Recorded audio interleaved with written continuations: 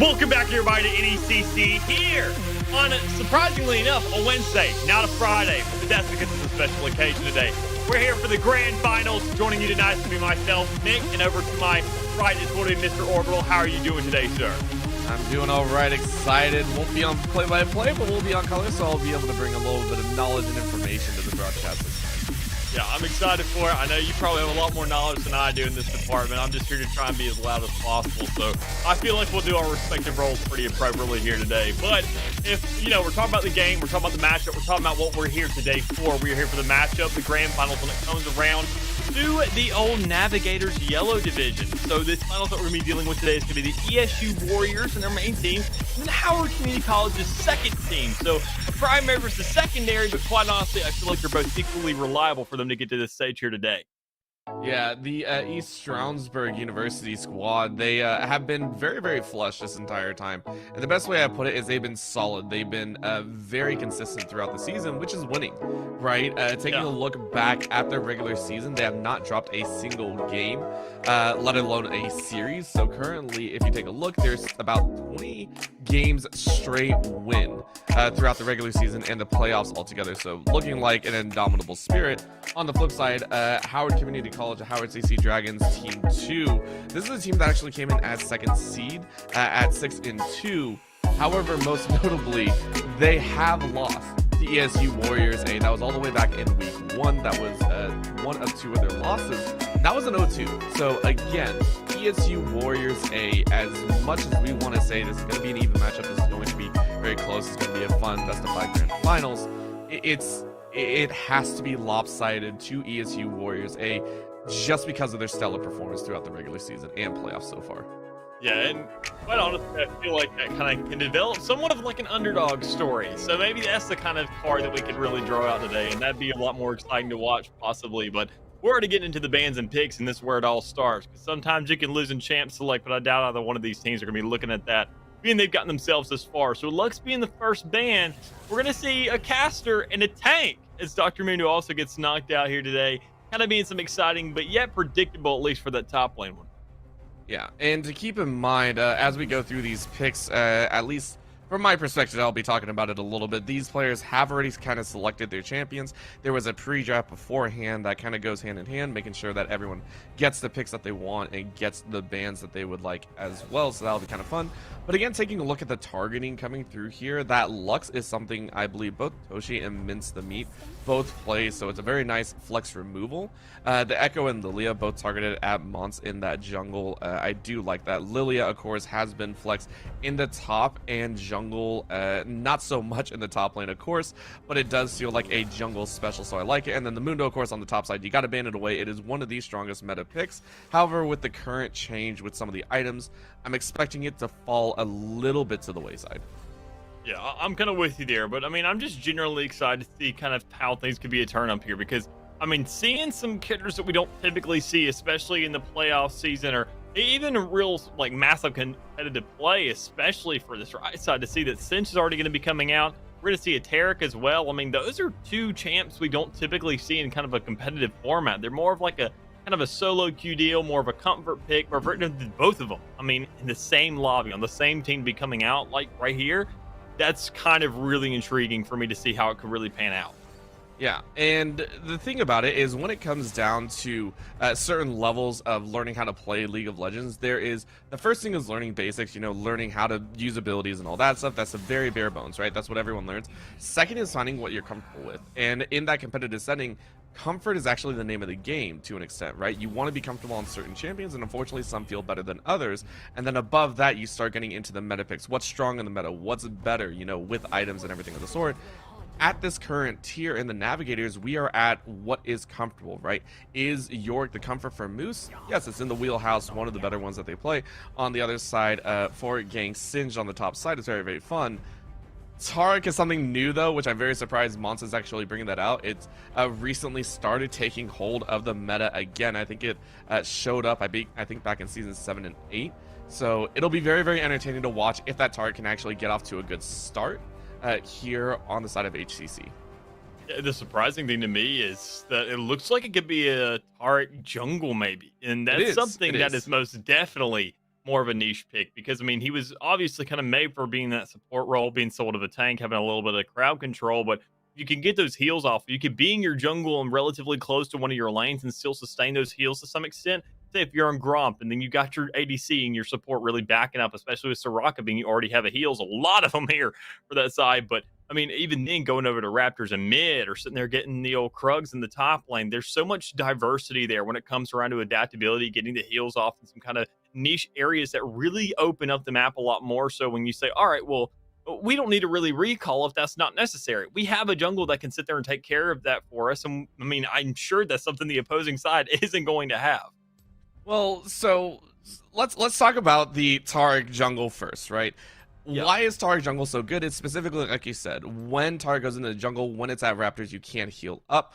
That's pretty much the only lane that you can actually pull that trick off of. And because of that, that does signal that Toshi in the mid lane will be looking to be aggressive. Now, is Anivia the most aggressive champion? More recently, it started looking like an aggressive champion. The early QE combinations can bring a lot of electrocute damage, but the Taric signals that the mid lane is going to be fighting very, very early. Mm-hmm. If you're running the Taric, I would have preferred something a little bit more aggressive. Say an AD mid. If you're going to run the Yone, that might be a little fun one. That way you can benefit from the heal at levels 2 and 3 to a much greater extent than your opponent. With an Anivia, it's a little bit harder to do so, but it's still very viable. And then later on, mid to late game, of course, the Cosmic Radiance coming down, gathering everyone, keeping everyone shielded up. It's a little bit difficult, but it can work, and that's where my focus is going to be on Mons and Toshi in the mid. In jungle. Yeah, I mean, most definitely. I mean, mid lane, just generally having one of those caster kind of mid laners, you're not going to have as much roam potential. You're going to really have to hyper focus towards that mid lane. Make sure you win your matchup to where you can just open up the space for the rest of the map and say, all right, well, whenever you guys on the bot lane do go ahead and get your scuffle over with, I already have an advantage up here. So I'm not really too concerned whenever it comes around to sharing farm or sharing XP or whatnot.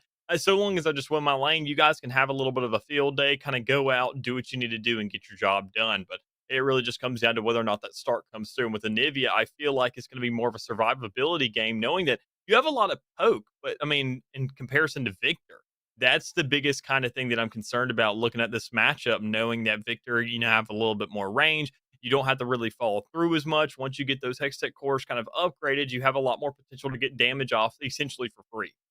Yeah, and Victor is well known as being a sustained poke damage dealer, right? Mm-hmm. Like you said, with the lasers and everything. The hard burst that comes out after a while, though, against an Anivia. Anivia is one of the squishiest champions in the game, if not the squishiest, at levels 1 through 6. Like, you do not have any HP. And even if you have a Taric backing you, that is only for about, I want to say, for a 20 to 30 second window. That's very, very specific. Meaning, all the other minutes of the game, you are at a loss to the victor. I'm expecting Toshi, if Taric is not there, if Taric is not ganking, to basically sit under tower. This is going to get very out of hand very quickly, considering Intellectual Ape is also I want to say the star for the team, right? Very, very strong player, very well coordinated. And again, on the Victor, a very standard champion for anyone that loves to take over the mid to late game, wants to be that hyper carry in the late game. Victor is going to be the perfect champion for that. And if the Tark and the Anivia do not punish, it is going to get out of hand way earlier than it should be.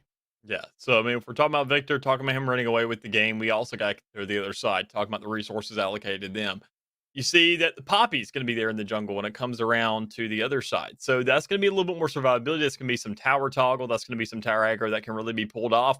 That's also just essentially a lot more tankiness in your jungle. I mean, sure, you don't have the heals, you don't have the survivability, but you do have that trade potential where you can get a lot more aggressive. You can get in everybody's face. And even then, you have a little bit more crowd control to actually control a fight, especially when the ultimate comes through, knocking out a couple of players. Know that when you're going to go around to that dragging, you probably have the upper hand there. So you got those permanent buffs coming through.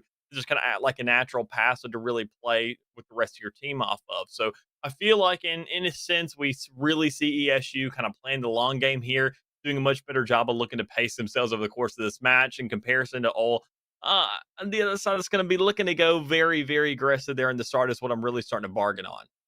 Well, and that's actually where there's a little disconnect with the composition, right? So we talked Yeah. about the Tark and the Anivia mid, where Tark forces the Anivia to kind of be more aggressive. The problem is in the rest of the lanes, you actually don't want to.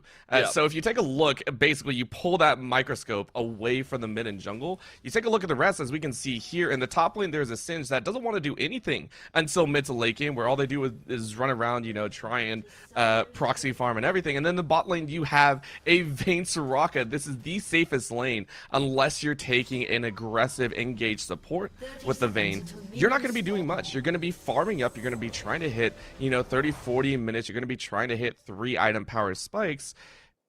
It's a little bit disjointed, and it feels so much more like Howard CC are feeling more comfort than anything, which is a very good thing to do. It just means that their team fight is going to be a little bit more off sync and a little bit more difficult to coordinate. Yeah, and knowing that Vayne right there, I mean, you really got to hope that she can start to snowball because, I mean, the rest of the team, I mean, seeing that you have an Anivia, you have some source of damage most especially, but, I mean, looking at the heals, looking at you're very crowd control oriented. I mean, you look at Soraka, you hope that silence can come through, the Anivia with the Q, getting that stun off, getting an airborne with Singe, and with Vayne, you just kind of have a knockback for that survivability to make sure in a fight you can get somebody off you if it need be, but I mean, overall, you really see Howard just kind of wanting, as you said, in those comfort picks. And I feel like it really comes down to seeing how this game goes on to see whether or not the comfort picks are really going to play into their favor or whether or not we're going to see ESU saying, all right, well, because we've been dominating all season, we're not really too concerned about playing what into our comfort picks are. We're just going to play the game. We're going to see how we can dominate and see if we can get these counters to really manipulate these guys. Yeah. And I think that's a fantastic way to do it. Again, on the top side, the York is one that's really started coming up and at him. So recently, we just had a patch where we saw a couple items changed. But what wasn't changed was really the top lane style, which is actually Hole Breaker. It's straight split push. You just push forward as quickly as possible, and York is actually one of the best for that. We were saying Mundo is another one, right? But it was already banned away, so go York, right? Have a blast with that champion, and that's great. However, we see the level 2 coming down and immediately miss me. And Jackson say they can't, which is the right call. Keep in mind, the Vayne Soraka was blind pick in the early stages against the Jhin, so the Leona is the here counter pick, and I love it so much here. Yeah, I'm most definitely with you. I mean, Leona and Jhin, that's a massive combo. That's what we've seen over the course of plenty of seasons now. Just the natural scaling of old Leona, she's going to give you a lot of armor to be working with. Well, up against the Vayne, that's kind of concerning to know that it doesn't really matter too much, and knowing how massive that girl can get in the later stages of the game. You just got to really hope your Jhin can start to go off, really get into that carry stage, and especially another, you talked about items, talking about kind of the new items that comes around to support. Because I know you and I had a discussion earlier talking about, crowd control tanks and such, and that's where my kind of place on the meta was, knowing that how strong they are right now, especially with the new items coming out. Leona, I feel like, is the best champion when it comes around to manipulating those. Yeah, Leona does well with just about any item, really. That's the best way to put it. It used to be the Sunfire Cape, right? So the new patch didn't really hit any of the current items that we're taking a look at, so look for her to run the standard, right? Just a little bit of engage, a little bit of tankiness, that should be fine. What I'm curious about is, of course, the Axiom Mark changes, but we are seeing a little bit of fun on the top side here. Oh, we most definitely are. You see Poppy already trying to get a little bit of engage there towards the back, but with the knockback coming through, and York trying to come up with the follow-up and the flash to come out as well. Moose and Juice kind of wanted that kill, but it's no big deal when Swiper finds himself the first blood as a Poppy, able to go ahead and mow down that jungle a little bit more so, especially with that 400 gold advantage. Yeah, not even going to be a problem there, and that's the power of Swiper. I am surprised that Swiper didn't go for that Predator start. It is going to be that phase rush, which is a little bit more interesting. So I want to see how well that plays out. Again, no boots, so it didn't really matter, but great first gank from Swiper to get that top lane rolling. Yeah, and even then, I like the point you make about Predator. I mean, obviously, you want a quicker engage as a jungle. You kind of want to take people off their feet, kind of come in with a surprise, and when you don't run that, especially that rune, you kind of lose that element of surprise. I mean, the phase rush is even more intriguing to see that you kind of have to get that burst to get some form of movement speed and to know that that's more of a disengage kind of deal to go ahead and burst down your target, get in and get out kind of ordeal. Poppy doesn't really fall into that playstyle too much, but quite honestly, I'm excited to see where this could go, especially from the likes of the SU Warriors, because, I mean, for them to get to the stage of the bracket so far, and for them to especially reach grand finals, they obviously know what they're doing to go undefeated so far. It's a very standard start, and I do like it, right? The main problem that I do see is right now Howard CC on the bot side are playing this very, very well, which is actually stalling out ESU Warriors, right? Yeah. So now we get to see that mid lane, and this should be a very nice flash out. Most definitely could. If we don't see Ape out there on the side going up to the top jungle, able to go ahead and space himself out a little bit. As we said, he has a lot more range. He has a little bit more sustain when it comes around and just poking out his enemies. As you can already see, I mean, the counter gank may be coming through with Swiper, but with that old control ward to come out, that's maybe a little bit too much intelligence for him to make a move just yet. So instead, I feel like everybody's going to go back to their respective positions and start looking at possibly what could be this dragon, because you have a little bit of influence down there. You got the rest of the bot lane for old ESU going down there as well, but Howard, they got some contention going on so far, but it looks like they could possibly take this as they find themselves a comfortable level sitting with that first Cloud Drake to come out. Yeah, you can't really chance that fight currently, and this is specifically because Mont and Mint in the early game before any Grievous wounds is picked up are extremely strong. It means Jackson will never go low on HP. It means that you will never have a chance to actually kill the Vayne. And you can't let that threat happen, right? You can't allow that to happen, especially when you have a Jhin who is not really known as a consistent DPS source.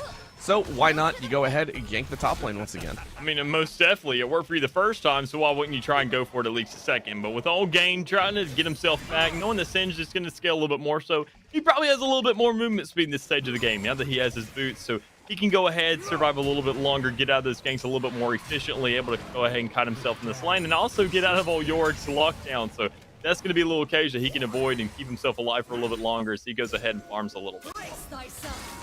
Ooh, but now we get a catch on the Anivia, who does have flash. Be surprised to see that jump out. Yep, there it is, and safe as can be, but I like the gank early. Coming in on the Anivia, you got to start punishing that lane and letting Intellectuals start to get a lead.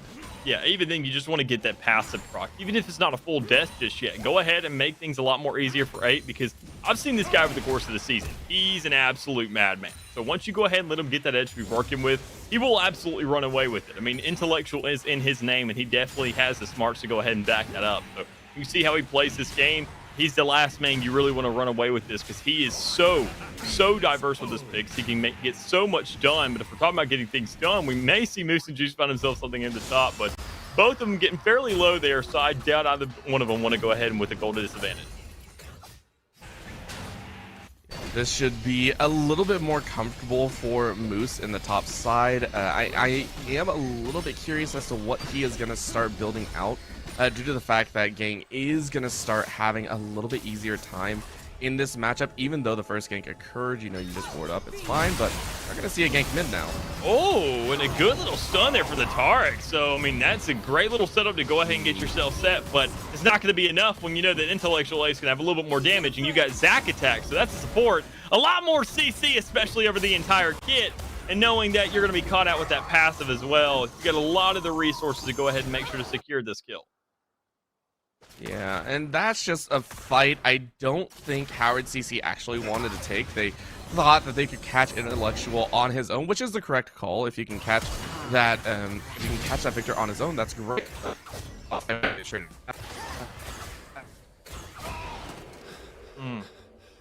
Yeah, and a great little establishment there in the bot lane for All Jackson to go ahead and get that kill for him. So we already see the little lane matchup. If you get the one-on-one with the ADCs, you have yourself the advantage over to the side of that Vayne. But that's only to be expected. Knowing the kind of mobility that Vayne brings to the table, you have a lot more kind of routes and avenues to go ahead and get yourself that kill. But when you're really diving yourself into the nitty-gritty of such, especially when you can get that E off, get the stun up against the wall when you're engaging the other Jhin in the jungle, you have a little bit more to be dealing with. But, you know, we kind of take away our attention from the bot lane. His top is going to have one more gank coming through. All Sage can get the knockback. Give himself a little bit more time to be playing with. But Swiper now wants to come in, have a piece of the action. But Gain is going to find himself a kill as well. So go ahead, get that Trey going through. We see the Singe versus the old Poppy there in the top. And we may see Gain find something here. And he most definitely will, because Swiper's going to just go ahead and find on his last leg. Yeah, and that was a very interesting one once again, right? The charge up, but Yang haven't been farmed up and already having that first piece with the Leeching Leer is gonna be fine, right? You can't fight this unless you have some form of grievous wounds, and because Moose is pretty much completely just HP and damage, he's not gonna survive as long as you would normally expect unless you're on the attack. So very well done by Howard CC to win that top lane fight. Yeah, so I mean, a great little edge for them to go ahead and be working with. The ESU Warriors kind of keeping themselves alive in this, but not as big of a lead as what we've seen out of them so far. So I mean, Howard, even these early stages that you're showing they can keep themselves together, then go ahead and make themselves relevant in these fights. But over the course of the game, as we said, I mean, you specifically mentioned that Howard kind of want to go ahead and wait for these later stages of the game, especially when it comes around to the other two sides of the field rather than the mid. So I'm looking forward to see how these champs can scale, see what they can do with that power, especially with them keeping themselves so relevant so far in this game. Yeah, and at this point, Intellectual already has the crown of the Shattered Queen. It's a bit ridiculous, right? Power farming up 93 CS, very, very strong. So the point here now, try and cut down the amount of gold that Intellectual can have while spiking your other lanes, and so far Howard have done that well. They're still about 1.6k behind. This dragon fight might not go well though. Yeah, I don't think so, especially when Mons is already going to be closed out, so that's one less jungler. That's a smite you don't have to play with. With going over there to the top on a Toshi, he almost found that kill, and he actually will go ahead and manage that. And the last man sitting down here is going to be all mince the meat, but he's going to be caught out. It's going to be a 4v1 against him, so I doubt he's going to have any other chance there. When you see Vayne trying to come for the backup, he's going to say, it's a little too late for that, Chief. I'm going to go ahead and go back to lane, get myself some more farm, because we see ESU Warriors grabbing themselves a track. Yeah, and at this point, the reason that the first dragon was not contested by the side of ESU Warriors is because they didn't really have the damage and they didn't have any grievous wounds. You have to have one or the other.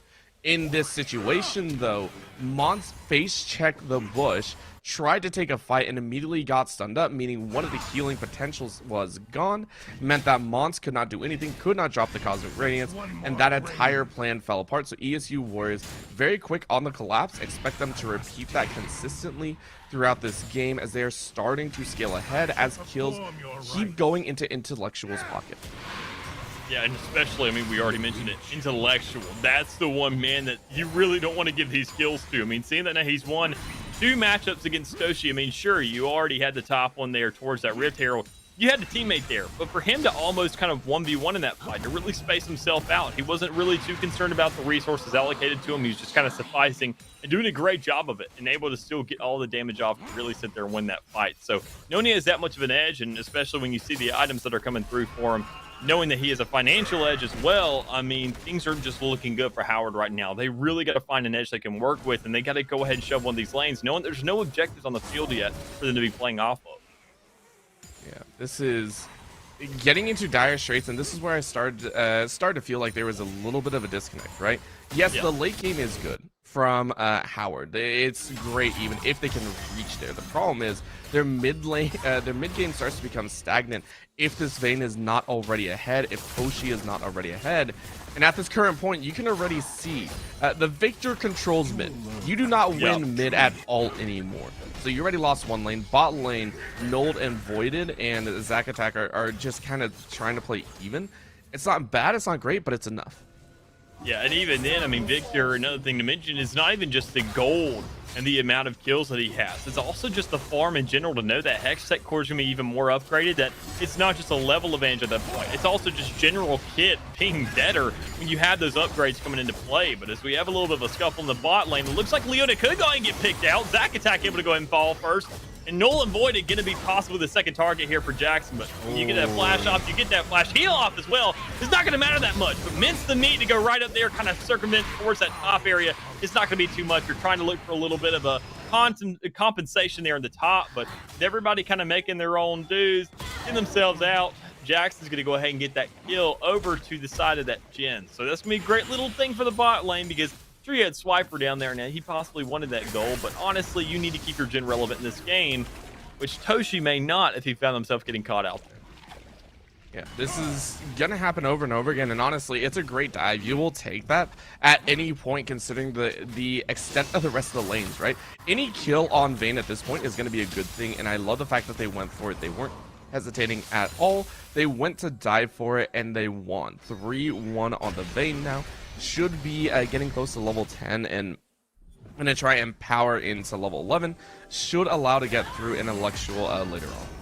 Oh, a great game here from Zack Attack, and Intellectual A finding himself some extra gold as well with that 400. So that is a lot to be working with now. We just mentioned A. Last thing you want to do is let that man go ahead and kind of run away with this game. He controlled the mid lane, but it's looking like he's starting to control the entire map, because the man can rotate most definitely. I've seen him do it time in and time out. And knowing how far ahead he is, he's going to make sure to go ahead and spread the joy with everyone else across the rift.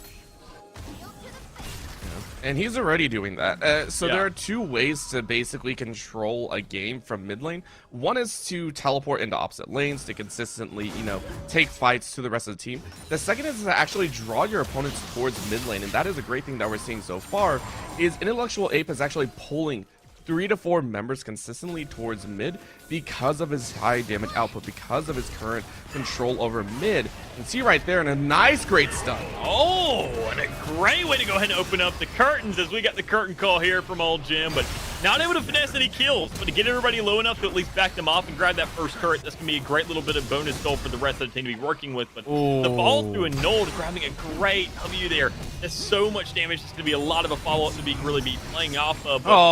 And they're in the top lane. I'm kind of confused, because obviously Moose is just going to be cut out here. But to go ahead and pop the ultimate there from Tarek, I'm not really too sure about that call in itself when you're in a 2v1. Not just that, Howard felt like they had to get something back because their mid lane fell too quickly. So if you're going to make a play on the top side, you have to make sure the rest of your team can guard and defend against your punch that you're throwing out, right? Yep. The problem is the counter comes before you even take a swing. You're going to lose, and that's exactly what happened. ESU Warriors were already aggressing, taking down the mid lane tower, and Howard, what they thought was going to be their aggressive move on the top lane, became a response. And in that instance, Moose only had to dance, only had to cause a little bit of chaos on the top side, baiting, forcing extra time out, and that's exactly what they did. So very, very well done. You only lose Moose on the top side.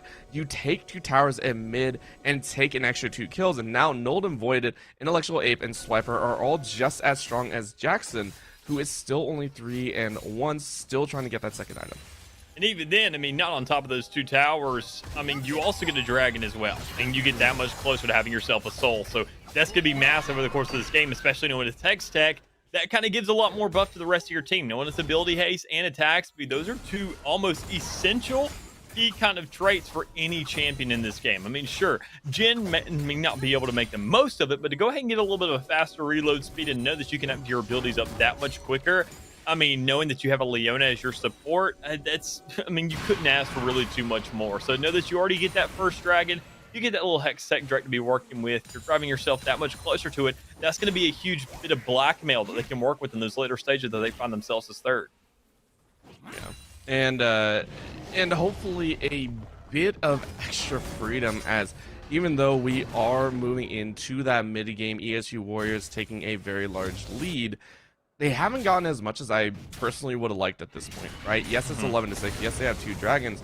I like to see them accelerate the pace a little bit more, right? And Intellectual Ape is very, very strong. So is a majority of the rest of the team, right? Swiper 3-1-2 already has the Divine Sunderer, they should be able to not only take these 1v1s just like this right now, and Oh, you get denied because the Chaos Storm is so good. It interrupts other abilities when it's first dropped. Very, very well done.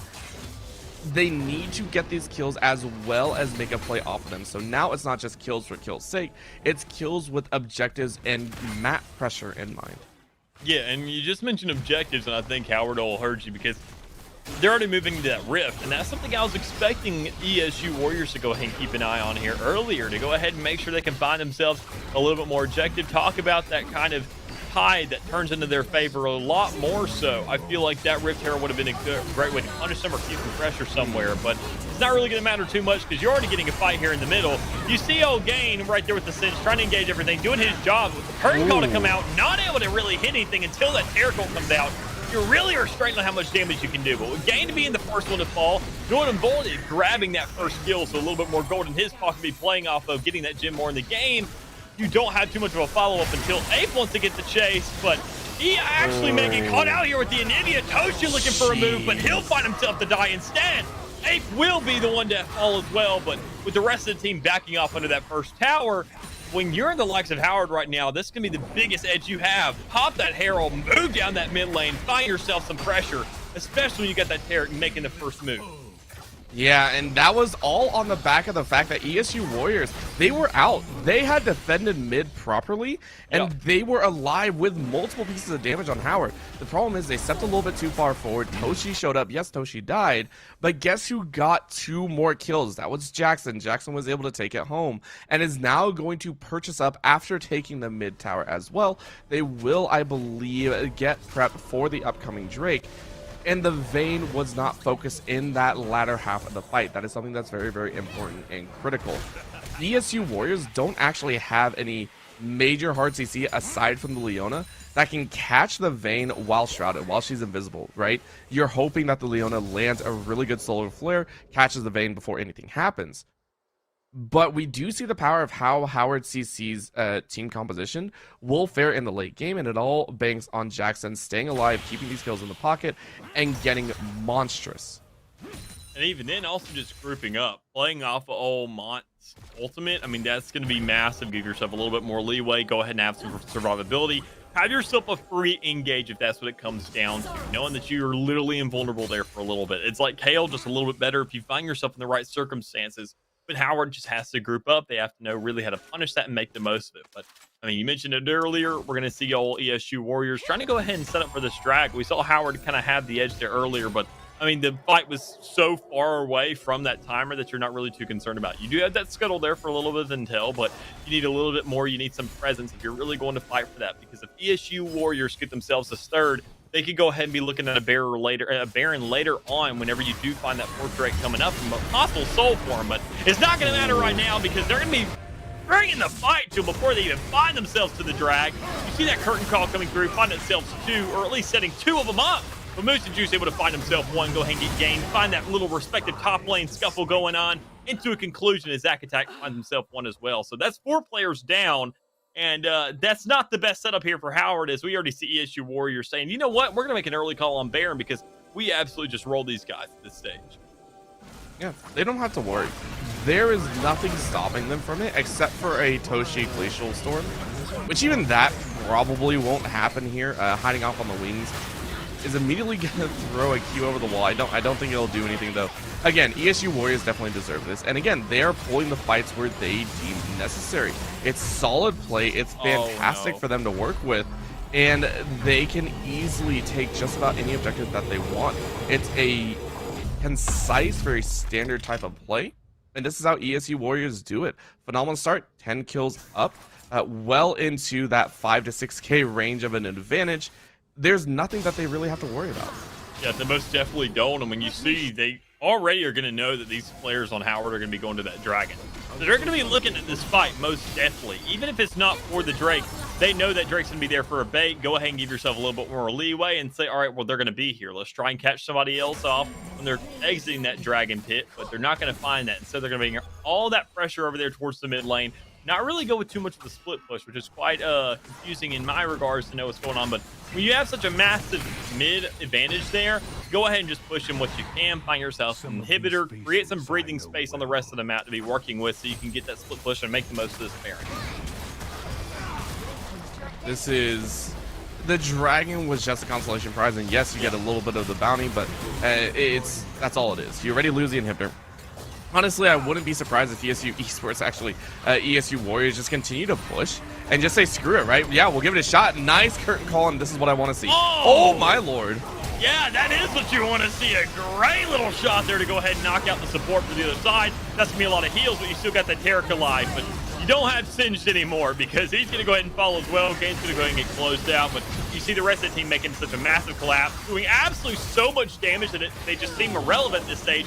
Ours being locked down, able to find one onto that old Zac attack, but that's just their support. All their sources of damage are still going to be on the field. They're all going to have that Baron buff still. They're just going to be cleared out the slave, looking to go ahead and grab another tower and possibly close out this game just by saying, you know what, we're just that much ahead, it doesn't matter.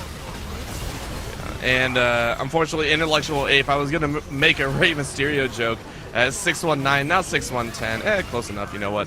Still, phenomenal starting game. ESU Warriors showing why they are such a dominant team and have yet to drop a single game all the way through their lanes, winning here in a solid performance to open up this grand finals. Yeah, and quite honestly, I mean, we mentioned dominant when we were just talking about the lineups earlier, when we were talking about the potential between these two teams, and to see that's kind of how things panned out, knowing that, I mean, things were kind of close there in the beginning, and quite honestly, I mean, that's just how it's going to be. You're going to have that time to make your leeway, get yourself that advantage to be working with, but I mean, once we saw ESU get themselves an edge, sure, they kind of stuttered there at the start. They were a little bit hesitant to go ahead and run away with it. But once they found themselves that one fight, I mean, that Baron just sealed the deal to show that, sure, we don't have too much an advantage. We have a little bit more gold, but we just want a team fight because you guys overextended yourselves. Now we got a Baron to be working with, and you can gotta go ahead and work what you want to. Go ahead and try and buff things out as much as you want. But at the end of the day, this buff is going to last a heck of a lot longer. We already have Dragon advantage. So if you get yourself one, you're just tying up the game. You don't have enough time to really make the most out of that gold, and it's going to be an easy closure for them. Yeah, and it should be. Again, they laid the foundation for what they needed to do. And again, it was get Intellectual ahead. It was get Swiper ahead. It was to semi-freeze out bottom lane. And for top lane, Yorick just had to play bait. That's all they had to do, and they did it perfectly. And you could feel a little bit of frustration out of Howard CC right there, taking a little bit, like you said, overextensions, but that was happening consistently after, I want to say, minute about 12 or 13. And I understand that frustration. It's frustrating whenever, you know, your opponent gets ahead or some fights just don't go your way, but you have to keep calm, and that's something that I want to see them do in game number 2. Yeah, and I feel like they just need a lot more intel as well out of Howard. I mean, we saw these guys, they didn't really have too much roam potential. Zac was all over the map. I mean, we were seeing ganks out of him towards mid, towards that top jungle. He was feeling comfortable everywhere. And to know that support, you're going to go ahead and have that aggression coming through early. You get your quest a little bit earlier. You have that ward and potential all over the map. You have a lot more intel to be working with. You have a lot more vision.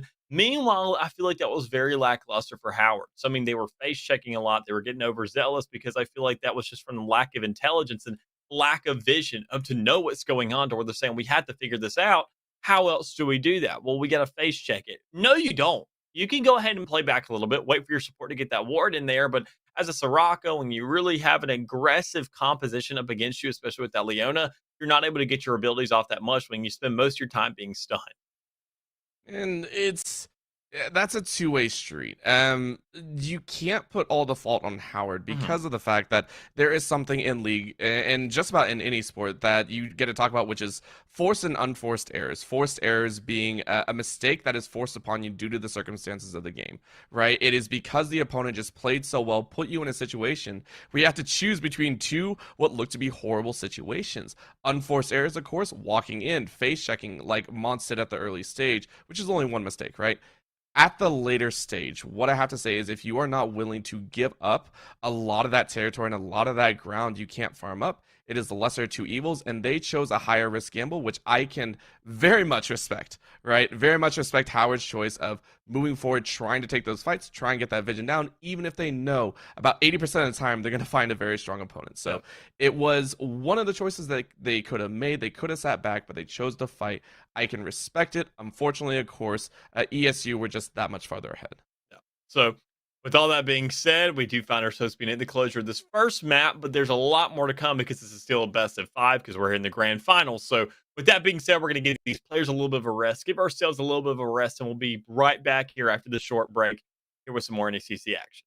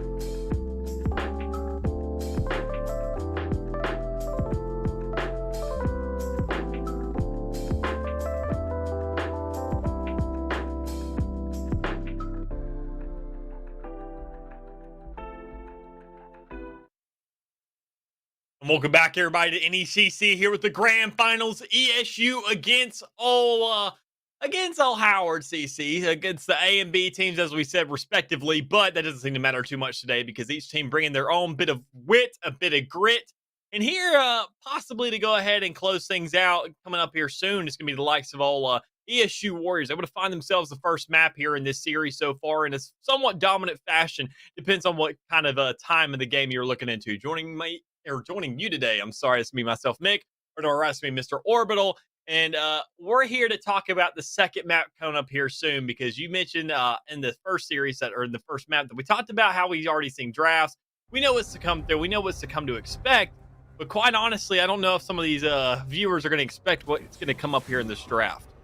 Yeah, it's quite a bit different, and I can respect it for sure. What I can say is, of course, the teams have swapped sides, as you can tell. And, of course, Howard College coming out here and going ahead and banning away one of the champions that did cause that top lane a little bit of problem, which I'm a little bit surprised because Gang and Mons did put Moose into a little bit of a blunder, right? Yeah. Very, very well done. Managed to hang on to that, so I am surprised, and there we go, that's what I was thinking of. The Victor coming out against Intellectual, making sure he doesn't get that comfort pick. Yeah, and even when we mentioned it, I mean, Moose just didn't really feel all that strong. I mean, he's sure he was a split pusher, but he never really found too many opportunities to really go off. Because you mentioned the hole breaker, we didn't really see that coming to full fruition. We didn't see too much pressure, too much influence on it, and I didn't see too much emphasis there towards the top. Besides, I mean, the Miss Warden, that was great, and she kind of did her job, but I mean, she was never really contested too much to really cause that much of a problem to really go off. But we're talking about the rest of these picks. We do see Moose going ahead for a secondary pick here with the old Shin, which I'm excited to see. And Swiper, instead of running more of a tanky approach, we're seeing him go right to the respective assassin for that jungler role. Yeah, and Elise is something that I've seen some people actually try and talk about. I'm not sure how well it currently works. I think it might be rising up in popularity for sure. But with the new item changes, it has made jungle assassins in the AP role feel a little bit better, right? And if you want to, you can go some of that heavy burst potential. But it's mostly just due to the fact as it was actually picked last in the full rotation. So it did see everything that was coming out from the side of Howard. I can understand that Elise in the early game is great CC setup for the Shen and Graves, right? It's a very nice lock, and it also brings a little AP damage, so I do like the pickup. Yeah, and I'm most especially liking this mid lane matchup we got going on. The two ranged characters, but one of them's going to be a little bit newer than the other. It's going to be Akshan, but I mean, everybody says, you know, the tried and true tale of talking about the newer champions usually have themselves an edge over the older ones, but I don't know if that's really the case here. Graves, overall, he has been a massive pick time in, time out. Man's had a lot of influence on the meta in the past year, and he just feels strong, especially considering that a lot of ranged champs right now with that lethal tempo, they're kind of getting ahead of themselves, and I really respect it. I love the way it really plays out, but I mean, when you look at the matchup there in the mid, I feel like that's going to be a constant scuffle. Yeah, it's supposed to be, right? Both Akshan and Graves take a lot of pressure forward. Akshan loves to regress as soon as level 2 or 3 hits, wants to be up in your face. Graves, of course, has to dance around the minions. So in terms of individual, Akshan should win. The thing about it is because the Elise and Jarvan were actually drafted into this mid lane or into the jungle, both teams are actually probably going to see a 2v2 more often than not, right? Mons should be ganking mid, try and get the Graves, and Elise should be throwing out those cocoons as much as possible. So as much as I want to see Akshan on their own, I want to see Toshi on their own, try and farm up, try and be intellectual at his own game. There's a high chance that ESU understand that the Graves is going to lose in that matchup, apply a crap ton of pressure with the Elise to the point where even if Akshan and J4 go in, Graves will be able to outduel them. That's where I assume this is probably going to go. Yeah, and when you're considering a lot of mobility, I mean, Graves with his dash, Akshan with his rope, you got to have a little bit of crowd control to go ahead and keep them in kind of their respective fashions. Kind of get them to sit down for a little bit and teach them a lesson there for a little while. And honestly, looking at the rest of the team set up for both of these squads, I feel like they have a lot of potential for that. You have the Taunt at the Shin. You got Rakan with that ultimate. You got Jin with the root. You have a lot of potential here just over the entirety of the map, especially for all for the side of ESU Warriors. They're definitely looking to go ahead and keep control not only of the map, especially looking at how they played in that last map, but I mean, especially also considering keep control of these team fights because with how much kind of AoE they have, how much general control and potential they have there, I'm expecting Moose and Juice to be everywhere, especially with that ultimate that he has. I'm expecting Intellectual Ape to really go off with that Graves just because he's such a great player and has so much influence. And Zack Attack with Rakan, another roaming support. And this guy's really been everywhere over the course of the season. Yeah, and this is to directly counter HCC's composition. So HCC is a team that doesn't actually want a team fight. If you ever see them in a team fight scenario, they probably already started to lose, and it means that they couldn't actually split push on their own, which meant that they had to group up, right? Yes, J4 is a team fight composition, but you look at the rest of the damage dealers that they have. It's triple AD behind the J4, so technically quad with Morgana on that binding, and you're hoping maybe for a Glacial Augment to come out. It's a pick and run style. It's a style that you don't actually want to team fight. It's a siege style. It's a split push style. It's looking for lane dominance, then rotate out, try and take down the towers as quickly as possible, and never allow ESU to actually set up a proper fight. Which, considering last game, it's a long shot, but I like the innovation. I like the fact that they've had a bit more compositional synergy between all the champions, even if the synergy is we don't want to be near each other. Yeah, and even then, I feel like they have some potential. I mean, when you got that Tryndamere to consider in those team fights, but that feels like the only potential they have in the team fights. I mean, you got that rage, too angry to die, keep yourself alive for a little bit, but I mean, you got to make sure that team fight lasts about 5 seconds. Otherwise, you're really not going to get yourself somewhere. And if you're that far ahead to where you can win a team fight in 5 seconds, you're probably already ahead enough where you can go ahead and do the split push game and really make it work. So that, as you said, I mean, it's a great point to bring up. It's a real consideration coming into this. And quite honestly, they got to make the most of all the objectives as well, because that's where those team fights are going to occur. And I'm sure ESU is aware of that. To say, all right, well, if they don't want to be grouped up together, I mean, we go ahead and get on drag first. They're just going to go ahead and try and steal it. They never really want to fight for it. Same thing with Rift, especially seeing how they made the end of the game roll off of that Baron in the last one. That's definitely not going to be contested. And considering that the only thing that's really going to contest you and fight you and get some damage off is going to be that Tryndamere. Otherwise, you're just going to have a bunch of range just pinging you down. Yeah, and for ESU to keep in mind where we're kind of going with all this, the Shen in the top side was actually a blind pick in second round, meaning that they didn't see the Tryndamere come out, so the Shen was already in play for ESU's composition. They wanted to play a lot more in that team fight orientation, and the Graves was the one that really surprised me. Right, it came out after the Morgana. It's a little bit different. And again, blind picking into mid shows that Intellectual is feeling very comfortable here in mid after that game number 1, which I can agree with. The thing about it is HCC drafted the Tryndamere and Akshan after pretty much everything else was going about. So it says that they knew what they were going up against. They knew exactly what champions they were probably going to face, and they had to be well aware of it. So they feel like the only way they can win is to not team fight, to try and take over the lanes, which I had a hard time last time. So I want to see, I think all eyes are going to be on Swiper and Mons once again, seeing what they can do to kind of build this up and allow their teams to flourish, because for Howard CC, if they lose this one, they're on serious point.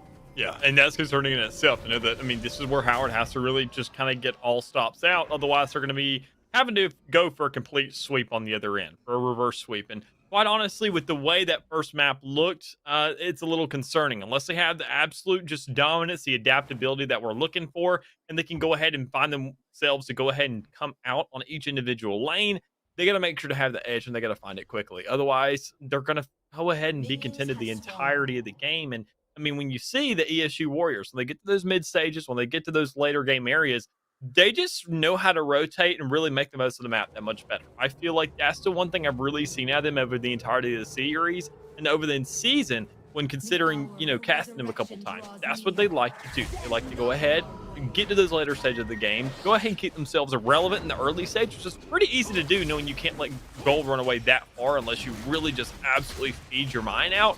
But that's not what they do. They're here to go ahead and bide out time and so they can really start making the most of these objectives. To kick things off, of course, a little bit of help with a Mons in that side, and you can already see Toshi trying to lay down a little bit of pain in the mid lane, so trading is fine, but I like what Mons is doing, already going for a level 2 gank. Yeah, an early one at that, especially when you run that Jarvan. That's what you want to go ahead and do. And you burn a flash, so that's best case scenario, especially all things considered. You don't go ahead and force anything else out. You don't get yourself a kill, which isn't all that big a deal, but with the aggression coming out from Toshi, you could have found himself a trade to some extent, but that not coming into fruition either. Everybody's going back to their respective positions and able to just go ahead and fight out some more time. A couple tags here and there. So, and to keep in mind, Howard, when I was talking about the fact that they are not looking to team fight, this is why, right? Jackson and Mince should never actually fight. What it should be is a one-sided beatdown.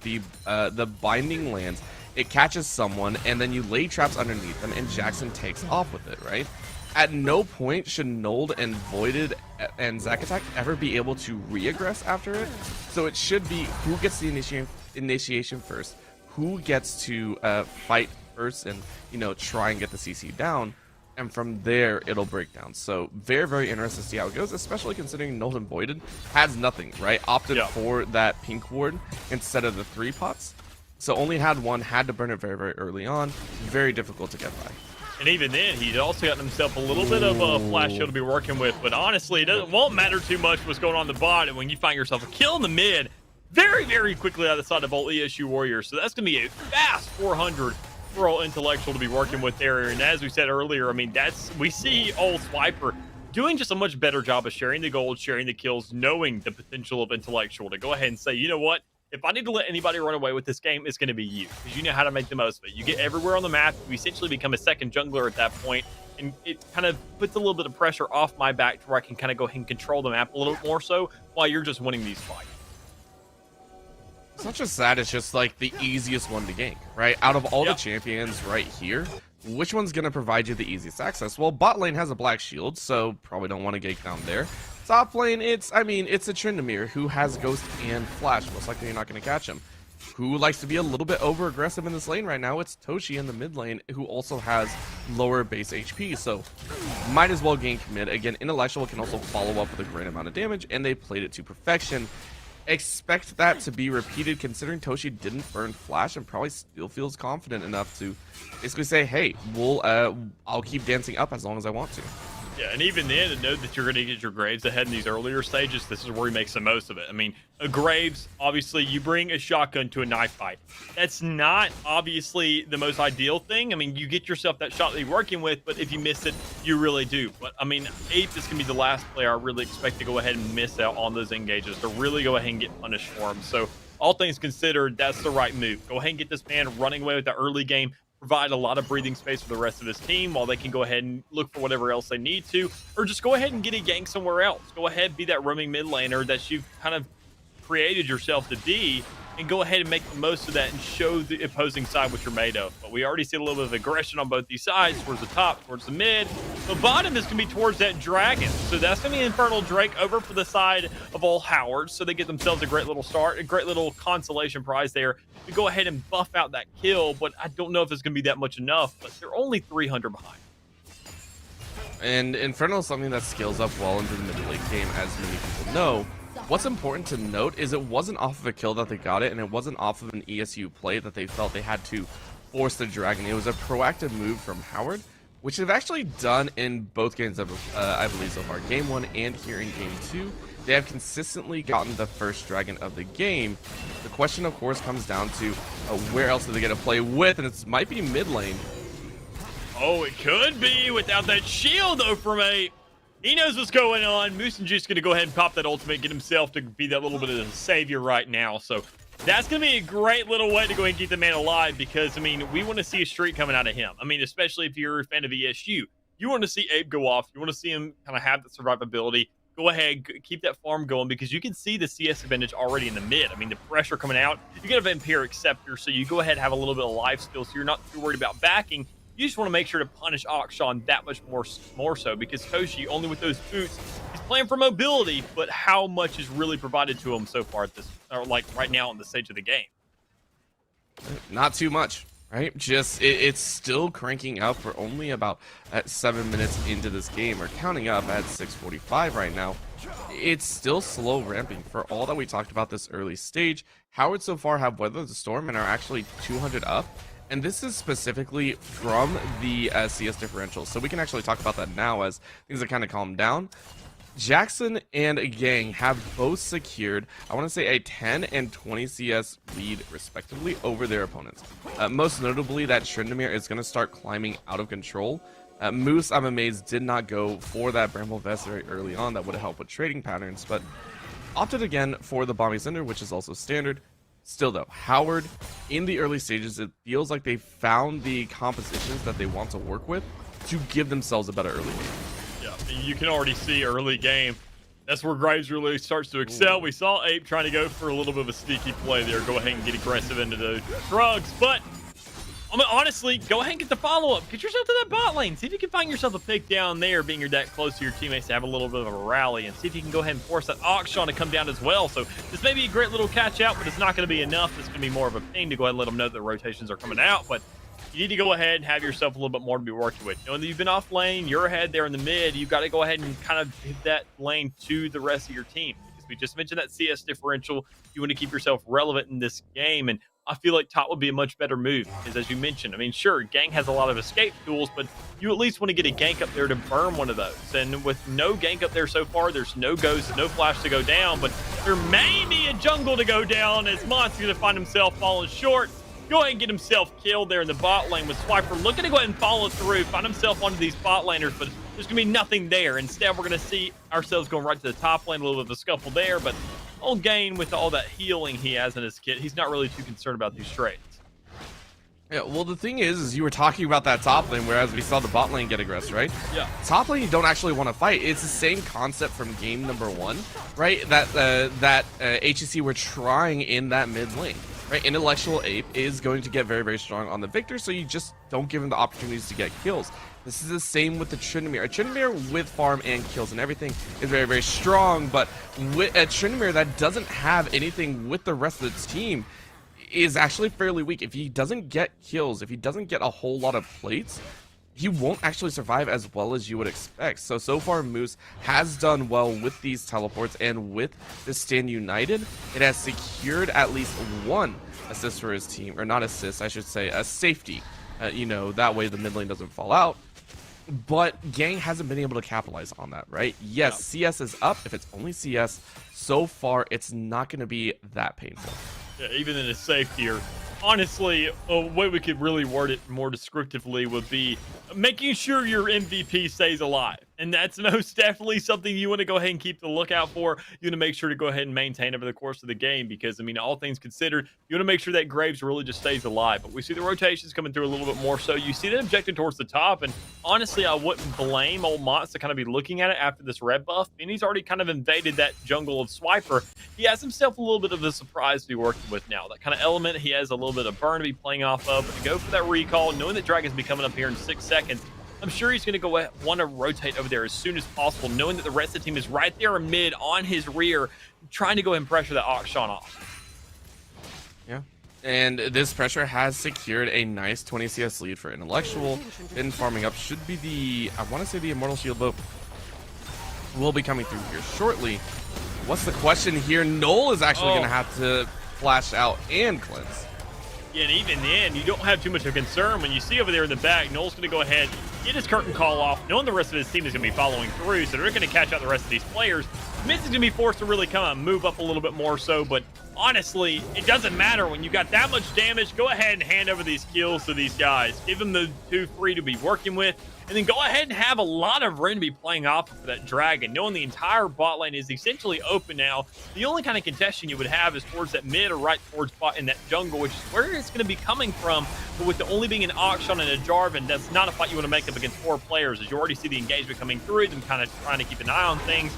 I doubt Mons really steals this. Instead, he just goes ahead and gets himself into a death trap as these other 4 players on the side of old ESU just collapse on the man, giving themselves a 5-0 lead in terms of kills. And now they'll Drake to be working with as well. I appreciate the attempt.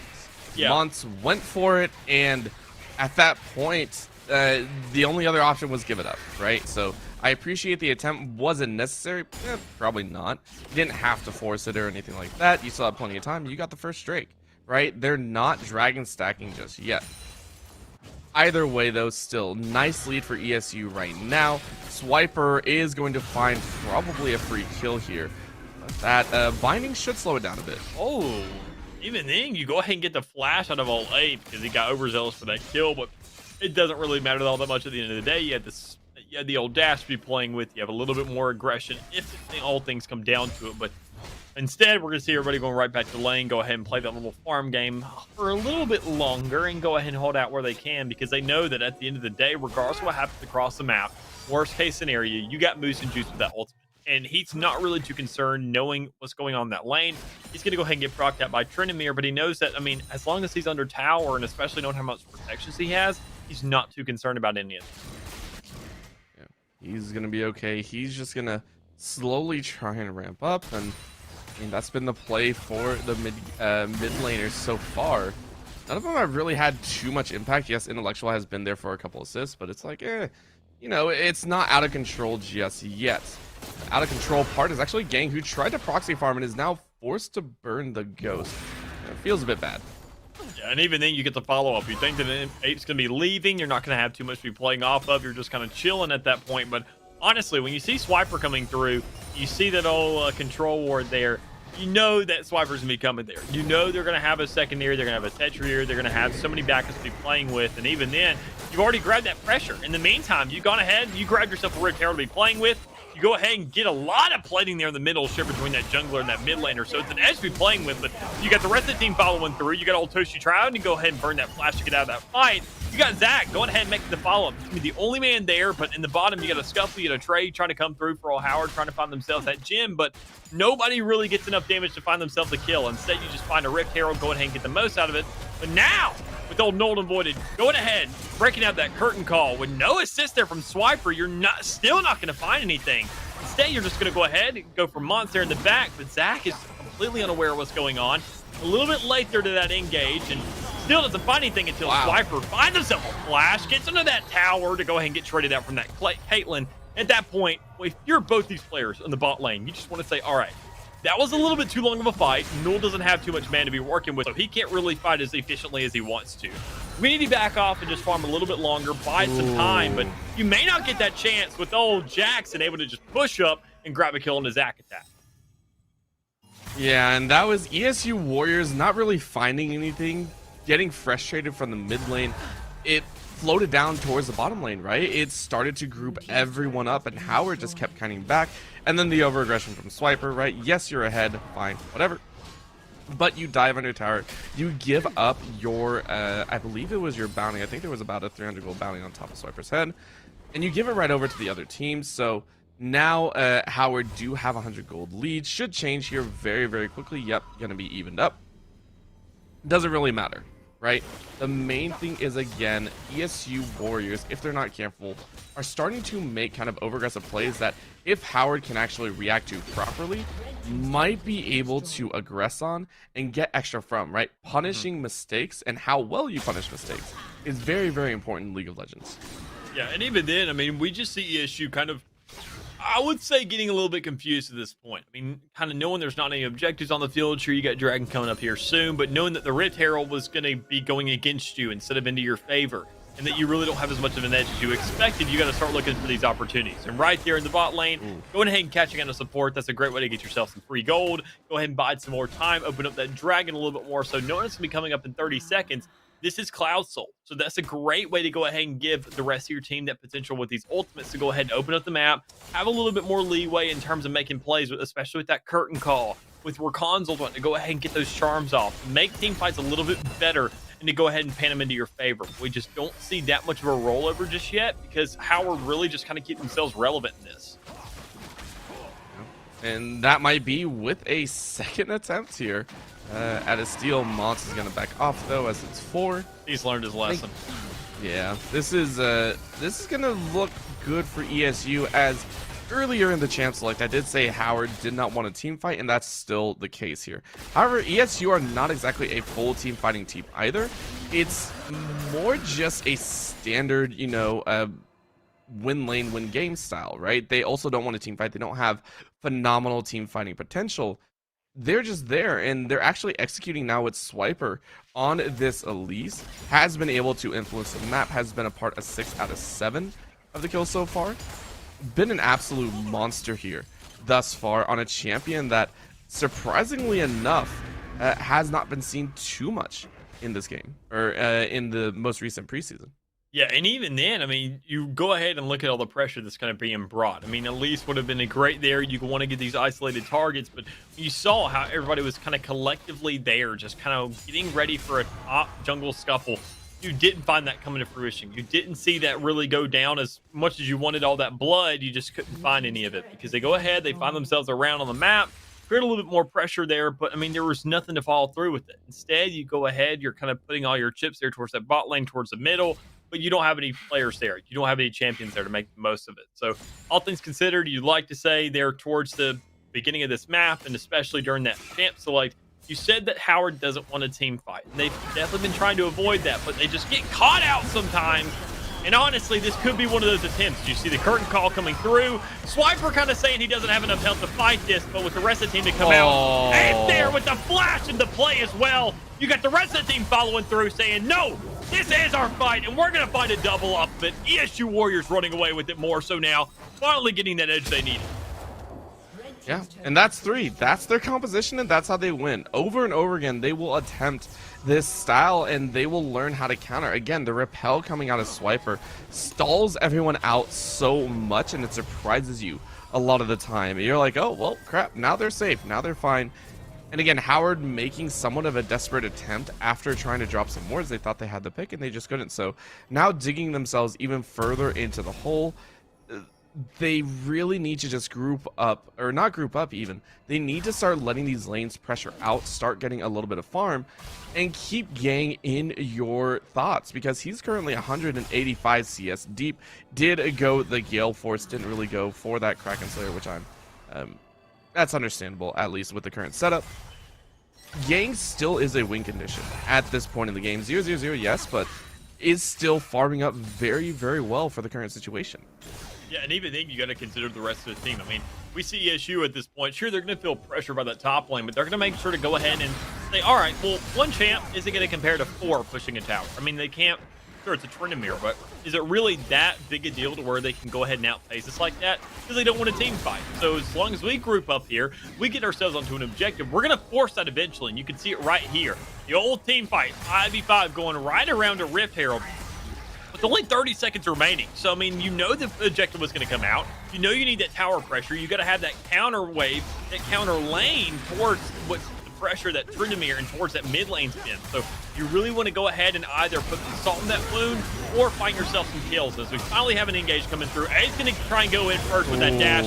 Not going to really finesse too much, but Swiper's going to go ahead and find Jack. There's not going to be an ADC left. That's not going to be a support either, as we're going to see old Meat fall as well. But that's not going to be too big a deal because, sure, the Herald fell, but now there's a Baron there. And you went ahead and closed out the main source of damage there, knowing the Auction's in the bottom, knowing that Tryndamere's pushing top. If you can close this out quick enough, you can get that quick recall and at least make sure it doesn't do too much damage to your face. Yeah, but this one Mont has to try for, right? We are going to see that chance, and the tower going down, Mont is going to go in and doesn't get the smite. Oh. A little bit short there, Chief. I mean, I want to say it was probably 200 health off, and it wasn't that much. He was very, very close in that attempt, but, I mean, you got to do what you can at the end of the day. And with all the towers, no inhibitor towers really being fallen just yet, you still have your entirety of the base, and you still have that Baron buff now to be playing with. All the gold on top of it as well, knowing that you just recalled, you really had that much more of an edge now. Being able to have that also at 20 minutes means that anywhere they push is going to be excessively strong, right? Dragon here, if ESU Warriors win it, they can easily run right up mid lane as long as the waves are prepped. And we can see right now Graves Intellectual is going to be able to pressure that up. Should be one of the open win conditions for them if they take this dragon, right? The dragon's going to be fought over. Probably shouldn't be by Howard because, again, it would just be a soul point. It's not the end of the world currently because, again, it's Cloud Soul. Yes, you get some benefit. It's a little extra move speed and everything like that, but it's not the most damaging that you have to fight over. The main thing is don't lose too many members as we do see a fight breaking out. And that may be it. When you go ahead and get that Morgana Q, you have yourself an engage there, but it doesn't go into your favor when you see the curtain call coming out. You see some damage coming through, but honestly, Howard able to make the most of this fight, get themselves 1-2 kills. be working with, but they trade themselves too as well, respectively. And honestly, you said earlier they don't want to be in these team fights, and they've definitely sufficed a little bit, but not enough when even Mincemeat goes ahead and falls as well. So last man sitting in that area is going to be old Toshi by his lonesome, and knowing that the rest of the team wants to collapse on him, and when you see Ape there in the top trying to fight old Gain, he may find himself that kill because he's putting a lot of pressure on this man, forcing him to go ahead and use all of his summoner spells and his ultimate just to get out of it. Yeah, the ultimate was actually burned earlier. Moose actually fell in the 1v1, and that's what we were talking about, right? You don't want to allow the Tryndamere to have any extra time to get kills or get any of those picks because he just outscales you. He is a late game champion, so now giving one kill, that's actually not terrible as we're 22.5 minutes into the game. The problem is what you do afterwards here, right?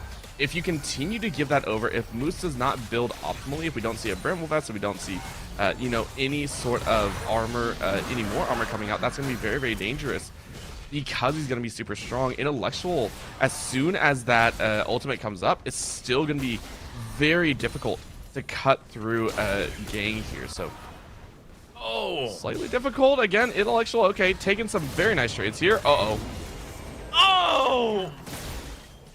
Is absolutely winning that 1v1, pressuring Gang at every single opportunity, able to just push the man out, get him under tower, something where Tryndamere's really not used to being under. I mean, he's used to being under the opposing tower, not his own, so already being in uncomfortable shoes and then also getting picked off as well. Ape having that Baron buff, he's going to go ahead and just continue his way down the lane, put that pressure down and see what he can get done, but he may not be expecting this. His teammates did get the ping, they gave a little bit of kind of a warning to let him know, and quite honestly, he's got to make the most of this so long as they can get the follow-up. And right there, you got the support coming through, you got Jin and Nolden Void coming up.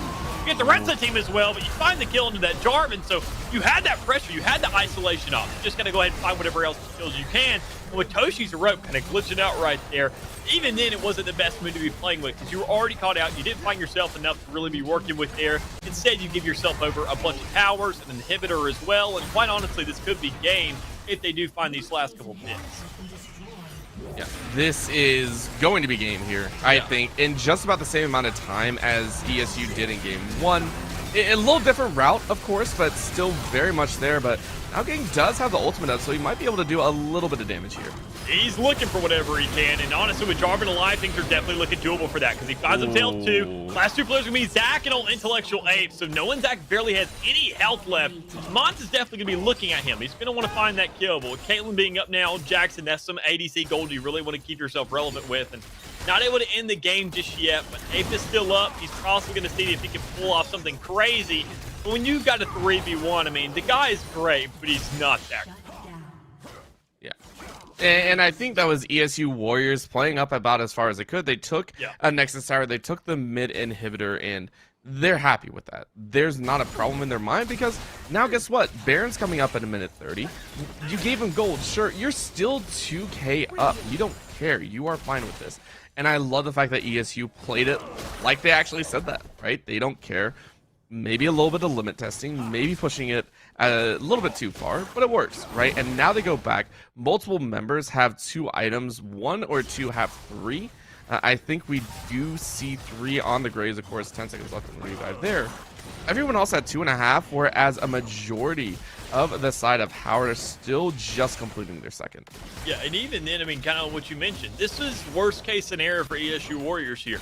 And it's still not a bad standing to be in. I mean, the fact that they go ahead, they're like, all right, we can try it in the game, and that's best case scenario. But I mean, if things fall short, we go ahead, we get a free back. I mean, sure, we got to wait for a little bit of a respawn, but there's no objectives up. We're not having any kind of counter pressure onto us. We don't have anything to really sit there and punish us for besides just extra gold. But we're so far ahead in that it's not a big concern where you just have so many more items now, and we can really just collapse wherever we want to. And even then, knowing that they found one of those Nexus turrets, they already had the pressure on. I mean, that's an easy little closure if they decide to go for it. But instead, they want to make sure to go ahead and play this correctly, go ahead and get the right kills at the right time. But you see right there in the middle that you see everybody falling almost instantaneously. You see Toshi over there grabbing 2 kills, and you see old Nolden Voided falling as well. That's going to be a lot of pressure and a little bit concerning if you're in the shoes of the ESU Warriors now, saying, all right, we can't let them keep killing us. That was just a one-time thing in their base. Yeah, this is exactly what we were talking about, right? Mid to Yeah. late game, we don't want to see Howard actually team fight. And that wasn't a team fight, that was just a wash. You don't want to aggress on an intellectual ape or moose, and that's a dash forward and a flash.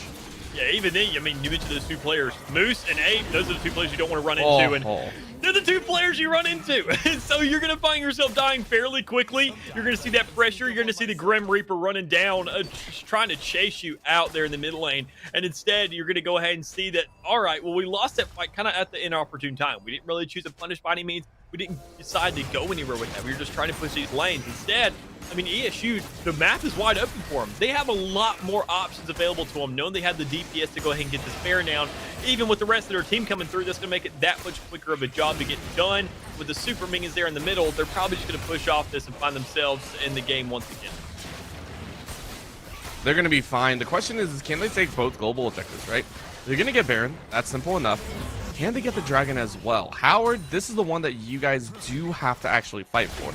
This is the one that your team does have to take a chance on.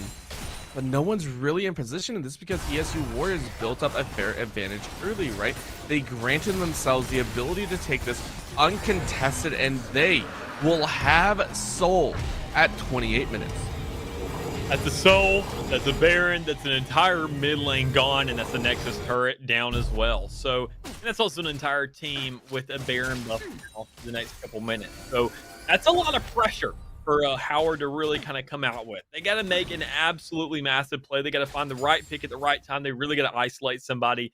And I mean, their best objective could be old Swiper there towards the side or Recon there on the top. But when you see the rest of the team following through, you just don't have the opportunity to really just kind of pick someone off on the side. Unless you go ahead and find and win this little fight here, all hopes are going to be shattered. This is what you don't want to have is you don't want to have it break open, and that's just 2 quick kills deleted. They're gone. That's didn't even have a chance to blink. Didn't even have a chance to pull the trigger on some of the stunner spells, and Jackson falls the same. Even then, I mean, you go ahead and burn the flash. It's not enough knowing Ape has that dash. Everybody else can be pushing through the mid. Sure, an inhib's up, but who cares? I mean, you go ahead and melt that. You only have 1 Nexus turret remaining. There's just so much pressure here from ESU, and this can be a second game a little bit later than expected. Sure, they look like they're going to end it at 24, just like the first map, but when you find yourself kind of closing it out this early, I mean, Games trying something here, and you also see old Mons trying to go for something as well, but it's a 5v1, and there's really just nothing you can do there.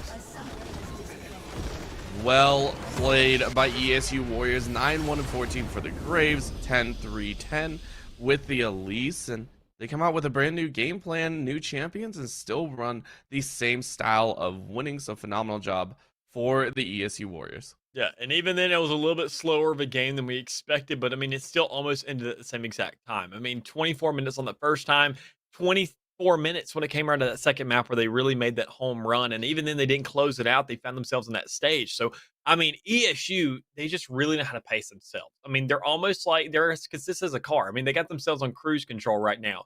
They're like, okay, well, so long we get ourselves pumped up at the beginning. We're going to go ahead and roll things out. And Howard, we see them every single time, what they need to do. And honestly, I love to have a discussion when it just comes to directly what Howard needs to do here, because now it's reverse sweep territory.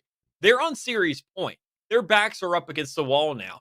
And every single time, I feel like the one thing I've seen them really do well, oddly enough, there's only one thing, but it's an ideology that they can really start to use it more so, is being more proactive. They always find that first dragon, but they never really have that attitude towards any other engagement on the map. Yeah, and that actually stems from the solo lanes, right? They're trying to play the split post composition, which honestly works if you have what I like to call as a skill difference in any of the lanes, right? Yeah. If you're gonna have a skill difference, maybe it's a top or a mid, wherever you put it, put that split push champion there. And Howard have the right idea, but the execution is actually the problem. I like the J4 though. J4 signals a little bit more engage, a lot more tankiness, right? And you want to start those fights off. Because the split push isn't working, and obviously ESU can play that same style, maybe go back to press R compositions and CC compositions. There is an old saying that's tried and true: CC wins games. It's not glorious, it's not fun sometimes to run those hard CC champions, but sometimes it's necessary. And at this point, I don't think you're going to win in the split push. I don't think you're going to win in the lane advantage. You have to come up with something different. And even then, we see Howard really just getting rid of that one CC champ that where CC doesn't matter. And that's Mundo in that top lane. I mean, where you get that split push potential, where you get the isolated island, and where CC also couldn't matter if you find themselves picking that champ. But Howard really hates Mundo, and I don't blame them. I mean, he's an insane champ, and he really just has a lot of control over a lane. But if you're going to go ahead and try and make it look like, all right, we want to CC these guys, we want to go ahead and get as much damage off, and we don't make it to where they can't play the game, at least make the most of that and buy into that ideology. And we just don't see him doing that instead. We see him kind of not liking. We want to see him set up for it, but they don't execute off. Yeah, and the execution so far has been kind of iffy on both sides, which I understand, right? Everyone is still learning, and that is something that I really like to see from teams in the finals. It shows growth, it shows improvement possibilities. In the top side, what's crazy is the meta is still shifting up there. We are talking about the Mundo, sure. The Camille can still come out. Tom Kench is still up there considerably in the tier 1 meta. There's plenty of champions to work with. You don't have to run this exact composition on a Mundo. Mundo should not be your saving grace, even if it is your top laner's kind of favorite champion to work with, right? And at this point, I understand you have to ban it out. On Howard's side, saying, hey, it's not our favorite, it's the opponent's, you got to figure something out, right? At that point, if you're going to ban out the Mundo, you're throwing a ban there. Pick something up and focus on the top side like you tried in game 1, and then go for the team fight or give a bit more agency there. Those are another 2 options that you could go with. So with a little bit of discussion here and there, with a little bit of a kind of an ideology there for the old side of Howard to get themselves back into this game, possibly, we're going to give them a little bit of a breather to go ahead and get themselves ready for this third map. Whether or not they want to go ahead and set themselves up for a reverse sweep, or whether we see just ESU not even giving them the chance or time of day, that'll be decided here in map 3 as we give ourselves a short little break before we come back for the third one. We'll see you here in a bit.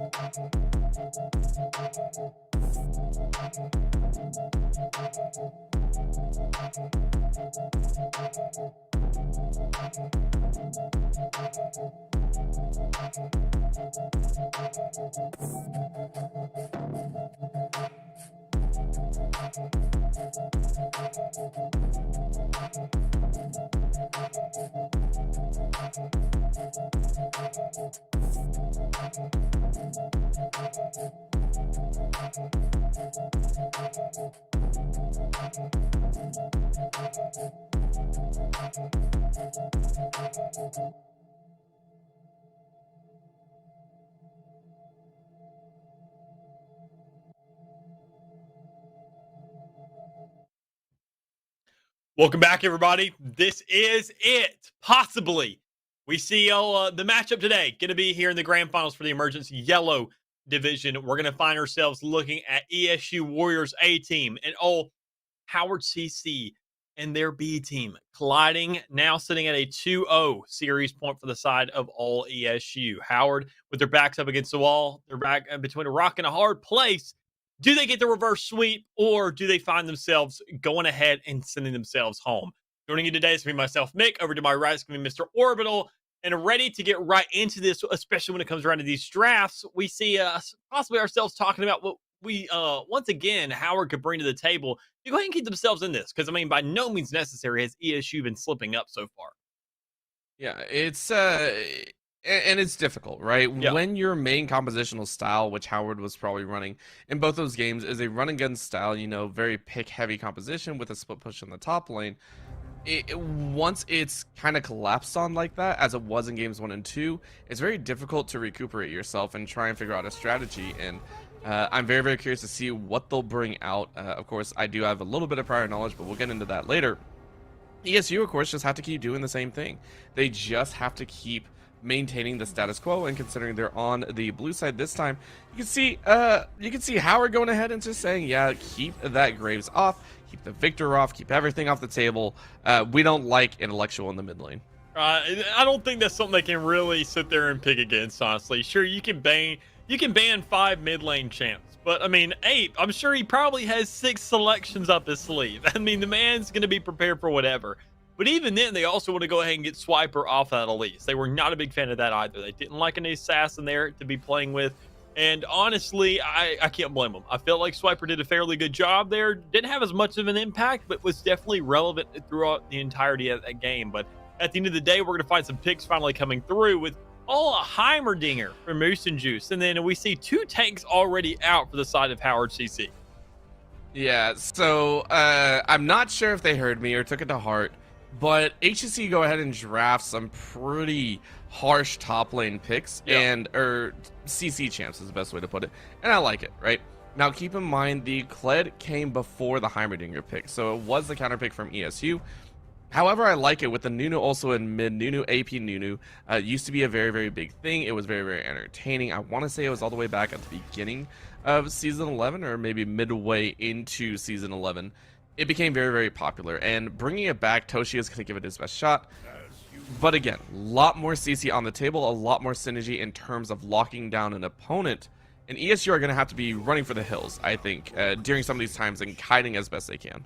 Most definitely. I mean, when you see a whole bunch of tanks in front of your face already, I mean, with those first 3 being nothing but tanks so far, you got to go ahead and make sure to pick your fights correctly. And you really got to make the most of the entirety of the map. I feel like they're not going to want to really team fight too much unless they do find their ADC running away with this game, or somebody just getting so fed where they can make sure to compensate the damage for all the health that's on the side of all Howard Community College. But you need a little bit more there. You want to go ahead and possibly with the potential there, knowing that they're all tanks, and the only one having all that speed to be working with is going to be Nunu and Kled. And even then, it's a very specific case scenario for them to ramp that up.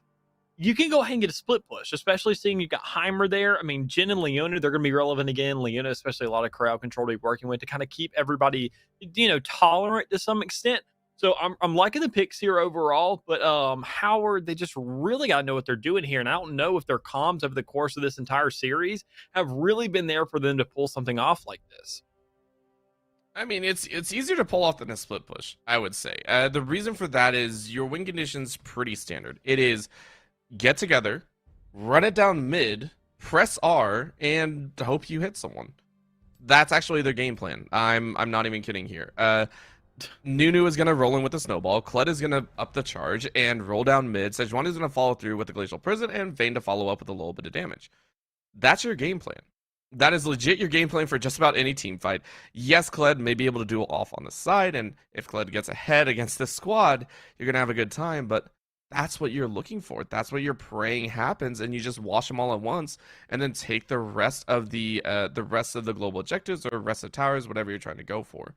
So, in terms of how much coordination is needed, not as much as you would expect. It's just group it together. Do we have ultimates? Great. You don't have to worry about, hey, can you four hold on to the mid or bottom lane while a split pusher goes top or vice versa.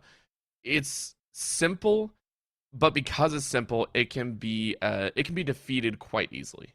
Yeah, and that's the biggest thing. I mean, you mentioned that Kled also going off in the top lane, and when you're matched up against a Heimerdinger, that may not be your best case scenario to really get yourself ahead. Know that you're up against a ranged champion in the top lane. This man can cut you out. He can go ahead and play behind his turrets. He can really just put a lot of space in between him and you can never really pressure those fights too much unless you land a Q by any means. And even then, that's something you got to wait for. And that's a skill shot you have to nail. There's so many factors that are considered there that, I mean, it's got to be up in the air. And you don't have to sit there and win. You have to dominate that lane if you're really going to have yourself a chance to go ahead and really run away with it by yourself. Yeah, it's again, the counters coming out of ESU are very, very interesting overall. I love the fact that we do see the Heimer though in the top lane. I will keep talking about that for as long as I live because it's if Heimerdinger comes out on top, it's gonna be a problem. We'll actually see Moose push all the way probably to the enemy base. Yeah. Because if a Heimerdinger gets ahead, you will never win. And again, at that point, against triple melees, unless the Vayne and Janna walk up, you're not gonna have a good time. Yeah, and even then, I mean, considering that's another huge thing to talk about is how just your only range there is in the bot lane. You have no real poke. You have to get in their face. And when you see the composition, if there's, I mean, sure, if there's no towers standing on the entirety of the rift today, and somehow you spawn in when there are no towers for the side of ESU, you have yourself a great shot. But that's not how this game works. You're going to have to be under these towers a lot. You're going to have to be contesting that. You're going to have to be toggling that hour aggro a lot. Otherwise, you're going to find yourself getting probably one or two of your players picked off every time just from that tower damage alone. So, I mean, you got to find yourself the right opportunity pushing up here. You really got to catch somebody off guard and make sure whenever you press all those R's at the same time that there's merit behind it. And if there's any kind of complication there, if there's a cleanse at all, if there's anything to really got to mess something up, your entire game plan falls apart. Yeah, and not just that, it also feels like the Janna was just kind of thrown in there for protection. Yeah. I actually really dislike that pick. So the best way to look at compositions, especially when you're trying to learn how to formulate any type of composition, the synergy wise and everything, is where does the champion go? Does it go forward or does it go backwards or does it stay in the middle of the game, right? Or in the middle of a team fight? What does it want to do? You have more or less 4 champions that want to run in the face of the opponent and try and blow them up, right? Face to face, front to back, whatever you want to call it. That's the Sejuani, that's the Kale, or not the Kale. Wow, Kale came out of nowhere. The Kled and Nunu and Willump, right? With the Vayne tagging along. What does the Janna do? Janna brings safety. It brings disengage. It brings knockups and it brings heals, which is great. In the right composition. In this one, it doesn't do much. I would have much rather to see a Lulu. I would have rather see a Karma, even a Senna come out. The heavy trading lane in the bot lane might not be efficient with the Vayne, but it's very, very doable. Maybe go with the Alistar. Maybe go with the the Leona coming out here. It wasn't banned away either. So many other champions could have been able to synergize well with the rest of HEC's composition, especially with how aggressive their bottom lane has been, right? Yeah. The Janna just felt like a giant step back in terms of comfort, which is, again, understandable. The Janna can be played aggressive, and any champion can be. Every champion can also be played conservatively.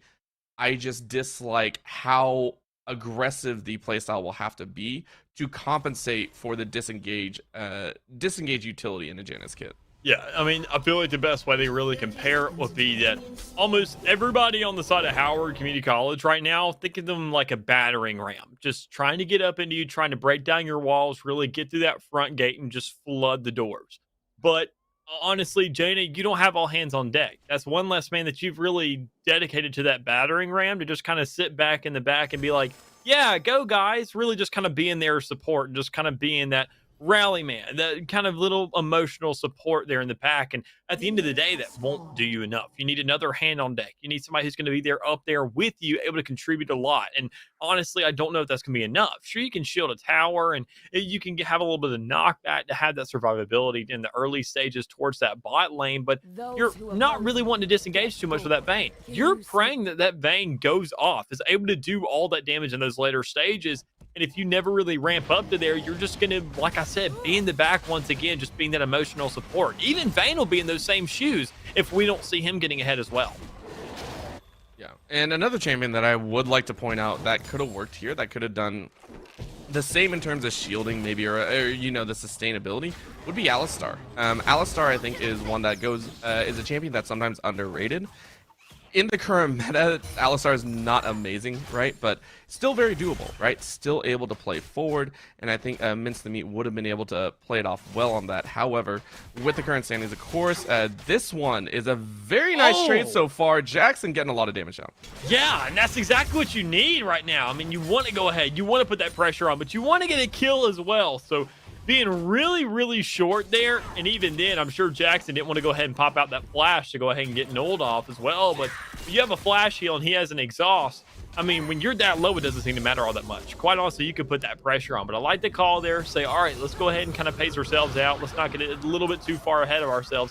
See what we can really get down here, but that may cost them when you see old Swiper on that Poppy. I want to go ahead and push up, get a little bit of damage on, get the knock up there as well, get the pressure off a little bit more, but Jackson's already done so much damage that he's already just kind of putting everything out. I mean, no bars held back. It looks like he can 1v3 at this stage of the game with how he's performing so far. Yeah, and Jackson has been one of the shining lights for Howard in the bot side, right? This bottom lane has gone back and forth, and for all that we talked about, you know, Mince the Meat with this Janna, Jackson has played a phenomenal round, and if you continue to get these kinds of leads, I can definitely see why they will want to go for a more supportive support, right? Mince the Meat can empower Jackson up to do quite a bit of good, you know, allow the tower dives once again. But again, remember, none of that really resulted in a kill, so kind of negating the worst of the blow, right? Instead of losing your life and losing CS, you just lose CS and a bit of lane pressure. So very well done by ESU Warriors. Yeah, so it's a great little way for them to go ahead and start. Sure, Howard kind of throwing their gauntlet down, saying, you know what, we're not out of this just yet. If I'm going to be a main source of damage, I got to make sure to get the pressure on, really so that I can do some damage here. And I mean, these early stages, he's definitely gone ahead and proven that. But you got to consider the rest of the entirety of the game going on right now. You're really going to get that pressure on elsewhere to go ahead and compensate for it. Moose and Juice doing a great job there in the top. Able to push Kled up, really sit there and force Nunu up to say, all right, well, somebody's got to contest me, because, I mean, Kled's doing absolutely nothing up here so far. Gang is really just kind of out here doing what he can, just trying to suffice. But honestly, you got to have a little bit more than that. And when you have the rotations coming through, when you have everybody trying to go around, it's a great little engage for Gang here. But with old Scarl's health getting a little bit low with those turrets pinging him down, he may not want to fight that as long as he really was bargaining for. Yeah, and the only reason that didn't have more damage behind it is actually because Moose didn't go for a Doran's Ring or anything like that. Actually went with the Dark Seal plus the refillable potions. So it's not damage heavy, it's sustain lane. So what you're looking for, I think, is the Corrupting Potion, and then start building into that Lost Chapter and maybe into the Leandries. That's what you're praying for. The problem with it is, again, Moose is actually just pushing a little bit indiscriminately, right? On a Heimerdinger, what you want to do is be able to kind of stall it out in the mid, in the middle of the lane, and then actually farm it up from there. Instead, the wave is actually pressuring a little bit too far forward, meaning that Moose maybe gets about 2 to 3 CS, and then is forced to back off, which actually hurts quite a bit. So I like the champion choice. How it's being played is a little bit rough, and it actually relies on Gang constantly fighting, which actually seems to be happening. Yeah, I mean, Gang is just kind of feeling a little bit too pressured. He can't really farm under tower, knowing those turrets are going to do something to him. You see Moose just kind of putting the pressure on, and even then, all things considered, you just got to kind of slow stuff down. You really got to pace out the game as much as you can. But I mean, no opportunity really coming out. But maybe this could be a great little way to get some initiative there in the bot with the some scuffle coming through right there in the dragon. But I mean, sure, you still got to be concerned about that top lane. When you see Gang up here, you see the damage coming down, you see he doesn't really have the confidence for Skrull to be coming back here because he's not getting as much CS as he wants. That Moose is just essentially going to be able to push up for free here and get right up under his tower. Yeah, and again, the pushing of the lane was more for Moose, maybe to get level 6. That's fine, whatever you want to try and do. The main thing that you're looking for, and I'm surprised that he actually opted for it, didn't go for any more of the corrupting because the duels weren't actually going that heavily, went just straight for that the Fiendish Codex. So it's gonna be very, very interesting, but a nice stun in mid. Oh, most definitely is. You get yourself a little bit more time bought out. You see Toshi's kind of getting really low there on the health, but it doesn't matter. You see the rest of the team trying to collapse. Go ahead and look on the Mons and Jackson, who's right there kind of caught out, but you got to get that CC there. You got to have Zach in the front. You got to make sure to go ahead and get that stun off, and it will go ahead and be popped on the Mons. It's going to go ahead and force out a flash, but when you see the rest of the team coming through, Jackson possibly not able to get this kill just yet. Instead, we'll see old Nolan Boyd finding himself that kill. So that's going to be a great little edge to be working with. Missami's going to fall as well. So the Dragon going to the side of Howard, but 2 kills going over to the side of ESU, and a blue buff as well. So somewhat of a trade-off there, but quite honestly, 1 Dragon at the beginning stages and knowing that you give them that much gold to be playing with is a little concerning. Yeah, not just that, considering Howard were the ones to actually get to the Dragon first, didn't take that much damage, and the engage from ESU Warriors was really disjointed. For them to actually lose that fight shows that they don't have too much confidence in their team composition, in their play currently. Yeah. Although I understand that, yes, after you take the Dragon, normally you want to back off, that's fine, but you ended up losing so much for that singular Dragon, where even though you weren't level 6 or anything like that, I feel like you still could have tried to turn it around. Little bit of a loss there for Howard, and a huge breath of fresh air for ESU, who have been faltering in the stages. Yeah, and we already mentioned it, and maybe right here we could have a chance to come down as Gang finds himself a kill on a Moose and Juice. A great way to go ahead and get those trades that have a lot more confidence in your champion. So we see it there in the top. We see Gang going ahead and having that confidence, but you mentioned it there with the rest of the team. Kind of not feel themselves with this composition. Kind of when it comes around to team fight orientation, they just want to back off. They don't feel themselves just yet.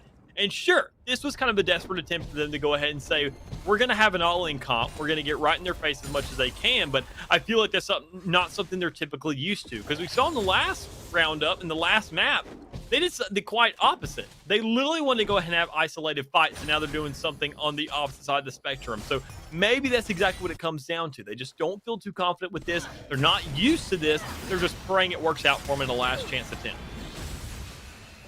And we are seeing a bit of dueling actually as Mons, but oh dear. Oh yeah, just caught out right there. I mean, Moose is just now in the fight. He's going to find that kill. Good job. You just made the top laner relevant once again up against Khaled. And honestly, making it a tie game there in the top, only thing we have to look at now is CS. And Moose and Juice has actually kind of been lackluster in that as well. So all things considered, when you go on to have that pressure, I mean, sure, you get under the tower constantly when you don't have the gold to follow up with it. When you don't have that kind of extra behind you, it's you need to find that somewhere else. So able to find that kill, great to keep yourself and put yourself back into this game, but the rest of your team needs that crutch as well. Yeah, the crutch is very, very necessary, and something that we did see that they can lean on is the fact that Intellectual Ape in the mid lane had to actually run away from Toshi, right? The Zillion is not meant to be a carry here. It's actually meant to be a very safe pick. It's meant to be the utility, the kind of glue that holds the rest of the team together. So for Toshi, it's very necessary that he gets a lead. Now, this is not AP Nunu. Makes me very, very sad. I like AP Nunu in the mid. Gives you a lot of great burst potential. It means that the follow-up can be that much more damaging. Yes, you're very squishy, but it still does a lot. No, instead, it's still the tank Nunu. It just means that you scale up a little bit faster, right? You get a little bit in lane CS, should hit level 11 very quick. Still very scary, and especially against the squishy. So I like the fact that that's what they're going for. ESU Warriors do have to be worried about the fact that Toshi will become a somewhat viable threat, and they need to keep eyes on that. Yeah, and especially being in that mid lane, having that snowball, you could really go anywhere on the map. So that's almost a second jungler, all things considered. When you want to get that snowball, just go right down the river.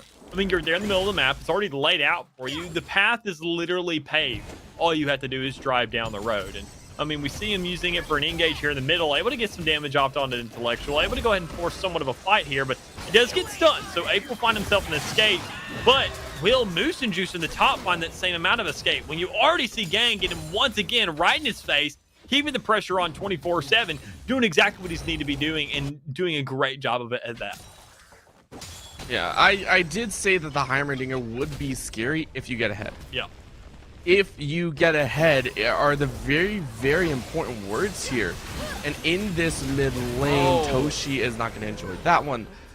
That's a very small win, right? Yeah. Again, the entirety of ESU's composition is kind of built around the fact that Moose is supposed to get ahead, and then you enable either Swiper or Nold to kind of pop off. At the current stance, Moose is not going to be doing anything of the sort, and you're looking for the rest of the lanes. Yeah, you're definitely looking to get a pick right here because you've already collapsed on that mid. You went ahead and locked off that support there in the bottom. So that's going to be Miss the Meat really out of the fight there for a little bit. But you don't want to get over antsy here because Jackson, he melts tanks. He's a Vayne. That's his job. So you see the pressure coming on. You see a Swiper able to get a couple hits off onto him. You're praying that the rest of your team can follow through and find these picks. And when you see Jackson actually finesse that kill in a great way, able to get the E off and get Zach off him as well, find the kill into him, you didn't even need the TP at that point. It was just a threat. Now you can go ahead and move up, go with the rest of your team. Swiper's forced off of that dragon. That's going to be a collapse from Howard to go ahead and get a second dragon onto their hands. This is looking a lot more doable for him off that fight alone. Yeah, and again, this is a little bit off of ESU's composition, not really synergizing as well as they would like, right? Too much utility in the buckets and not as much damage. Yes, the bottom side was attempted, but never mind who's very, very strong. Noble Void is not. Now we see a fight in the jungle. And that's a good call to be making. When you're Sejuani, you want to go ahead and get that engage. You know you already had the advantage. There's no ADC or support to be playing with. You just got to pray that Intellectual Ape doesn't go off here. With that Zillion, he's not going to be as powerful in the early stages. He's going to try and stay alive, and he barely scrapes himself out there as that Ignite will cut him just a little bit short of being dead. But with the rest of the team there now, that's going to be a call to go ahead and get everybody back to lane. Say, you know what? We got a lot of gold on itself. We already sat there and got ourselves a massive win that last fight. Relevant, we have 2 dragons, and we're only 300 behind in gold purely off that 1 kill. So it's not a big deal at the end of the day. Just go ahead, keep yourself alive, go ahead and buy up off of that and get yourself something nice. Yeah, and they need to, right? This is a composition that you need Jackson to continue farming up, continue to be the big dog in the bot side, which Jackson is doing, of course. But the members who have the most damage, right, in all of the lanes here, ESU Warriors at the later stage do have more damage output, right? Moose at late game will be a huge thorn in the side of any melee that gets close. Of course, that is the Nunu, that's the Sejuani, and that's the Kled. You have to be able to win before that, and just like this, once again, Yang playing that Kled, forcing a flash out of Moose. And that's a good flash to be made, honestly. I mean, you want to use that as a guaranteed escape, keep yourself alive, go ahead and make yourself where you're not going to be locked out of this. But you know that when you have the rest of the team here, the best attempt to be making is go after Moose, who has that lowest amount of health to be playing with. But with the rest of the team being there, you got a 4v1 in the top. It's a party up there. You're probably not going to survive unless you get under that tower. And even then, when you don't have Scarl by your side, you already lose that confidence. You just can't be playing with that. So that's going to be ESU Warriors trying to grab an advantage where they can. Go ahead and keep themselves relevant and find a trade-off. But especially when you got a Rift Herald, this is that trade-off you can be playing with. Because now, Moose and Juice having not only just kind of aggression and pressure, now has a tower as well, only to be traded by a kill there in the bot lane. Uh-oh, this is a little bit aggressive. And it most definitely is when you see Zach attack. He's not going to find the good side of that aggression. Instead, he's going to have to go ahead and burn out his ultimate.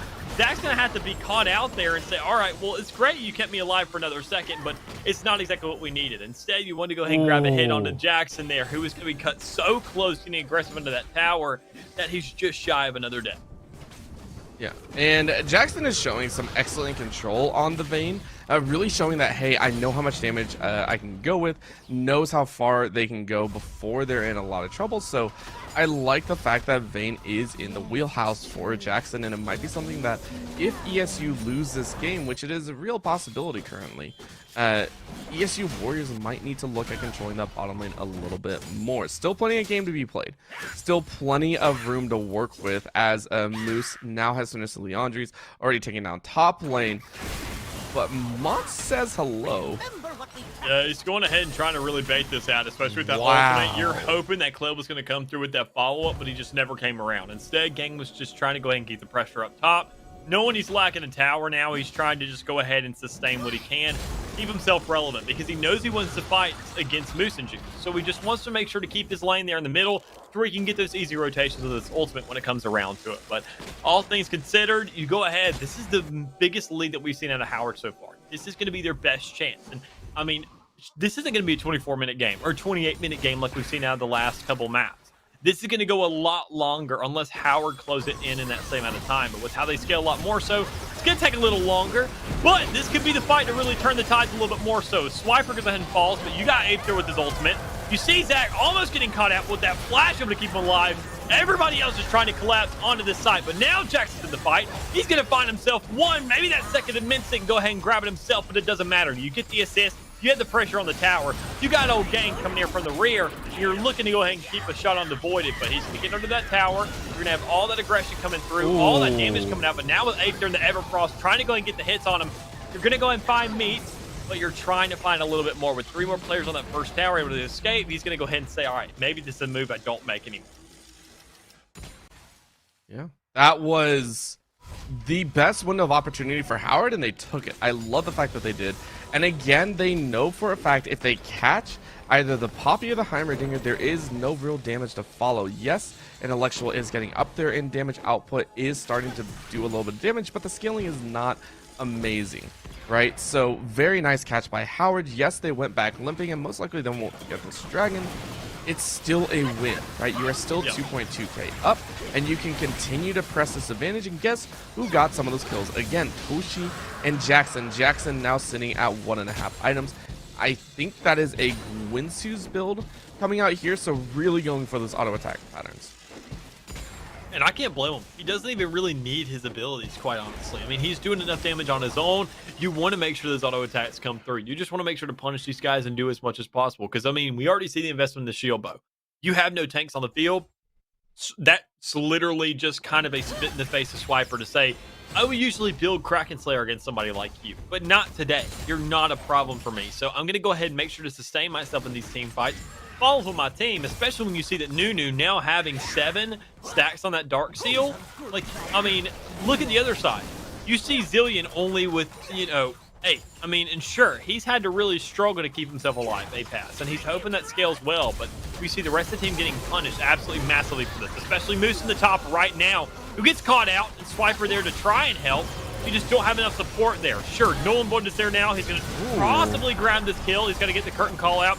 Call this right, but with that barely missing in the shotgun helping out Kled, you're just hoping that the rest of these guys will fall here soon, but there's no support there to be working with. I mean, more damage sustained here and there and the other.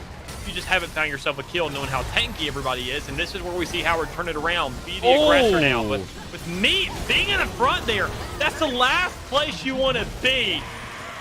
But that's all right. You've got everybody else still standing. It's a 4v3 now. It's a 4v4, excuse me. But you still have Kled there because it was a Scarl there as well. But with Jackson now pulling up to the fight, he's able to find himself one on the Swiper. Moss going to go ahead and get that as well. Share that goal with him. But, I mean, there was no trades there whatsoever that really put ESU ahead. No, there wasn't. It was a win by Howard, and we can see how sloppy ESU are in these fights when Howard actually brings it to them. So, oh, Zach is caught. That feels bad. That feels really, really rough, and I think they're going to give this to Jackson. Yep. 5-1 and 3. The Vayne's very, very strong. The fights continuously revolve around the fact that Moose does not look comfortable on this champion. So, it definitely felt like, hey, I think I can play this. Let's give it a shot because it's game 3. And again, game 3 is a time for kind of experimentation, try and throw your opponent off guard. But there are also times where it falls really flat. So Howard have punished that. 1-3-1 is Moose in the top lane. They've been able to get a lot of gold out of it. Gang is 3-1-3, right? The Kled, one of the champions that was actually changed in the recent patch that went live, I believe, this morning, is feeling much, much stronger than previous iterations back in games 1 and 2. And even then, when you look at the first two picks, I don't think it's really just the champion. It's the play style for Moose there in that top lane. I mean, he usually plays very melee-oriented champions. He likes getting in your face. He likes being relevant in fights, and he doesn't like poking down. He just likes getting in there and killing people. And when you lose that opportunity, when you're having to say, all right, I got to play a little bit more rowdy this time around. For somebody who's used to the complete opposite end of the spectrum in terms of pacing and game style, that's not going to work out for you all that well. And even then, he'll get a little bit more powerful as the game goes on, but how much of that will he really abuse and really help his team come out on top with, especially when you're running that dark, so you have no stacks now. You can't really capitalize on that too much now. Yep. Nothing else to it, and so now we have to wait and see how ESU are going to try and fight back. At the current moment, honestly, the Zillion is actually their winning point, 4-1-2. Very, very nice on that part. And this is something I think that came about, but I'll talk about it after this. Because, I mean, you're going to see so many kills coming through already. You already see one of the players getting caught out, Swiper being really low, and Nolan Wooded will also fall almost instantaneously. Swiper did get that ultimate off to create a little bit more space, but you got the rest of the team really just trying to survive. Ape going ahead and getting himself a kill, respectively. He's just going to be playing the stun game, hoping that the rest of the team can kind of get out, survive as much as they can, and do what they can to really just keep themselves relevant. But Jax is going to now be in this fight, able to find Swiper almost instantaneously. I mean, considering how much damage he does and how low Swiper was, you got a Rip Hero pushing up as well. You can go ahead and call your shots there. Say, let's back off. We found ourselves 2, and we got ourselves more than a half tower. So we're honestly just really chilling at this point. I mean, Howard looking almost like ESU in these first 2 maps in this game alone. Finally going for that Baron and looking to see if they can find themselves some closure. Yeah. For what's been going on, they have only gotten, I want to say, 3 towers. It's not been great. Their total map presence, right? But in the overall fights, they're continuously picking it up, and that is one way to secure a win. I like it. I like what I'm seeing, and I like the fact that they are constantly being proactive, right? They're constantly going for the fights. Now let's take a look at ESU's side, right? We're taking a look at the items that are being completed. The newly reduced Ceres Embrace, or the Archangel Staff for Intellectual Ape, that was recently changed. I think they dropped 400 gold off of the combined cost. That puts them at 2 items. And this is something that's really, really fun. I believe Bjergsen showed this off. Very newly, Team Liquid Bjergsen showed off his infinite CC Zillion. So something that a lot of players do know about is Zillion is one of the few champions that can, I want to say, spam some of those stuns out if you get the bombs down. With the current change to ability haste, it's very, very possible that you can actually pull that off. You can very, very quickly CC someone into oblivion, because instead of percentage reduction and how it kind of functions, now it's just straight up like halftime for some of these. And Zillion is one of the champions that can yes, this is a rant, very sorry for everyone. This is one of those champions that actually has a full second reduction, or about 3 or 4 seconds, off of your main abilities. That is the kit of Zillion. So it's one of the few champions that if you get enough ability haste, you can straight up CC someone forever if you have the mana. Even then, I mean, CC somebody forever, that would be what you really want right now. You want to lock down the entire team forever if you could, but there's a lot of circumstances that got to line up. You got to make sure to find the right hits, the right timing, and even then, when you see right there, Gang able to get back that Scarl, you don't find the kill just yet. That's not a good situation to be in, especially knowing that the rest of the team's going to be there. Jax is going to be there, the biggest deal so far. But Mint is actually going to find the kill on the Zac attack. So you got the curtain call to come through there in the back. You see Nolan Bond trying to grab what he can, but he doesn't have that much armor penetration. Seeing how much armor is on the opposing side, seeing how much health they have, you need a heck of a lot more if you're going to find yourself a kill. And the only player to get picked off there is the weakest of them all, Mint's meat. But honestly, he's playing a great bait game right now, so I'll give him that. Yes, doing fairly well there. Again, she is putting up a valiant fight, and that's what you want to see. But now get the bombs out once again. Able to look for something, but not able to get that stun off. So Mons is not even going to be caught out too much. He'll find himself to really kind of be uncomfortable there for a little bit, but not enough for him to die. So knowing that you have all these tanks, you got to have a lot more damage, and that may be the signal to all ESU to say, all right, if we couldn't even sit there and catch this guy off, by his lonesome, not the best scenario. It's a little bit painful, and taking a look here, again, Howard's engages has started to slowly fall off. It's now on the fact like, hey, our ESU out of position. Can we capitalize? Great. Let's go ahead and go for it. And it's really on Gang, right? Will Gang get caught out or not? That's something that we really have to see. I'm a little bit sad that we do see Tank Kled. There were specific changes in, I believe, the patch notes about this. Tank Kled has been ruling the Rift for a while. I want to see Damage Kled come out, but again, still does so much damage, right? Still very, very powerful in that top side with the Sunfire Cape.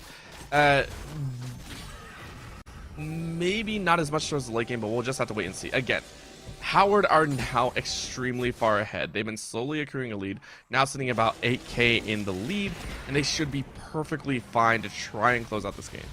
Yeah, especially when they're already moving down mid. They're 4-second right there. I mean, you got your Kled over there on the outside trying to go ahead and just space out that Heimerdinger. Say, all right, you know what? He's not going to be in this fight anyways because he's already 1-4. So we're not really too worried about this. Only concern is we just got to make sure to really have the right engage, have the right time. And it doesn't look like any of these ESU Warriors are going to be pushing themselves too far out to really be cut off to really take advantage of. But Zach Attack could be the first one as he goes ahead and gets a little bit of hits there in that bush, but not enough to really matter too much. You got the rest of the team there. You're close enough if worst case scenario comes around, but knowing that top is being pushed in just constantly, just being bombarded right now, you got to make a move somewhere. And ESU Warriors is just stuck under tower. Yeah, and it's not horrible, right? Being stuck under tower, and actually for ESU Warriors, it's probably the best outcome that you can have, right? The whole point that Howard can dive is the fact when someone's alone like Moose. If you're not, you're not, but we'll see what happens. Even then, the Zhongas will come out. You find yourself some shots come out as well, but I mean, even then, it may not matter too much. You got the Zillion there with the ultimate, so that's going to be a resurrection. That's going to put him back in the fight. Able to find a kill on Elements to meet, so she's going to fall a little bit short there, but it's not that big a deal because you got the rest of the team still alive. Unless Gang will get caught out so far. Zillion not doing the damage you really need there, but you got the stun from old Zach Attack there to have to follow through. Now Jin is becoming relevant as well. Jackson finds himself one, but he's going to be the last man standing. And we see the entire team wide come through. This is ESU fighting back. Oh, baby. All right. So let's talk about what happened there. That is the infamous stall tactic that you can pull off when you have an AP top and a Zillion mid. What happened? About 5 seconds to 6 seconds of stalling that Howard were not ready for. And because of the fact that it was 2 tanks charging first, they didn't have as much damage as they expected to burn through this. They got jostled around with the fact that first Zanyas was swapped from Moose, and then right afterwards, Intellectual actually flashed to get in range for the Chrono Shift, meant that the Heimerdinger turrets were still up for much longer, and that gave him a huge bonus effect. Oh, that another bomb. Man, girl, you gotta sit there and space yourself out. There's so much there that's just on the line when you're a lonesome support. And you know that being that one target that's easily killable to the side of ESU. I mean, you look at every single other one of your teammates. Vayne, with all that mobility, you got a bunch of tanks. They can roam by their lonesome. You are the last person who needs to be doing that, and that punishment really came through there. But honestly, there's still not that much of a concern so far. Howard keeping themselves in this game, still ahead by a little bit. Now down to Dragon, but they still have a lot of turrets up in the air for them to go ahead and have that protection with. And this is going to get a little bit hairy now as Howard. Jackson doesn't have as much support as you would normally like, but here we go, fight breaking out.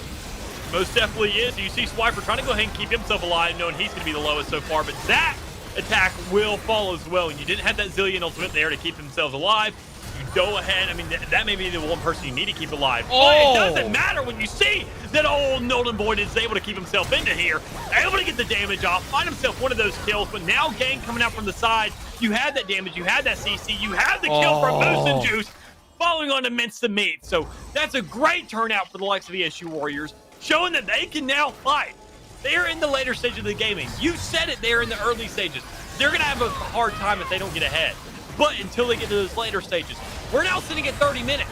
They're going to start doing some damage if you don't find a way to step up here quickly. And now Howard has to actually outplay these guys instead of just winning by brute force. Yeah, this is the thing, and that's going to be a chomp and a half, but you're not Smite Nunu. And for what seems like a very funny turn of events, ESU Warriors, they have changed up their jungle, their top, their mid, multiple times. Yeah. The thing that they really haven't is that bottom lane, right? Nold and Voided has played Jhin, I believe, over the course of all 3 games of the series. He has not changed that up at all, and we're seeing why. It's a steady rock for all the craziness that ESU Warriors are putting out here. And I love it, right? It's 7, 4, and 5, 3 items deep right now. Does have that Lord Dom's Regards for all of these tanks that are currently coming out. And again, let's go over the fact why this team composition to Howard is slowly starting to fall is because of the fact that they have to be in melee range. They have to be close. They have to be up close and personal. And at this point, the Heimerdinger is starting to spam a bit of damage. The Jhin being able to stay away, the Zillion keeping the front line alive. That's the whole problem as we see another fight break out. Oh, and even then, you got to have that burn come through because you see that Leandrews, you have so many tanks that you will get that burn damage. You will be relevant in this fight, especially when you go ahead and have the rest of your team able to survive whatever they can. But we already see Jhin out here with this curtain call, canceling it a little bit early, not able to get off the 4 shots, but possibly just wanting to push up into that tower, get that damage off there, knowing you're going to grab it, able to push right down the mid and make the most of this Baron buff as we see ESU Warriors running with it right now. This game turned on its head in an instant, and it's because of ESU Warriors' adaptation and their possibility to survive. But here comes the breakout fight. This could be the turnaround that we're asking for the side of Howard. Able to find themselves possibly one as they already grabbed themselves Zac attack that front line. But you go ahead and just force off everybody else. If with you being so tanky, you need to have Mons there. You got to push up. You got to have somebody there. And honestly, Gang can be with it as well. Moose and Juice of that Leandre's Burn will find himself another. Able to go ahead and close out that kill. Get a trade respectively. Keeping himself even now. Getting right back into this game. But knowing that you already lost an inhibitor now, you're going to have all that pressure. You're only 1 dragon up for the side of ESU before they get themselves a soul. And now kills are even as well. Sure, you're in a little lackluster situation in terms of gold, but it's not that big a difference for you to be scoffing about because it's only 300.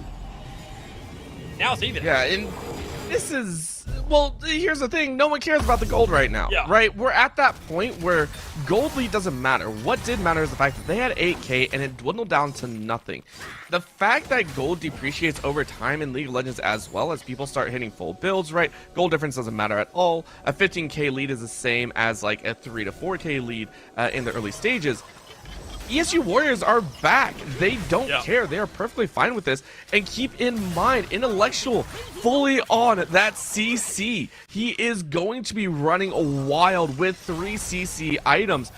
This is out of hand how hard and difficult it is for Howard to make it in. But most notably Jackson, right? Jackson does not have cleanse, does not have QSS, did not pay the QSS tax, which means Jackson is not allowed in these team fights unless someone comes for him specifically. Howard are going to be ramming their heads against a brick wall that is slowly being mortared up more and more. Even then, this could be the turning tide right here they asked for once again, but it all comes down to whether they engage right or not.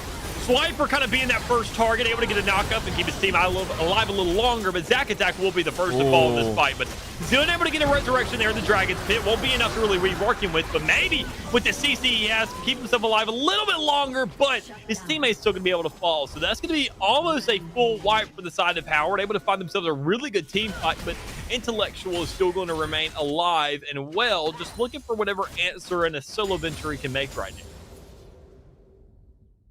That was exactly what we were talking about. How were Howard going to win the fight? Find a way to get through that front line, to get through that damage, not allow the chip to go through.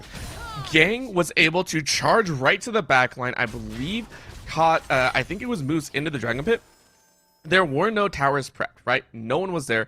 That meant Zac attack and Swiper going in meant nothing. There was no way to keep them safe because Intellectual could not focus a single person at the right time, right? Chrono Shift can only be used once. Can't do much more about that. Howard have to do that multiple more times though, and luckily for them, they did not burn as many flashes as they expected.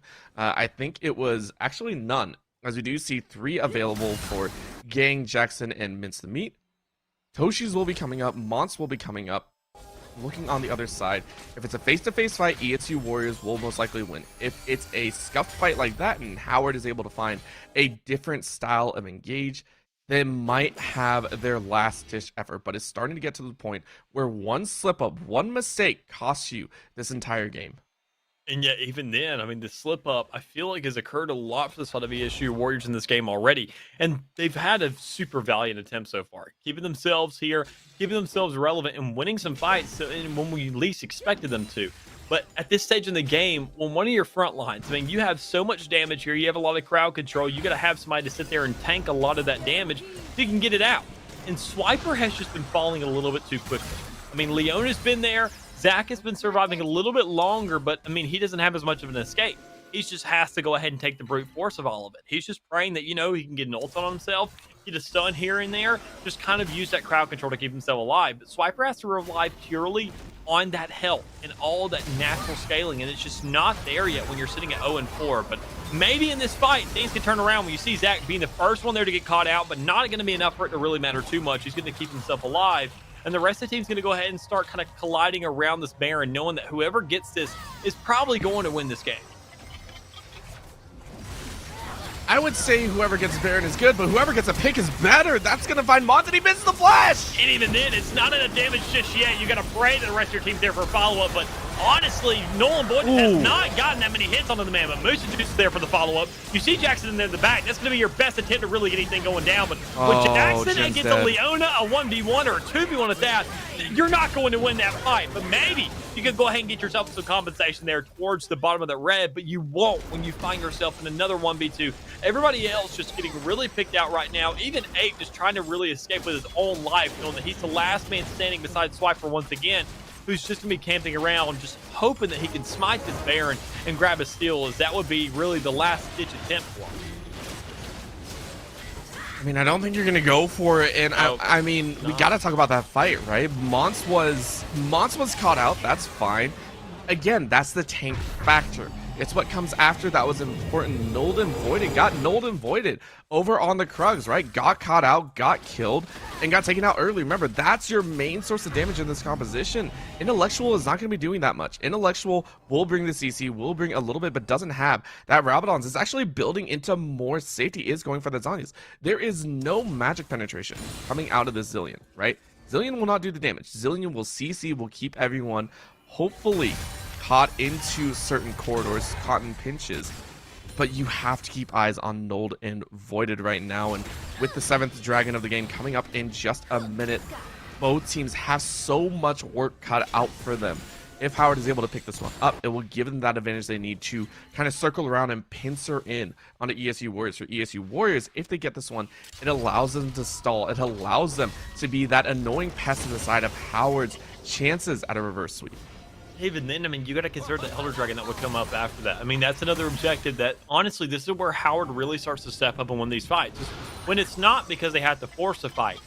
The fight is there on the map. It's a big old icon that says, all right, we give you a buff. And they just say, meet us here. Meet us in the octagon. And that's what ESU has to do. They have to answer it, but they never sit there and end up winning those fights because of how one-sided it feels when you're in such a small contested area against a bunch of tanks that you really don't have the penetration to fight. Yeah, and that falls actually on the fact that Swiper can't contain it as much. Swiper has actually been kind of on the back burner because they were not able to actually farm up, right? 2.5 items right now. It's very, very dangerous for the Poppy as well, only level 15. And in this trade, at this point, you want 3 full items. Very, very dangerous, right? But see if it can play out as everyone is drawing battle lines. Those definitely are, and ESU being a little bit closer to this dragon, but that doesn't really matter too much because when you have so much health on the side of all Howard CC, they're just going to go ahead and just really push this up. They've already kind of fought out the dragon a little bit. They've gone ahead and gotten it out of the pit, and you got a 4v1 going on there in the bot lane, and Gang just really is just kind of laughing at the hits he's taking. He's just not taking enough damage. He's just really laughing at these guys, not worried about what's going on, because when you see the rest of the team turn around, finally collapse onto this fight, and everybody kind of getting caught out, I mean, you're just praying to go ahead and have enough what you can, because the Swiper will be the first one to fall. You see that old, that Mr. Zach Attack's gonna be caught out there in the top as well with the likes of Nulled and Voided. So there's a lot there that you just really can't do. And even then, Ape doesn't win his 1v1. So just the rest of the team is just really concerned right now. Moose and Juice finds himself one, but you see Jackson right there alive and well. I mean, at more than 3/4 of his health. He's most likely going to find a closure to this game, knowing with those 2 open inhibitors and the Nexus towers being right there just taunting you with the Baron buff in hand, you're going to find a way to close this game.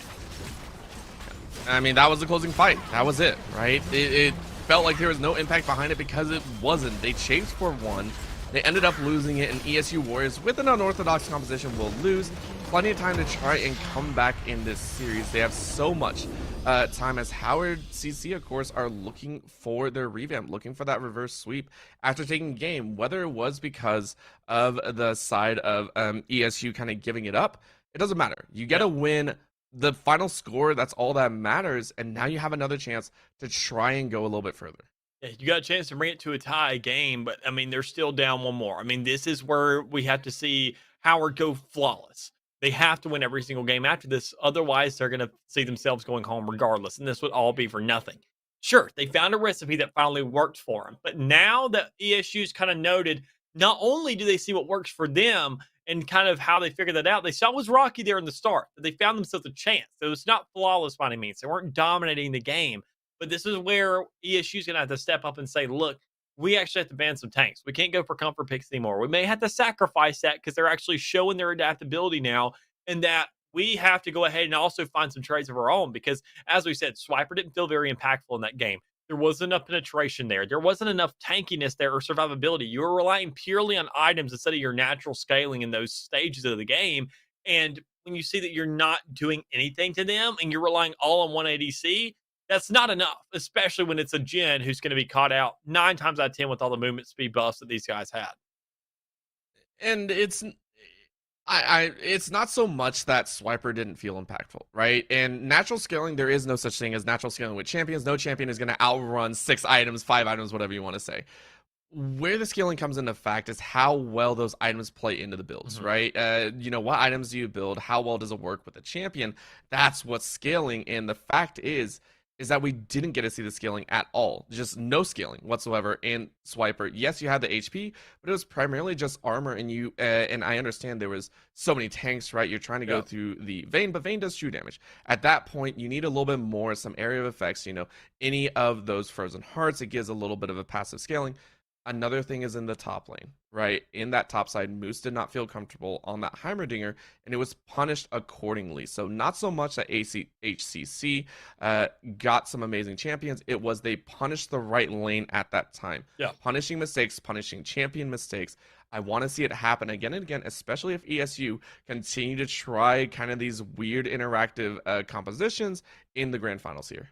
Yeah, so with all of that being said and done, we see Howard. The series is not over yet. We find ourselves going to another map now to see if we will get it into that actual 5th map that we need, or whether or not we'll see ESU really adapt themselves and able to close this out, or see if they can figure out what's going on there behind the scenes and figure out how to keep themselves back in here and really sit there and put some salt in the wind for the closer. But with all that being said and done, we will be thrown into a short break here once again, able to see whether or not we can see the conclusion or the continuation, regardless of what site it goes to here after this short little break. We'll catch our head in a little bit.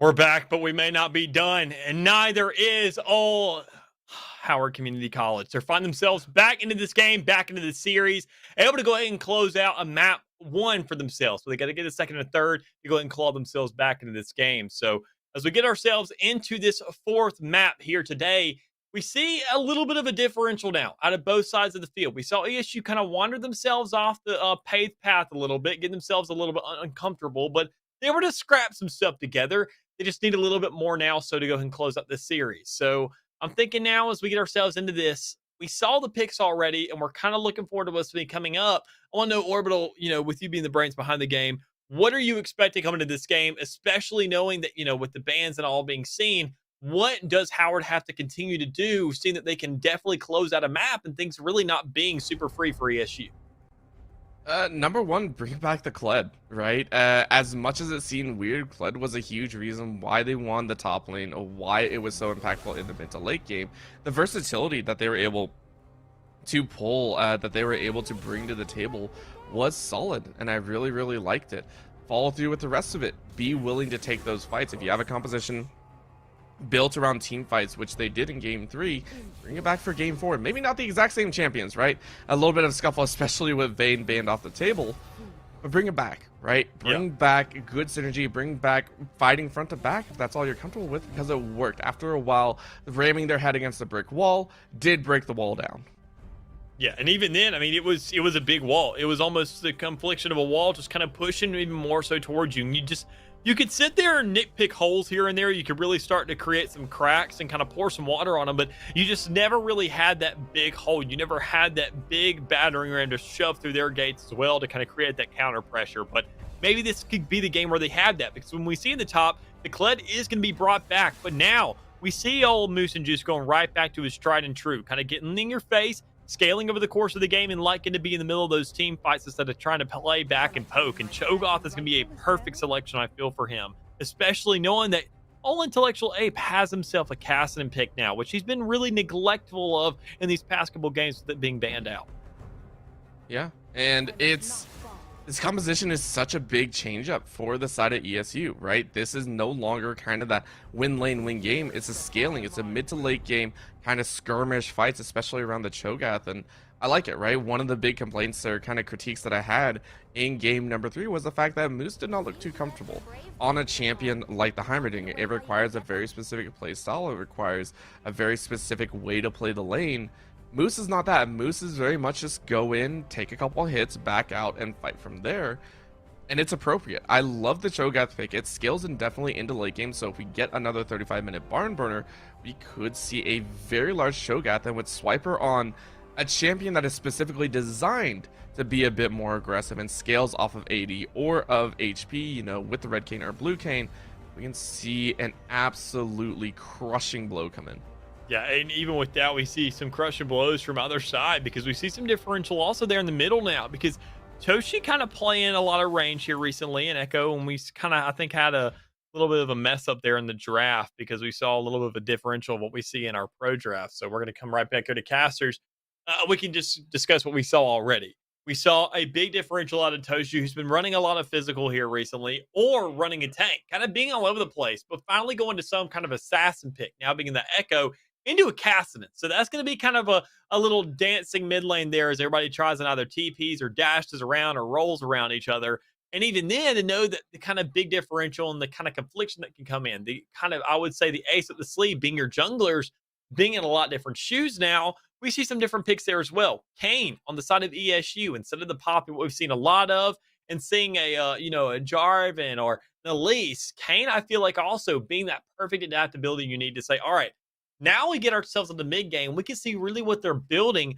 I can choose a form and really buy into that ideology. Do we want to be team fight oriented, or do I just need to go ahead and be some kind of extra, I would say, side source of damage besides our Jhin to be working off of? But when you got a Xerath in the bot lane, which Jhin is the one mispick we saw Misfortune kind of being selected there when on we've agreed on pro drafts that it was going to be a Jhin there, and that's kind of what this is being reset for. But regardless of that, there's just so much poke there in the bot that I am loving this Kane selection to go ahead and tank some of that. Yeah, and the Kane specifically, it's not meant to be an assassin at this point. So what we saw coming out was the Kled, the Xin Zhao, and the Echo. Those are the three champions that we did see prior to us kind of swinging out. And then the Ezreal, right? Kane or Ross form does not do anything. It is, or not Ross form, sorry, Blue Kane, Assassin Kane will not do anything to this composition. Why? Because they're a little bit too tanky and a little bit too easy to get away from the damage, right? Echo has that chrono break. The Kled is going to have that extra Skarl HP bar, and the Xin Zhao is going to be perfectly fine with the Crescent Guard, is going to be able to block any follow-up damage. So the Kane is more going to be soaking for damage, the latter of what you stated. Should be there for knockups, sustainability, getting through some of those walls, allowing for easier access to ganks, right? That's all well and true, and that is something Swiper does play very efficiently. And in this stage, I think it might not be in the mid lane as much as we are kind of expecting. Intellectual is actually probably going to be left on an island on his own. Kane will probably only be there for reactionary ganks. Other than that, he should be looking top or bot. I should see the Kane pretty much in the top, trying to go for Kled, maybe not getting down a little bit further, or in the bot side, right? Focus fire on this Ezreal Morgana that we saw. Even though it's a very difficult lane to gank, it's very easy chip damage. And I think bot would be a great call for this Kane, quite honestly, because Kled in the top, he's also tanky as well. He's going to scale over the course of the game. He may not get as many kills as he did last time, but he'll still make sure to stay alive. So you're really just going to be biding time up there. But in the bot lane, when you see the Ezreal Morgana, that is a very gambly kind of composition, quite honestly. I mean, Xerath and Jhin, you still have a lot of poke there. You can still keep yourself relevant in fights, and especially Xerath with that magic. I mean, being a support, you're going to be stationary. You're going to be relevant. You're going to be able to snipe. But Ezreal, either you get ahead or you get behind. There's really no in between with him, and that's the concerning thing to know. That I mean, Howard, they're really cashing in on this, hoping that Ezreal gets ahead. Otherwise, it's going to be essentially a 4v5 the entirety of the game. Yeah, and I wouldn't say it's kind of the gamble in the bot side. Ezreal Morgana is also known as a very poke-heavy lane, just like the Jhin Xerath. Xerath is actually, I want to say, like the 2.0 or 3.0 version of a sorcerer bot lane, the very aggressive fighter that you always want to bring that has a CC, has the damage and everything. Morgana is the OG. Morgana is the OG of being annoying, of being really aggressive, going for those bindings. Ezreal with the long-range follow-up is going to be very, very solid right there, right? And if Jhin or Xerath step up, it will be gone, and I can see where the gamble comes in. I don't think it's as high of a risk as we've seen prior, right? Jackson, not on the vein this time, I feel still has very good control of the rest of his ADC pool. It's going to be actually up to Zac Attack. Zac Attack is the main one that I want to keep eyes on. I don't want to see Zac Attack caught at all on this Xerath. That is the thing that I really, really hope doesn't happen, because if it does, it's going to snowball out of control just like we saw in Game 3. Yeah, and even then, Zac Attack on this Xerath is something new that we're seeing also here in this for the first time in this series, because Zac Attack has been running a lot of tanks here recently. He's been kind of in your face constantly. I mean, it's essentially the exact same scenario of what we saw in the top lane out of Moose and Juice in that last map.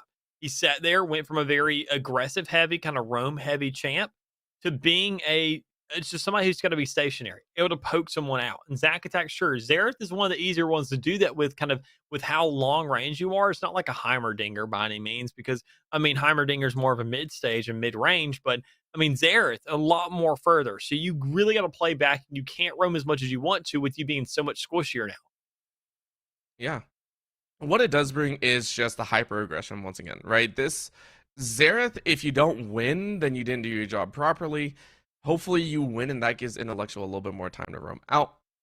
However, I I think the possibility is there. Zack Attack, with how he went for some of his engages on his supports, I expect he knows timing windows, which is very, very important. I really, really like to see that, right? The windows of opportunity that you go for, that you go specifically for a stun, or you go for a CC grab, anything like that, especially with the Leon and Rakana, are very, very important. Same thing with Xerath. Every time Ezreal steps up for a little bit of farm, you want to poke, you want to harass, you want to be aggressive on that edge, and then with the right of the arcane later on, the ultimate firing down wherever you go, it's a nasty combination. So even though we haven't seen Zack Attack specifically on a heavy aggressive bottom lane fighter on that major damage source, I do expect him to be able to pull this out very, very simply and be able to focus fire and bring Nulled and Voided back to a carry level that we saw in games 1 and 2. Yeah, and even then, he almost had the potential to do it in that last map. There was just too many times where he got caught out because he was running with the rest of the team. He would sit there and look for an alternative angle to really get that curtain call out or kind of get that Jhin angle that you really want. But I mean, it kind of just ended up costing him. I feel like when you see the composition for his team this time around, he just needs to stick to the tried and true. Stay behind everybody. Don't look for some kind of alternate avenue. Don't look for some weird angle to be working with. Don't sit there and try and be a Jhin cosplayer in real life and try and do something intricate.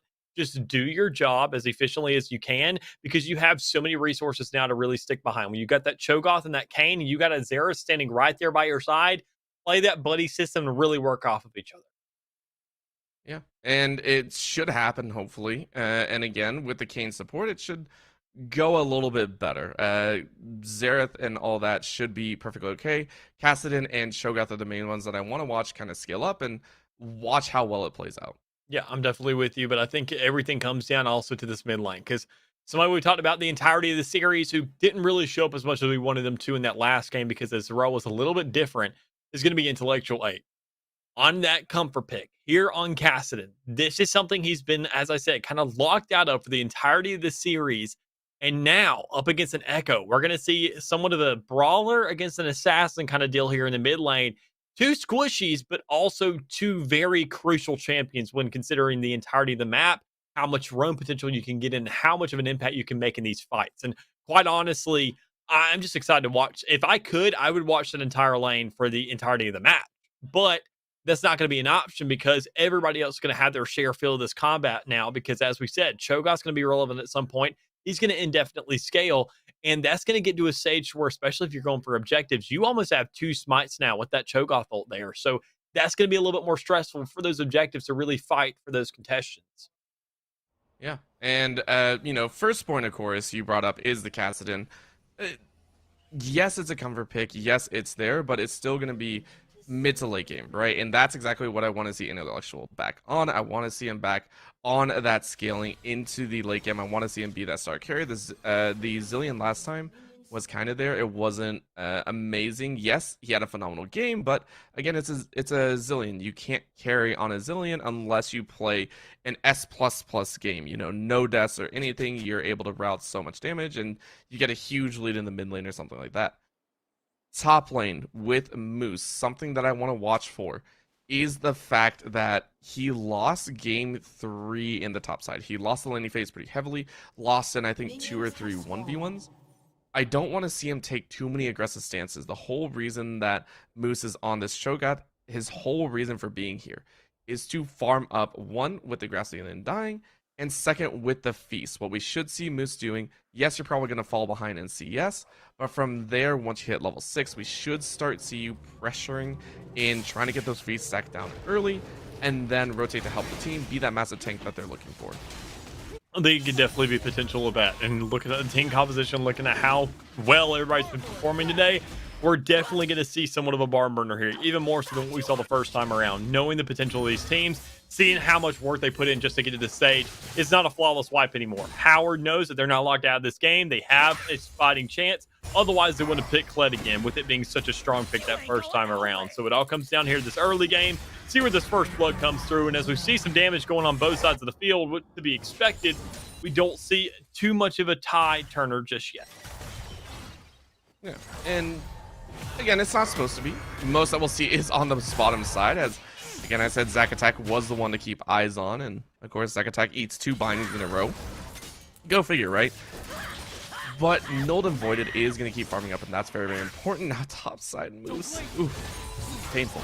Yeah, a little bit kind of not adjusted to what he's used to, but neither is Ape, as he sees almost Toshi one up in the mirror right there, able to get a little bit of a burst because you're going to be that assassin. You're going to get those little burst trades and go ahead and make your way out. But maybe with Swiper coming out here on the side with this cane, he could finesse something, but seeing that ward's there, he's not going to make the decision to really engage on that just yet. No reason to, right?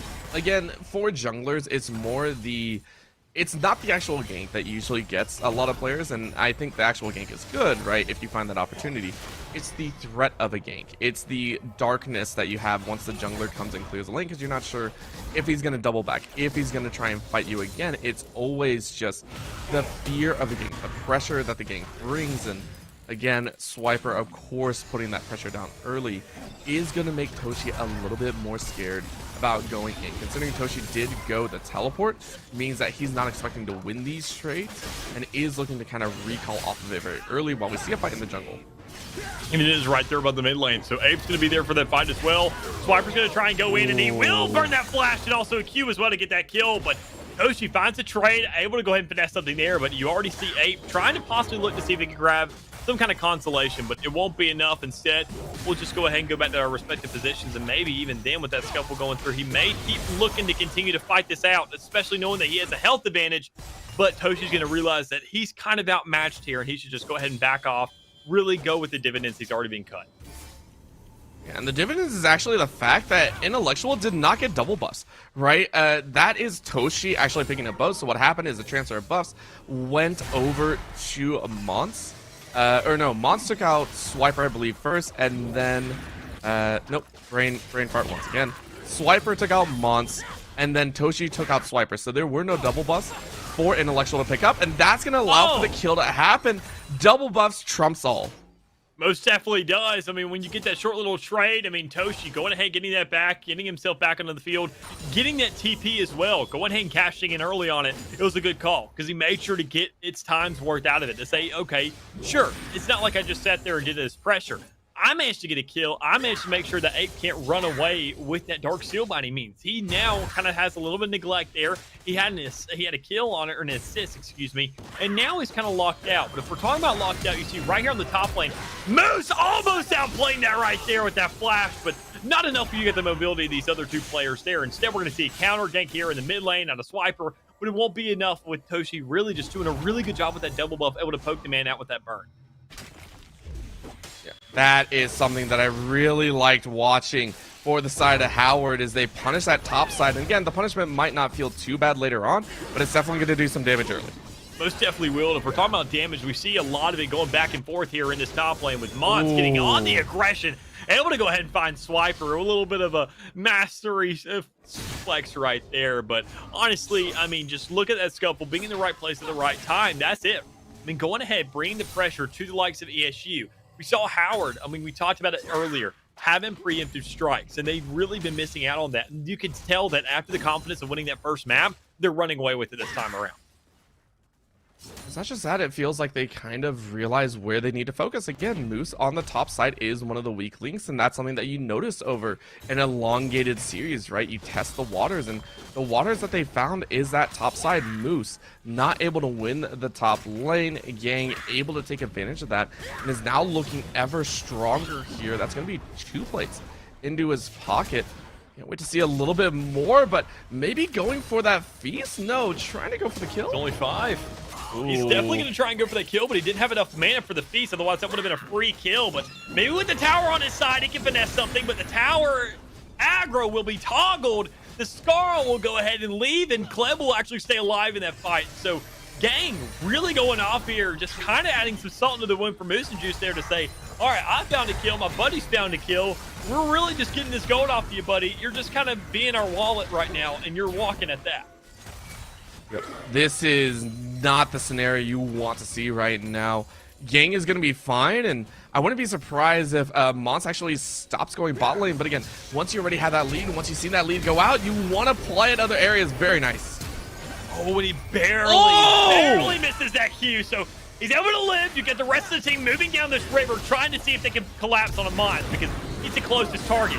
You go ahead and get that exhaust off and you find yourself the hit. You get a shutdown for the likes of a low intellectual ape, keeping himself relevant in the game, but there's just not enough damage output right now to really be working off of unless you get that root onto Jackson, but not the kill. Instead, you see Toshi coming right here from under that dragon. Kled with the TP, able to find that little exchange there for Toshi, grabbing himself 2 kills essentially, an assist and a death as well. So that's a lot now. Howard able to turn that fight completely around, making it worth every while.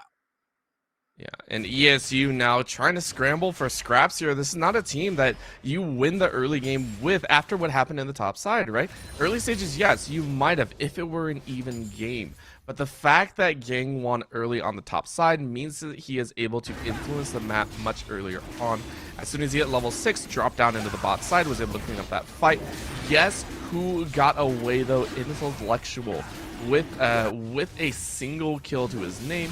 He's able to run away, and that was a bounty kill as well. So a little bit of a consolation prize. Overall though, Howard CC still coming out in a massive win on the bot side. 2K in their pocket with a dragon to boot. And even then, as you mentioned in that last map, I mean, in these early stages, this is where Gold really has its runaway effort. This is where it can really turn the tides of a game to sit there and have yourself a massive advantage. And not only we have a lot more gold, when you have a lot more levels as well. Look at the top lane. Moose and Juice has just been locked out. Man's is sitting at 27 CS, just hit level 6. Couldn't hit that feast earlier, but he was just then level 5. He had just turned level 5 and couldn't get that free kill for himself. So to know that that was an opportunity that's now going to be missed, and he's really just going to be locked under tower, knowing that Kled can target that tower aggro, it's not the best scenario for him, especially considering the rest of his team needs that help. Ooh. Intellectual ape though feels okay here. It does take a little bit of a bite out. Toshi, nothing more to come of it. So still, main thing to focus on though is that bot side. It was 2 plates that went over to Nulled and Voided and Zac attack. So they're slowly climbing back into that gold range. Again, that is a lane that I really like to watch here, as they should be able to apply a lot of pressure. Still though, top lane, as the director Cam even says, Moose needs a lot of help here. He needs a lot of help, and he also needs a lot of help, because that's Cho'Gath's main selling point. He's kind of missing some of that right now. He's gotten himself the first feast off, so he's going to be kind of mowing out those minions as much as he can until he starts getting those champions. But in the meantime, he's now hit that ultimate scale. He needs to go ahead and get a little bit more to work off of, because he's still a lot behind in terms of gang. It doesn't have nearly as much, because you already seen the bot lane. The scuffle's going on there. The pressure's coming out that we've really been asking for the entirety of this game so far. But there's really been no kills to really call for just yet. There's just been these 2 players in these 2 bottom lanes on their lonesome. And the thing is actually you don't need to see a full-on engage. Zac attack and Nulled and Void are actually just looking for a little bit of range, but that might be the kill. That most definitely is, and that's an easy one for Jackson there to go ahead and get a full burst out. And Noel's going to be trying to look for whatever he can. I mean, it's going to be right there, kind of with a little bit of help. But, I mean, all things considered, it's not going to be enough. But what may be enough is right here in the mid lane. Ape having a lot of mana, a lot of health, looking to really win that trade out. But it may not matter, because, sure, if he survives, that's great and all, but he's got to worry about his top laner, Moose and Juice. He's going to have a gank coming up to him, and Kled really just rushing in there as well. And that's going to be an easy closure for these 2. That is very painful to have, and to realize that you're losing out on top side, whereas bot lane you're getting a lot of good poke down, but you can't find the kills. And so far Howard, like I said, are starting to realize that they can fire on this top side. They can keep pressuring, they can get so much more. Got first tower now. For the first time, Howard CC, even in game 3, they didn't have a definitive lead until much later. This time at 11 minutes, have first tower, have a 3.3k lead, and are looking to rotate gang out of that top lane much faster. Even they're doing a great job of just really punishing at every single angle. They found themselves the Dragon, they found themselves the Rift Herald. All objectives on the map so far have been secured by them. And even then, they're winning in fights. I mean, sure, there's some trades here and there. Toshi's a little bit lackluster in the mid lane against Ape, because we've seen those trades, but even then, he has that kill advantage. You look at the 3-0 against Ape's 1-1. You look at Kled in the top lane just really going off, not feeling any kind of pressure with how much he's just been steamrolling Moose, that you can't leave this guy alone, obviously. Otherwise, he's just going to feed off all these minions and grab himself some scaling and also get that gold as well. But, I mean, you've got to sit there and have a little bit more if you're ESU right now. Need a bit more, or they need more scaling. It's one or the other, right? Either they slow down the tempo of the game for ESU's side, or they try and just look for picks over and over again. And then the spot side is actually the most viable spot. That's why Mons is currently sitting on this bottom side, is sitting there and trying his best to camp it out, because the rest of the lanes are doing okay, and it looks like might have found his angle. Most definitely could have if he didn't go ahead and get those reveals and have to go ahead and clear out that ward.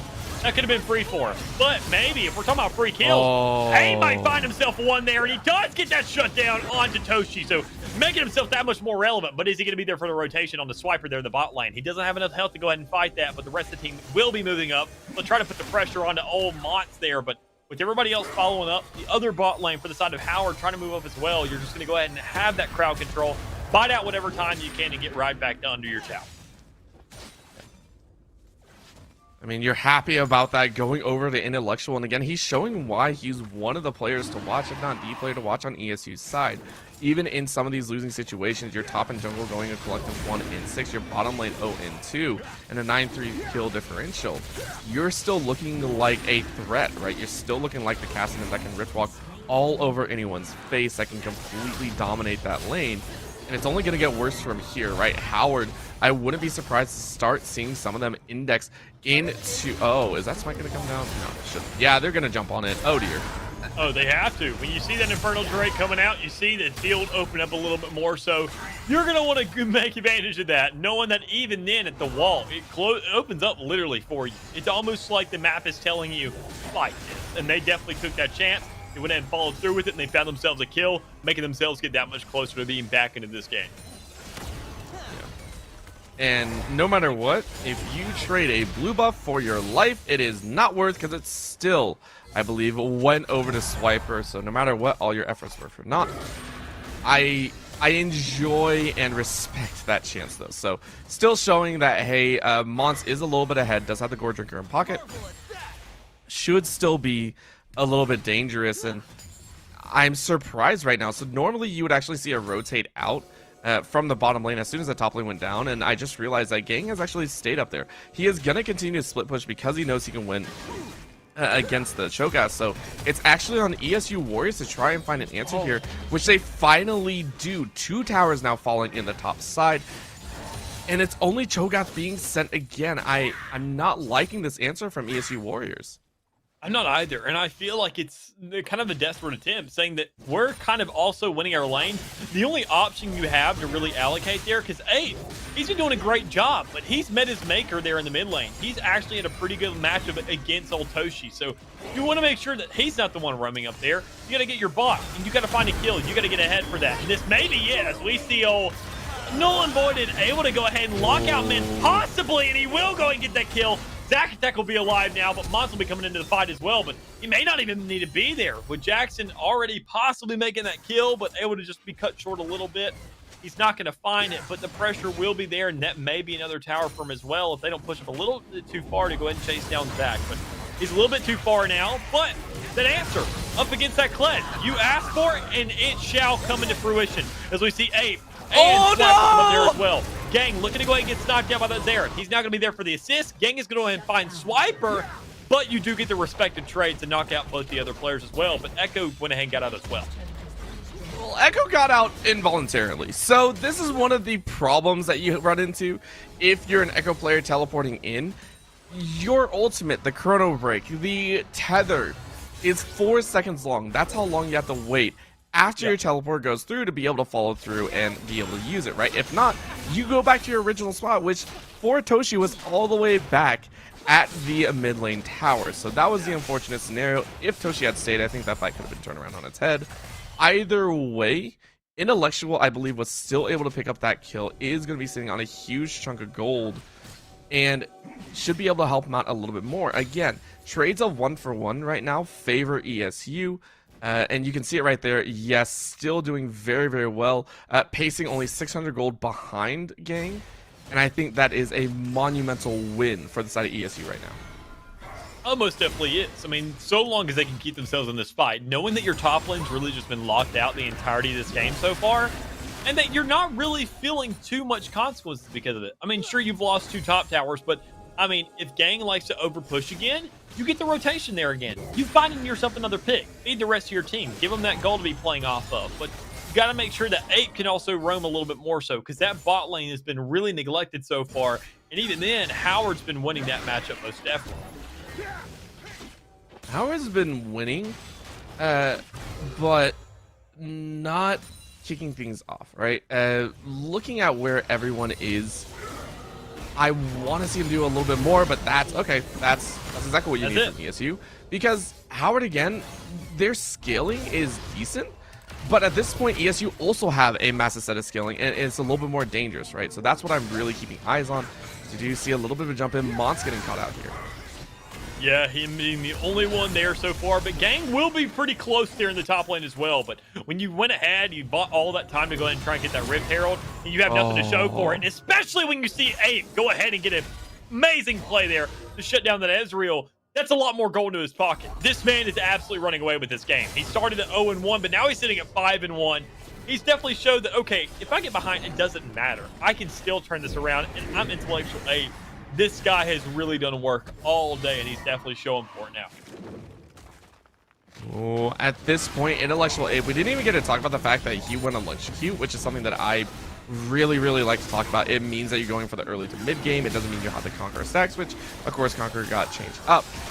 But that's how he's getting so many of these kills. He's being, excuse me, a little over aggressive. He takes some of those shots, and he goes for it, right?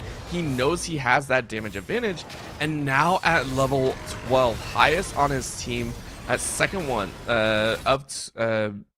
the main one of 2 to have level 2 ultimate, means the Rift Walk is going to be on a much lower cooldown. Should be able to pick up that Sarah's Embrace. Yep, there it is, completed. Goes straight into the Magi's as well.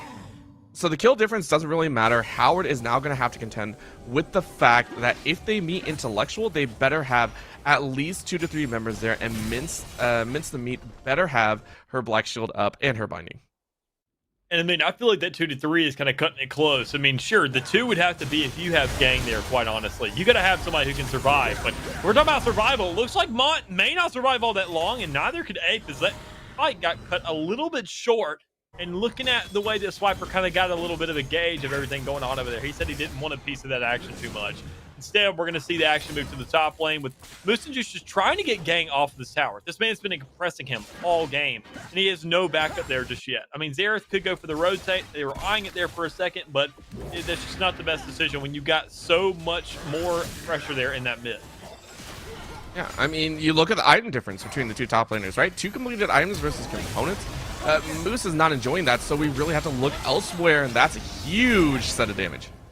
Most definitely is, but it's also a little bit of crowd control to keep Ape alive. So we're going to see Toshi trying to go ahead and keep that Scuffle alive because he knows that Moss going to be there with the follow-up. But, I mean, you just want to make sure to buy time for your mid lane now. You see Ezreal Morgana over there. You're hoping that they're going to sit there and really bite out that time that you need and create that pressure to where saying, all right, we're pushing this bottom tower. Either we get 4 to rotate down here, 3 or 4 at least, because our top lane is going to be locked down. They're going to have to allocate resources somewhere, and they are not feeling that pressure just yet. They have no real pressure, but again, Moose is losing these trades very quickly, so something has to be done, and it looks like Swiper is going to give it a shot. He most definitely is, and I can't blame him for trying. Seeing that old Gang is only going to have, you know, as much health as he needs without Scarl there, that's going to create some breathing room that Moose and Juice has needed for the last 21 minutes. I mean, this man has not had a good time so far, but even then, you get the trade on top, you get a kill up there, but Mince is there with an answer in the middle to go ahead and grab a kill as well. So you sit there and allocate your resources somewhere else, but is the trade really worth it at the end of the day? You better find Mince to meet right here in the middle, and Swiper's going to be looking for that. So is Ape with the silence to come through, and the kill, there it is. Jackson looking to be the next target for the, Ape, that is said right now. Now sitting at 7-1, looking to get that kill. Blasco doesn't come through for the likes of Not, and so that's going to be another one. And Moose and Juice grabs the old feast as well, so that's a little bit more scaling for these guys, and that could possibly be an objective they're looking at as they ping it. Yeah, no, not just any objective. That's Baron. 100% that's Baron. And that's on Howard allowing Intellectual to play his own game, right? Intellectual has been phenomenal right now. And again, the scaling up has been the key point, and they can't do Baron right now. I like this call off because Toshi actually has a little bit of leeway. 3-1-1 has a little bit of damage in the pocket. You can't get caught in the parallel convergence or else you're dead, right? That's all well and good. The main point is ESU Warriors allowed Intellectual to get a massive win here. And if Intellectual is able to get away, he should be perfectly okay to go back, complete another item, most likely the Zanya's, and be able to run over this game. Taking a look, only picked up the stopwatch, so didn't have enough to complete. And even then, that's some survivability. That is some burst damage that is off the field, or that's, say, an Ezreal ult that would otherwise kill you. There's a lot of potential there to keep him alive, but Null and Voided may not be alive here because you see the Ezreal ult come through. You see Zach almost died to it as well. And even then, Jackson's okay with that. That's such a pokey-oriented kill right there that you still have a lot of breathing room towards the middle. You got Dragon coming up in 40. You just got to worry about the rest of these players coming through to grab an objective of their own because ESU is trying to catch up on these Dragons. And even then, Howard's trying to punish them for that and go for these towers in the middle. Solid play from them as they're going to go ahead and open up the map a little bit more. But Moose is definitely getting up there, right? Level 13 did have level 2 ultimate, so the stack's going to stack up a bit more. Intellectual really wants to go for this, but that's a great pullback. It most definitely is, and it really put a on the defense. I mean, the man really hasn't been the best stages so far. He has that stopwatch, so that may be what needs to come out for him to save his life. And Moose and Juice comes right in the nick of time to keep the man alive. Say, we're not letting you take him over just yet. Sure, you grab a dragon, but our MVP's still alive, and he's got a bounty on his head now. Actually, I think that's Gang saying, cool, I'll take it. Because that puts Howard on Soul Point, and that's Infernal Drake. Of all things, you do not want to give an Infernal over to this squad. It's allowing them to run over the rest of the game.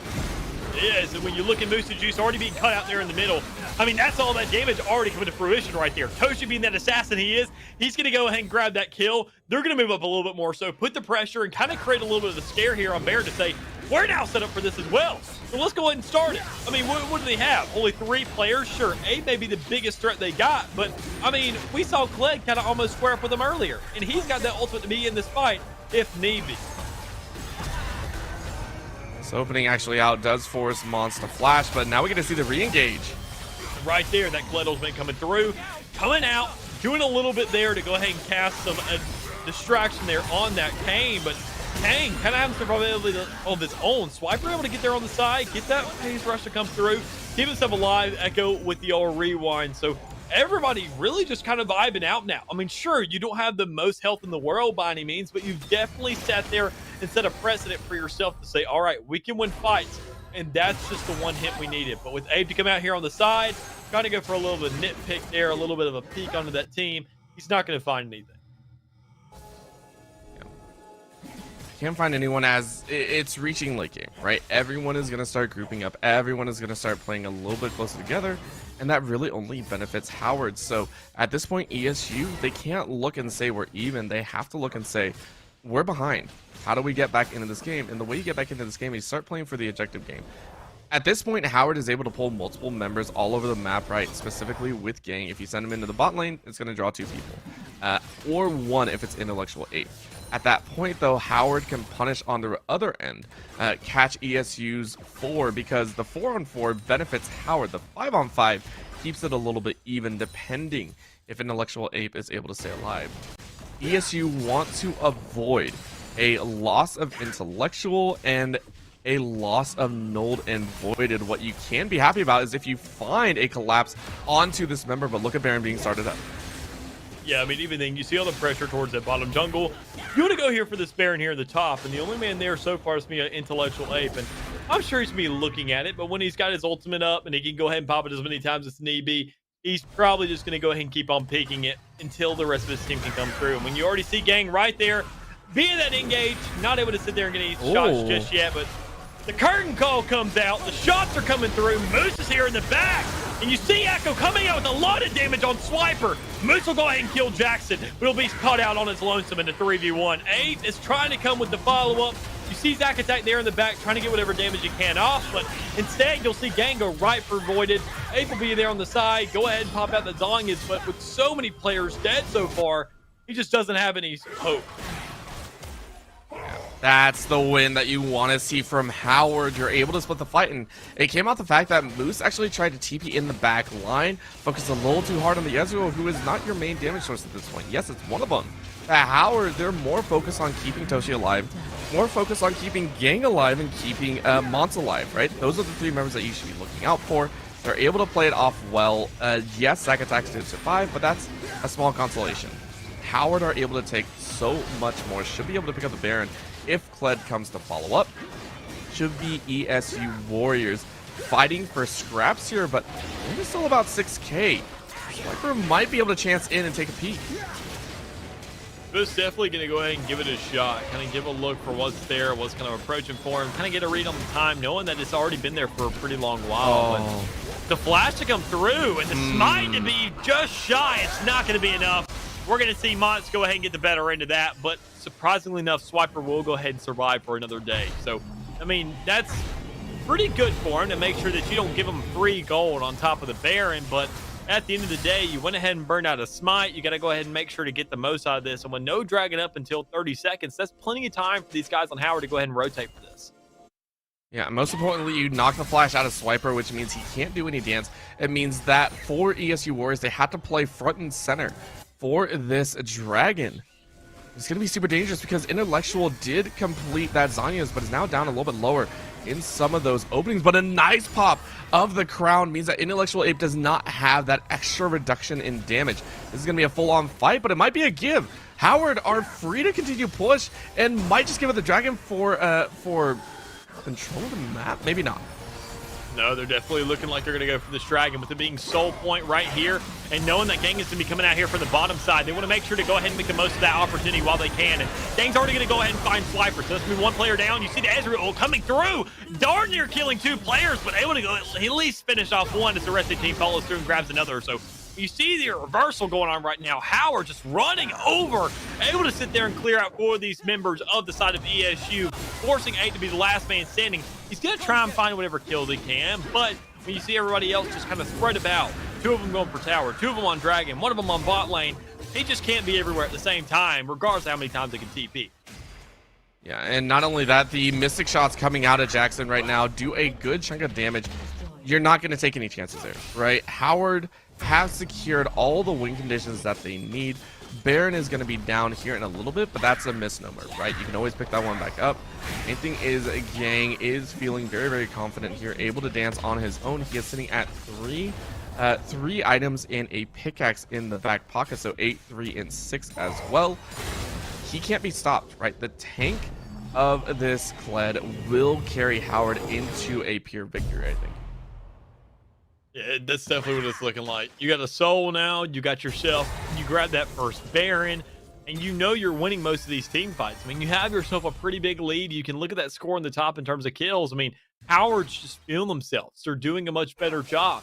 But over the course of this game, sure, I mean, you grabbed yourself a lot, but you can't let this game go on forever. I mean, sure, you can sit there and tease these guys all day, but Moose and Juice is still a choke-off. That's a lot of resistances that are still kind of up in the air that you really want to come down. And eventually, if you let this game go long enough, they definitely will. Yeah, that timer for the composition of Howard, yes, it's there. The problem is it's currently sitting at like 45 minutes. They have until like 45 minutes, 50 minutes until this game gets out of their control with how they're playing. And just like that, they catch another one, right? So once again, this is Howard just getting kind of free picks here and there, and ESU Warriors just kind of had to take it. It's just getting cut out. It's going to be Swiper time in, time out. Thinking because he's that Kane, he can go ahead and go into those walls or go into somebody else. And with that E and that R have those survival tools, but it's just not going to be enough when you're faced up against 4 guys. So when you see that, it's a rough predicament to be stuck out of. But maybe here in the top lane with Gang kind of being caught out of his own respect, this could be a respective trade for these guys. You see them already pushing up. You see so much crowd control coming through, but Gang is forced to go ahead and pop that ultimate to get out alive. And honestly, I'm sure he's not complaining about it, knowing the pressure that's coming through. You got 2 inhibitors dropping because of it. It's going to be so nice for them to be able to take that one home and be able to open up the base. And Howard, they're doing it. They're coming back in this series, unless an Intellectual Ape has something to say about it. Most definitely would like to, but when you're in a 1v4 scenario once again and you're at a quarter health, you have that hourglass, but how much will it do when you got Jackson on the follow-up? You got the rest of the team there. Zack Attack will find himself one onto Oman, so that's definitely a good trade for them to be working with. But you've got 4 more players still there. You got the TP coming through. So Gang is going to get right back into the fray. That's what he's looking at. But you got to sit there and consider that with everything being run in this tower, you don't have one. You got Toshi instead of a tower. So he's going to do more damage to you than a tower would do to him. And he's going to hit like a truck and find that pick. The rest of the team will follow through. We're going to see Swiper get caught out by that root. So there's just so much now that's just looking like Howard CC is setting up to win this game with all these minions, super minions stacked up on top. They're going to be taking this second game, putting us into a fifth match. Straight into a fifth game here for this grand final series of the Navigators division here, and I love it so much. Howard coming alive here off the back of Gang on that Kled, and it's a phenomenal series to watch so far. They're slowly coming together as a team, and we're seeing them make the unbeatable bleed right now. These are the first two losses that ESU have ever suffered in their regular season so far for this A main team. And to have them bleed in the grand finals of all things has to feel better right now. I can't wait to see what ESU can bring back into this game number 5. Yeah, that's the most concerning part. To see that this is a best of 5. They had a lead of 2, and now they've had 2 on top of them. This isn't just a fundamental game at this point. Doesn't come down to champ select or how well you mechanically are in game. This is where mental really starts to take a toll. Where you're saying, oh, how is this happening? Where are we slipping up at? What are we doing wrong? Because for us to have such a massive lead and something to come out, are we doing something wrong? Or are they just stepping up and doing everything right? And quite honestly, it's still a toss-up. I mean, sure, I feel like it's both sides of the coin, just not as much as you would expect. And Howard is making the most of that. I feel like at the end of the start of this entire series, I said that it could have been an underdog story. And that's what it's starting to look like. Is when you lose more games, you have more mistakes to look at. And ESU over the course of the season, sure, they've looked flawless, but nobody's perfect. And when you don't have those games to look at in rear view over the course of the season, it all comes down to right here. We're going to have like a 5-minute break in between each match. That's not enough time to really sit there and analyze what exactly is going on. Well, they're going to have to make it work, as of course we will go to that short break, get ready for a game 5, and be right back with the finale of this grand final series.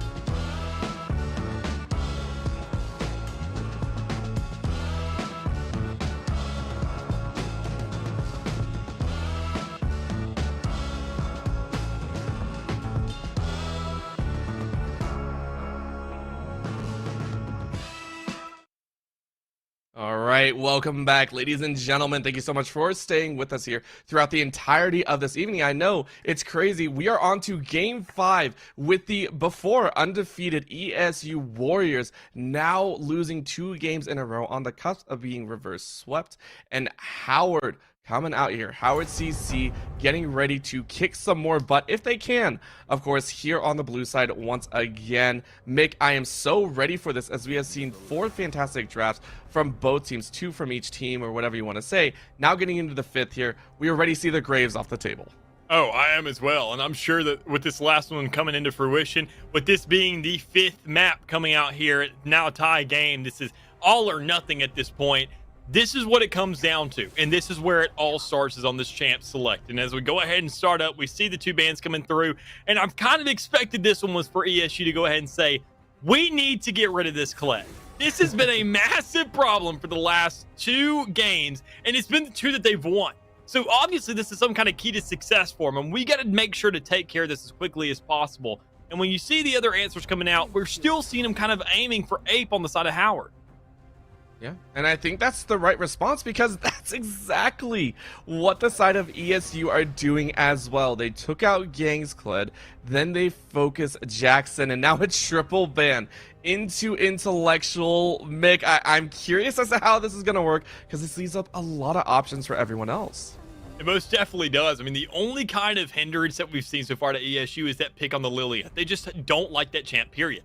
No matter what, they have let and made sure that that does not come onto the table at all for every single one of these maps. But, I mean, you see the target picks every single other slot, though. I mean, you see that Kled already looking for that top, getting rid of Jackson, that bot lane with that Vayne. You want to make sure to get rid of that. But Moose and Juice is going to go right back to home. He's going to go right back to that York pick. We saw it have a lot of success on that map 1, and I think that's the right play.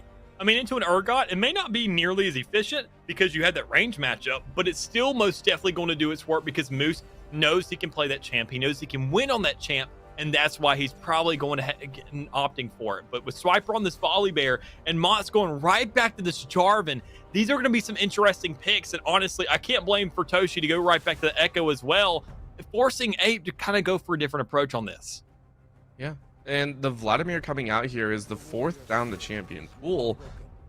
And it can do work, right? It can do work with the mid to late game, but we've seen games go that late and Intellectual Ape can't follow up, sometimes due to the fact that, you know, HCC do come out with the lead. So taking a look at the rest of these bands coming through here, the Zin's out and the Singe taken away. This is because of how the draft played out. It was a J4, as we do see it on the screen. It was actually picked all the way in B5 position. So a little bit of a change up there. So looking at the rest of the compositions, one thing that has stayed the same over and over again, Nolden Voided back on the Jhin against a Caitlyn Janna.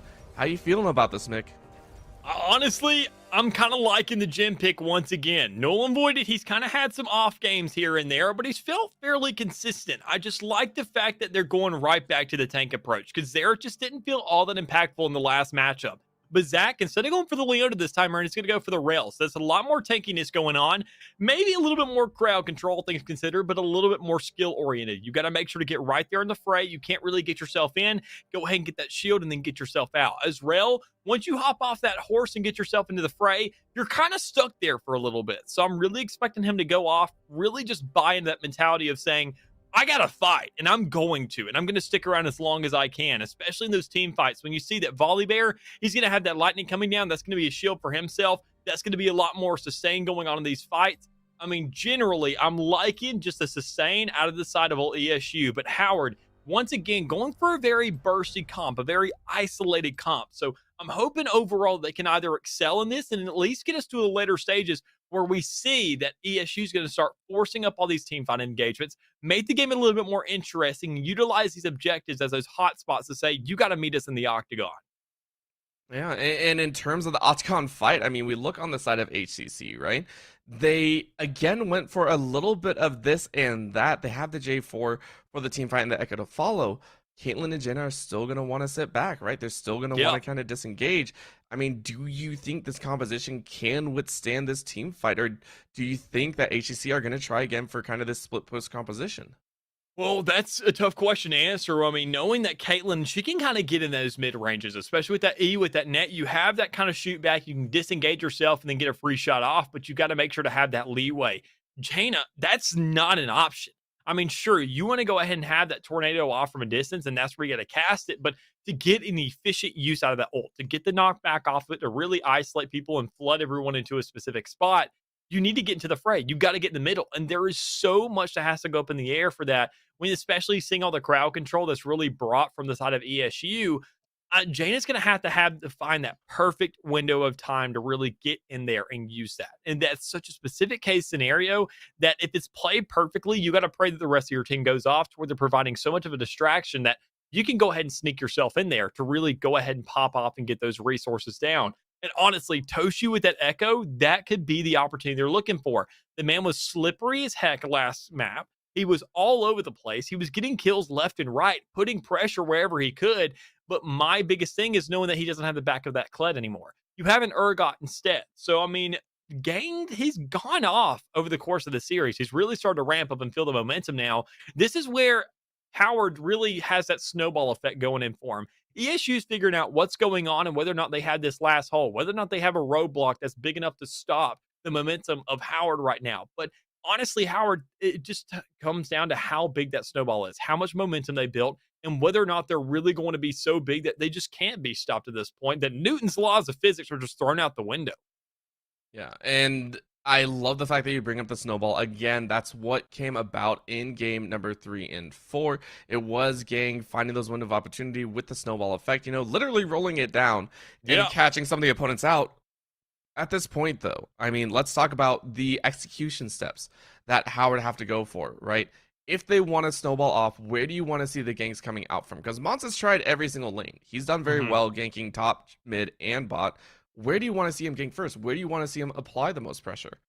I would have to say in that bot lane in these early stages before Rel really starts getting that tanky. I mean, you got to make the most of that. You got to go ahead and abuse that. Otherwise, Rel in the later stages, you're going to find those stuns. And sure, Mott's going to try to engage onto that gen. But if Rel gets caught out, we saw Jackson. He's got rid of that tank buster. He doesn't have that option anymore. He doesn't have a vein to go ahead and mow down these players.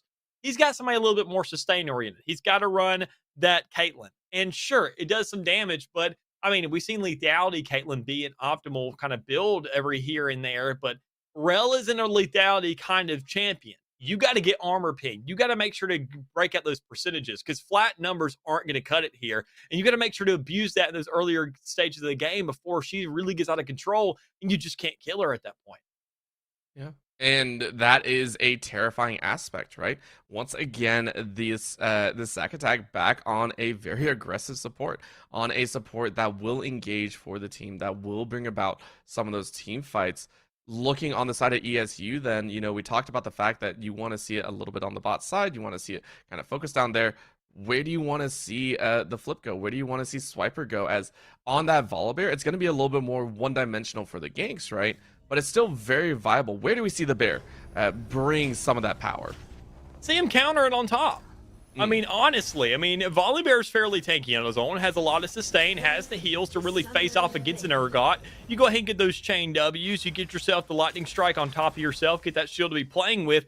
You have the sustain there to be working with. And even with the York, you have that little bit of a wall, you have that cage to lock up your opponent. So there's so much potential there to say, all right, we can do this. And I am loving this setup. This is the cleanest start we have seen in a matchup tonight to show that these teams are really out here to play it for all now. You can see the lineup, 2 players in top jungle, bottom jungle, in the mid. You got the respective lineup in the top side. Like, these guys are ready to go at it. And I'm super stoked to see where this first blood can come through, whether these teams are really going to get on top of each other. You already see the wards coming out from both sides as well. I feel like the one edge you have right now is Urgot already being on that top bush. Because if York does want to push up by any chance, you have that early engage. You have those shotguns if that's what he opted for. But I'm assuming sometimes Urgots like to start with E. Have a little bit of pressure, have that shield in those early stages of the game. And I feel like that would be a great choice. But as you already see, everybody's kind of going right back to their spot, playing it very slow, just really wants to bite out the game and say we can't go for anything crazy right now because we don't want to turn the tide that quickly and risk it all. As we already have everyone going to their buffs, kind of going to their lanes. And the only thing we really have at optimal could be a bot little skirmish there. But with them going for the short avenue, going right down to bottom in that tri bush, that's the safest route. And I feel like we're going to feel that momentum for a while here. And the momentum again with the level 2 gank. Intellectual actually getting body blocked here. That is an unfortunate scenario to be in, but is able to walk away without burning a flash. Mons is actually going to walk away with a little HP loss. And it's not even that big of a deal for him. I mean, sure, I mean, he didn't get that flash off, so that's perfect. And so long as you just go ahead and scale up a little bit longer, you're going to get that W eventually, and you're Vladimir. That's your free escape.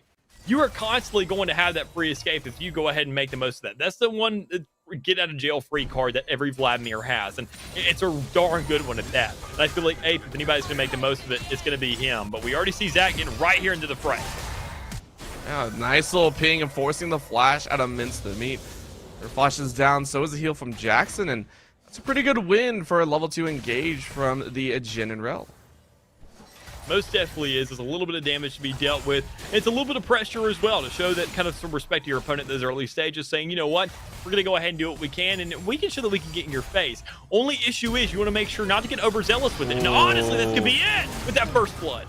Yeah, easy first blood. Follow up with a bit more. They could probably kill. That's going to be the ignite ticking down. And just like that, as we were talking about Howard and the bot lane aggression and Jackson being a win condition, it's now Zagatak who picked up 2 with Nolden Voided picking up 2 assists. A lot of pressure in the top as well. I mean, you can see the scuffle going on. Moose, as I said earlier, going right back to home almost. I mean, that's really what Yorick is for him. But honestly, we see a little bit of more contention here in the top with Volley getting aggressive.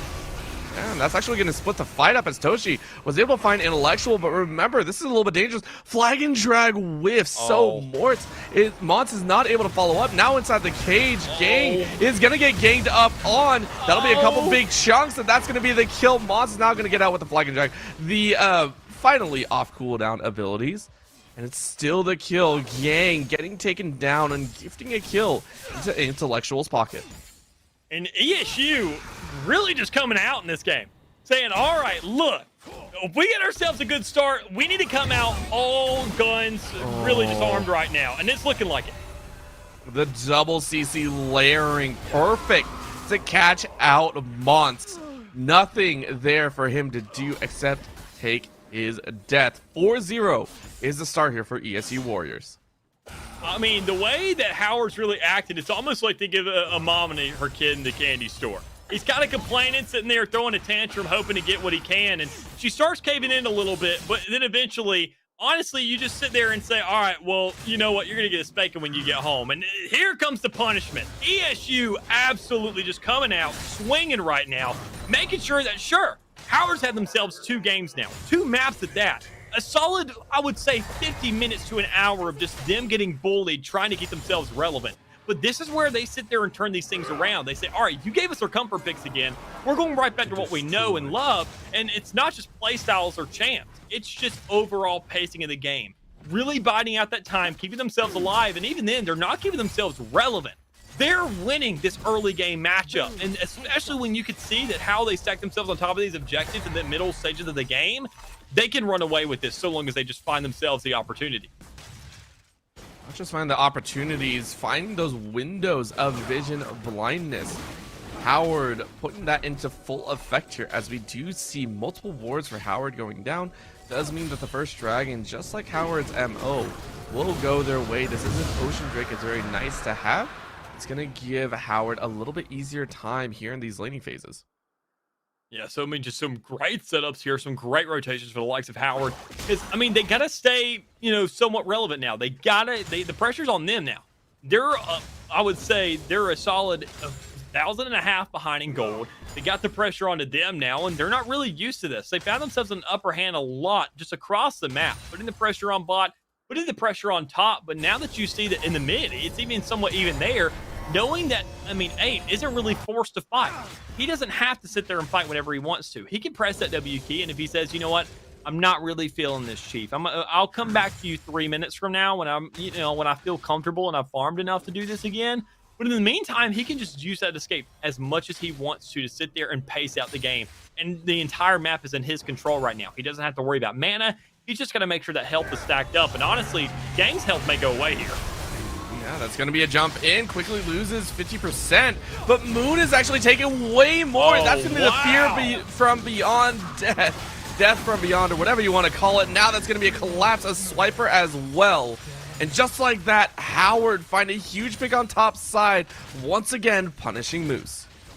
And that's a massive punishment at that. To go ahead, knowing that you grabbed 2 kills off that one push alone, you went ahead and collapsed, got the counter gank, and with your mid laner there as well, you can capitalize on it. That's not just a kill, that's 2 kills, and that's some momentum as well as you grab a plating. So, I mean, sure, you had the trade come out in the mid, you gave Ape a little bit more space to be working with, but it's not that big a deal when you know that Toshi went ahead, he grabbed himself that goal for the assist. He's gone ahead and got that pressure there, and know that your bottoms is fighting as well. Oh, great set of picks and a flash to follow. Nold and Voided picks up his first here in the bottom lane. Phenomenal setup coming out from this squad. ESU Warriors putting their best foot forward. I mean, that foot is exactly what they needed. They needed some kind of kick to really return because they just got kicked. I mean, they just had a boot really just shoved up the rear end there. But, I mean, they're finding a way to go ahead and keep themselves in here. I mean, any kind of kicks that are really thrown at them, any way they've gotten into a fight, they've found a way to survive it. They've found a way to go ahead and answer to it, and that's the key to the game. I mean, sure, they're down 3 kills, but they're up a dragon. So think about the later stages of the game right now. They're setting up for that. They went ahead, they're proactive once again. The concerning part is to say that this is what it's looked like in those first couple maps that we saw ESU win. They went ahead and had the early advantage. Sure, they sacrificed a dragon, but they get so much of a gold advantage that they don't care. The big old game difference, it was always very, very interestingly for a full season. It was one team gets the dragons, one team gets the gold lead, and if you don't follow this exact pattern, you won't have a chance in the game. So far, though, it is being followed here, and it all depends on who is going to take the initiative. For some of these objectives, looks like it is going to be ESU Warriors as they pick up that Ripped Herald. Should be able to drop it in mid or top wherever they decide to play it. And then you had that walker up top. That's a massive wave really pushing into that tower. So, I mean, Moose honestly could push up with it, grab a plating. But in the bottom, sure, you got to worry about platings down there because you got the pressure coming on the Void as well. Oh, that's a great set of dives, though. But it doesn't follow through. Finally, that stays in a hole, but it's still a trade. Is it going to be 2? No, it's going to be an execution. Oh, disaster striking for Howard. It looked like such a great setup, but unfortunately, Mont did not get out in time. And he didn't have the time to really get that basic attack off. He thought he would survive that if you didn't have that Caitlyn ult there, and honestly, he would have. He just didn't expect that to really be pulled out just yet. Just for a kill like that, especially when you're under tower, but that's where he was mistaken. And maybe in the mid lane, we could see another punishment here with Ape getting really antsy and almost losing a lot of his health there. Intellectual has been playing with a little bit of fire, but if you are a Vladimir, I think you're okay with that, right? It is okay to continue kind of managing your HP because you know you can sustain it a lot better than Toshi. You're forced to go ahead and recall here, trying to get not recall, very sorry. Just getting a ward down, making sure that you're not spotted out. Intellectual going back, picking up his early purchases, going for that Proto Belt, I believe, and is going to be looking to make those all-important plays. Yeah, you mentioned Vladimir, and you know, a little bit of fire. I think once you put those 2 elements together, I think I smell some blood boiling. And quite honestly, I think right there in the mid lane is where it's really going to come down to. Because Ape's really just been upping all day, really getting himself into this game. And he's finally been kind of taught a lesson by Toshi in those last 2 games. Sure, I mean, game 3 is a little bit weird, but now in this one, things are looking a little bit more laid out for both sides. Oh, yes, it is. It's a 4v3 collapse, but easily transferred into a 3v3. Look at Swiper swiping away. The Thunder takes the pain. And just like that, the fight is over. 3 quick kills for ESU Warriors as they wipe that bottom lane out. And even then, you're not worried about the rest of the game because you see that's a dragon up as well. So you're like, all right, well, you know, it's sitting right here. It's sitting on a silver platter for the taking. Let's go ahead and work on that. Let's grab it as efficiently as we can. I mean, sure, we may have somebody else around trying to linger and see if we can get a little idea of what's going on, but it's just going to be Toshi. He doesn't have a smite, and he sure as heck doesn't want to contest that. So, by all means necessary, that's going to be a dragon given up. That's going to be an Infernal Soul now on the field once again. making things a little bit more interesting and putting a little bit more emphasis on this soul to be coming through with how much damage it does. And as a rift also gets dropped in the middle with no congestion there at all, so this can be a first tower. It's going to be so much gold going into the pocket of ESU Warriors. Slowly starting to ramp up, trying to take a look at that late current stance. Intellectual Ape is already farming up 24 CS. Almost gets mid lane down.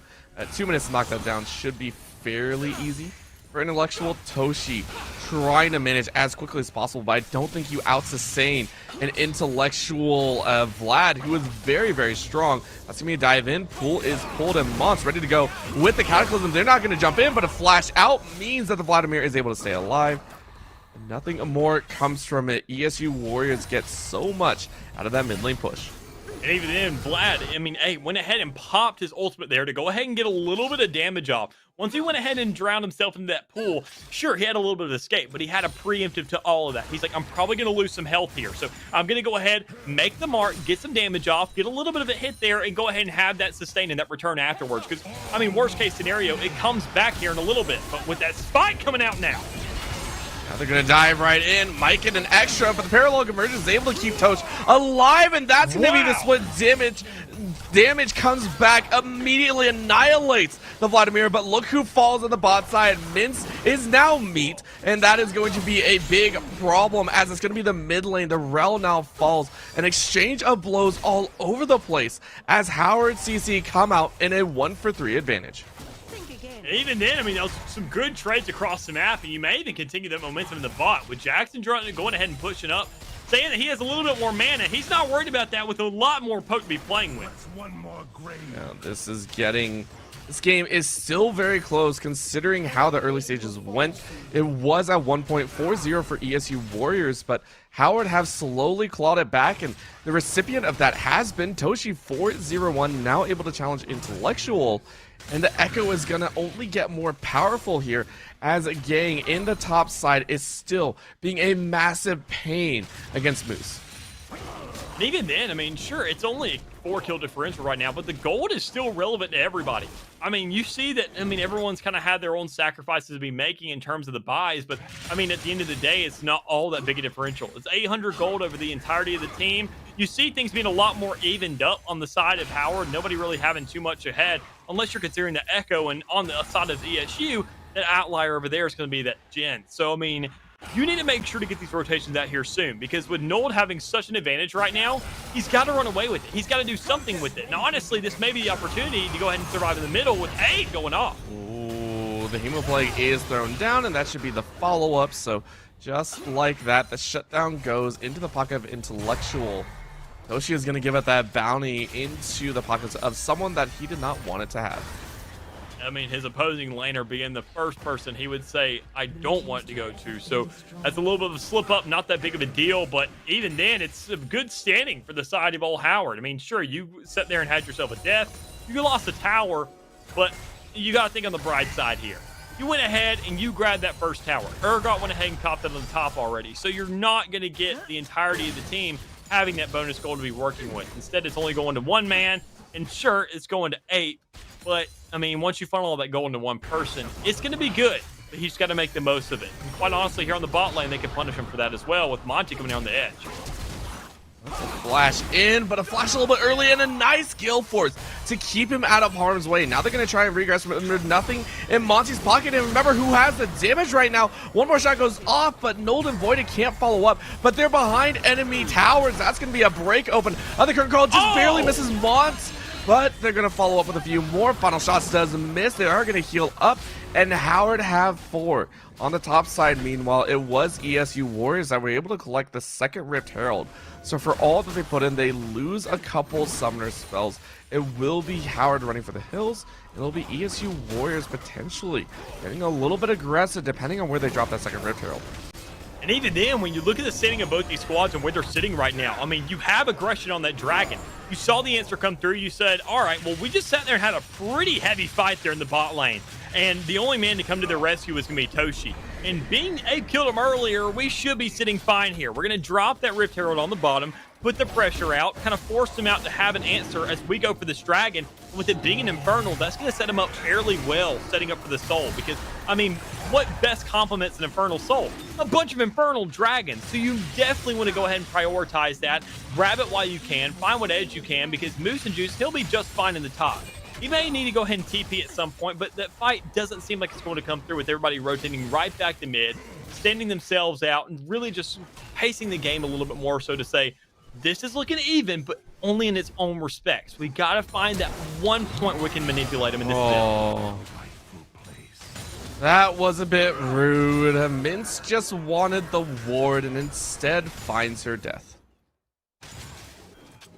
That's a real pain. That's honestly, it really does hurt. But honestly, it couldn't be that big a deal. You got Toasty here in the mid lane looking for a fight of his own, and he can trade it out.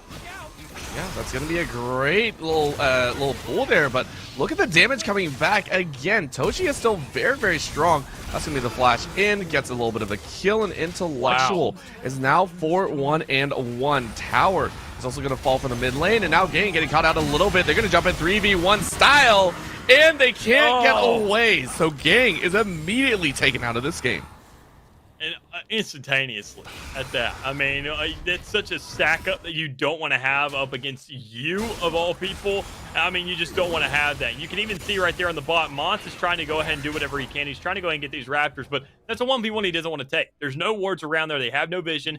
They don't want to sit there and pick that fight because they don't know who could be there for backup. While everybody else has really gone back to base, they don't know that. I mean, they've sat there and they're playing the game slow. Both sides are really doing that. And we see ESU just finding a lot more opportunities that's really just working in their favor. They're just getting caught out. You see these guys on Howard and even Mintz. I mean, she's done a great job as well, just kind of pacing herself when it came around to the bot lane. But anytime she roams anywhere else, she can't even breathe outside that bot lane. And even being in mid right now, she's probably a little bit shaken up to say, I don't know when I'm going to get caught out, because it's happened a little bit too many times now.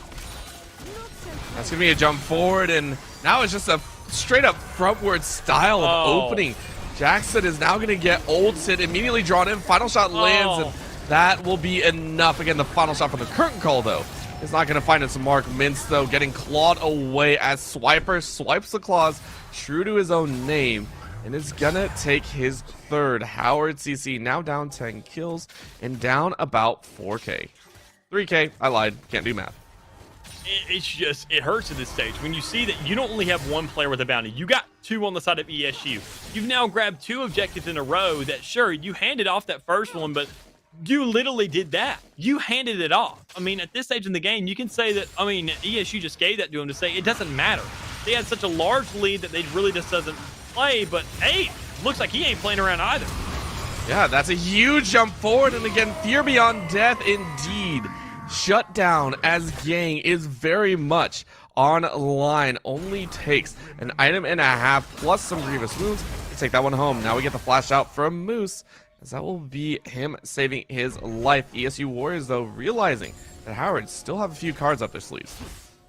And just look at these builds, man. Just look at how everything is panning out for the side of ESU. They are really stacking up right now.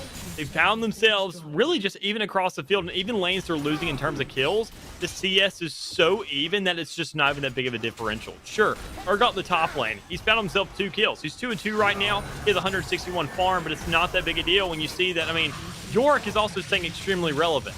You just got to sit there and split push a lot better, and that's what Urgot's doing right now. Gang is just doing his job. He's really showed up time in and time out, and honestly, I don't know right here with Zach being on the front line of this if they're going to make an answer by any means necessary. They're going to try and push up, try and force something there in that bot jungle right near that dragon, and they're even going to ping it and say, all right, what's going on, boys? There's a fight going on, and Noel's going to be the one to go ahead and take that first shot. Oh, but that's a jump in here. That was originally the solo out, and they're going to try and fight this one out. They have found Intellectual Ape, but look who's still alive. Nolden Voided is going to annihilate a few members on the opposing squad. Double kill for that Jhin, and that's going to put it in a 3-4-1. Howard lose out on that trade after Jackson got popped in the early stages. They are going to go for that Baron, their rightful prize at the end. I mean, why not? You got yourself a Jhin at full health. You got yourself a York as well. You got your Rel on the field. You got so much tankiness, so much damage at your disposal that it's just free. I mean, the only thing to really contest is going to be those players in mid, but you got your minions telling you, all right, well, they're down here. They're grabbing a tier 1. Going for a Baron's a pretty darn good trade if you ask me. That's a bargain I'd take any day of the week if it offered itself. I know Black Friday just ended, but they just found themselves a massive deal to be working with. Yeah. This is overwhelming strength now as ESU Warriors are going to watch as a little bit of a consolation prize. Howard are probably going to pick up this dragon. And again, Infernals, no matter what, do help out. Personally, I prize it a little bit higher sometimes than the Baron, as you don't want to give that over to your opponents. But again, it is an evening up of the dragons. 2-2 dragons. Howard hanging on to that last glimmer of hope. But so far, these fights, Howard have got to find a way to start winning them. And that may be it. That's probably the one cash out they have right now, is to go ahead and get those dragons. But issue is, Baron comes up in another 5 minutes. Dragon comes up in 4:30. That's not an exchange they want to make. They got to win some fights before they get around to that stage of the game, knowing that they are literally less than half in terms of kills right now. They're down 4K gold. Sure, it's 22 minutes, but this is ESU where they're running away with this. It's not all the gold kind of being spread evenly. You see it being funneled into Ape and into Null. Two massive sources of either A, damage, or B, sustain. And they've checked both boxes so far. So they really have themselves a good setup. Yeah, plenty, considering Nold has also racked up 8 kills, has been actually a very aggressive ADC, actually gale forcing into the opponent, which is something that is very uncommon. So that is another factor that they have to take into consideration. Mid lane still being pressured out while top lane splits. It seems that ESU might not get too much more, but they're going to dive here. They're going to jump in an immediate burst of the Janna straight into the Caitlyn burst. Toshi is able to set up 3. Do they get Nolden voided? Yes, they do. But that is going to be a 1,000 bounty shutdown, or 700 gold bounty, plus the 300 on the gold, and they're going to try and chase them all the way out. Howard CC running for their lives here. That's going to be a teleport. Gang is going to try and follow it up. Remember, Gang is very, very strong, but that is a dodge on the ultimate. That is going to be a whip. Intellectual is going to get a little bit of help, but not much more. Keep in mind, though, it's a 2-for-2 trade while top lane moves. Goes, I'll just take your base. And that's the best move right now. Sure, you went ahead and lost 2 players, and you got to worry about Toshi, and with that crowd control, that's a cancellation. Oh, that one hurts. Moose could have ran. Might actually get away here. The Gang is on the chase and is going to give it up. So, you lose the teleport, almost lost your life, but still get the inhibitor tower. Swiper, though, is going to fight Mons here, and I don't think Mons wants any part of that. That is going to be the lightning coming down. Can you get much more? No. That is a monsoon use, as Mince, fearing for her jungler's life, is going to burn that ult preemptively. And I don't really blame her, quite honestly. I feel like it was a good play. Mons was really caught in a bad spot, and they didn't really have the follow-up there. I mean, you had the Caitlyn to go ahead and poke out, but when you have a Volibear and an intellectual ape there in the middle, that's 2 players that's really concerning. I mean, looking at this entire stance of this game, if Nold was there, you don't pick that fight, period. But with those 2, there's just so much more sustain on their side, a lot more poke, a lot more kind of maneuverability that you just don't win that fight. And that may have to be the move. And it's somewhat of a sacrifice, but that ultimate's already almost halfway back up again. So you're not too concerned about the sacrifice you made. You just got to make sure to go ahead and buff it out anywhere else. So you can already see the pings going to that top lane. Go ahead and saying Urgot's going to go right back to his split pushing ways. Somebody needs to go up there. They're not aware of the recall, but they're probably going to sit there and have to answer that wave at least to go ahead and get the intel to say, where are these guys stationed at? Where do we find an answer? And where do we go ahead and pick our next fight? Because we got to do it as a team. The team is slowly bouncing their way back. Remember, Howard, even though they're behind so much, finding that huge pick, Toshi being able to pick up 1,000 gold from that fight was monumental, right? Now sitting at 2 is going to be 2 completed items and a half. Is going to be pretty happy about the current standings, right? If he's able to find either intellectual or nulled, they're dead, right? That's just the bottom line of it. ESU, though, still trying to build up a little bit of preparation as this dragon will be coming up. It'll be the 3rd one. And the curtain call opening up, just trying to snipe out at least 1 more. Is going to be able to push the wave as ESU Warriors are going to try and knock down this inner tower. Yeah, honestly, just trying to go ahead and focus on that tower, create some space with that ultimate. Now, I kind of like the call there. But you got to hope that you don't get into a team fight in the meantime. Because that curtain call is almost a trump card in consideration of everything else put on the field right now. Considering Null and Voided is sitting at 9-2. So this guy has all the resources he needs to go ahead and make sure that curtain call can grab at least 1 or 2 kills, even when you look at the rest of the squad.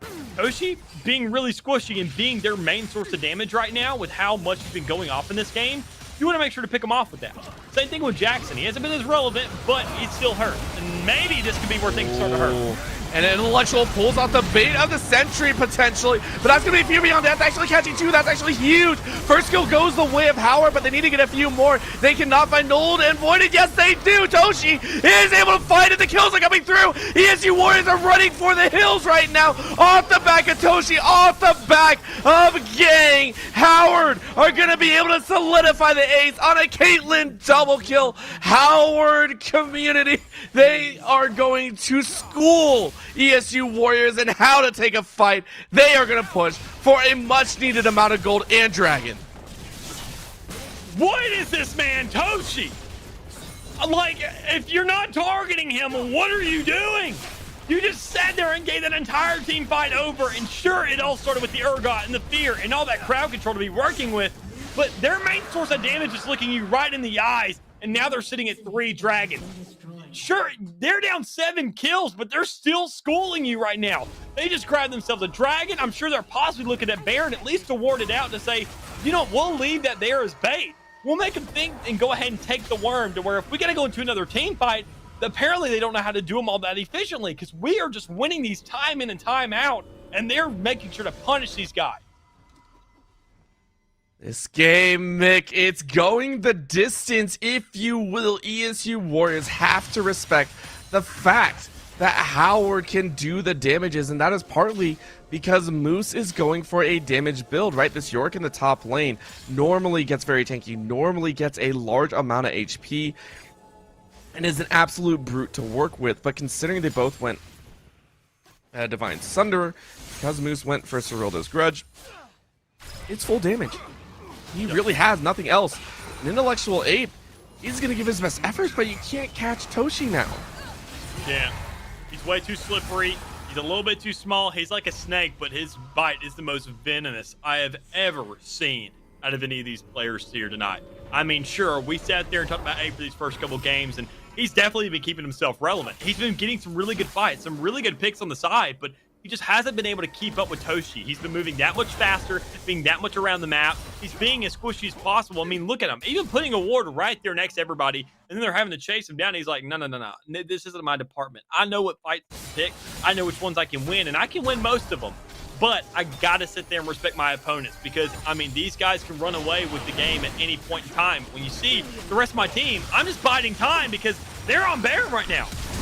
Yeah, it's down to the back 6 game, but Lucan flashes to the back lane. Intellectual Ape trying to make a big play happen, and they find one, but that's only the support. Can they get a little bit more? Intellectual Ape going very, very far, but not finding anything else. Look on the other side, Moose trying his best to win that duel, but they don't. The split goes to Howard. Nold has to pull off the performance of a lifetime if he wants to help his team win this game. ESU watching their hopes dwindle.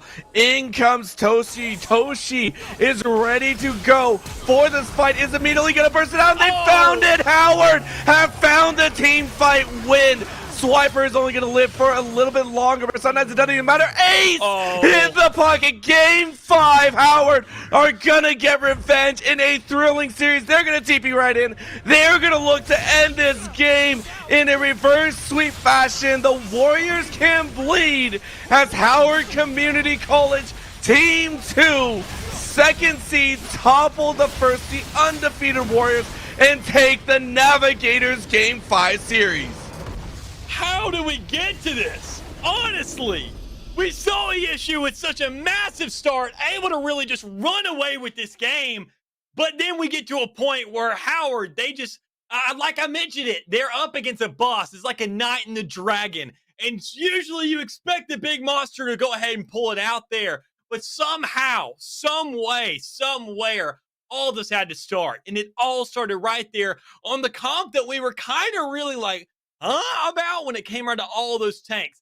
That was the one domino that started the entire chain to fall. You sit there, you get in their head and say, all right, well, look, they were kind of messing with us. They were nitpicking us. Now they're sitting there trying to tighten up, but their mental's already crushed. They have been undefeated all season. This is their first ever loss, and it's something they probably never expected ever come. And now that it has, they're going to be tripped up, desperate. We take advantage of it. Throw Echo in the mix and get that man some kills. Toshi, one of the main reasons that Howard were able to clear things up are going to solidify themselves. Howard Community College, your navigators, Sai and Victors, they are the champions of this division, and rightfully so. Unfortunately, that will mean ESU do fall to the wayside, but no matter what, they had a fantastic run as well. Only 2 losses, or 3 losses on their record, I should say. Now, fantastic job on their part. They just couldn't find it at the end. So that will go ahead and conclude this series here. As we have one more series ready to go, please do not go anywhere. We have the Champions Division coming up next with some brand new casters and brand new teams. See you in a little bit.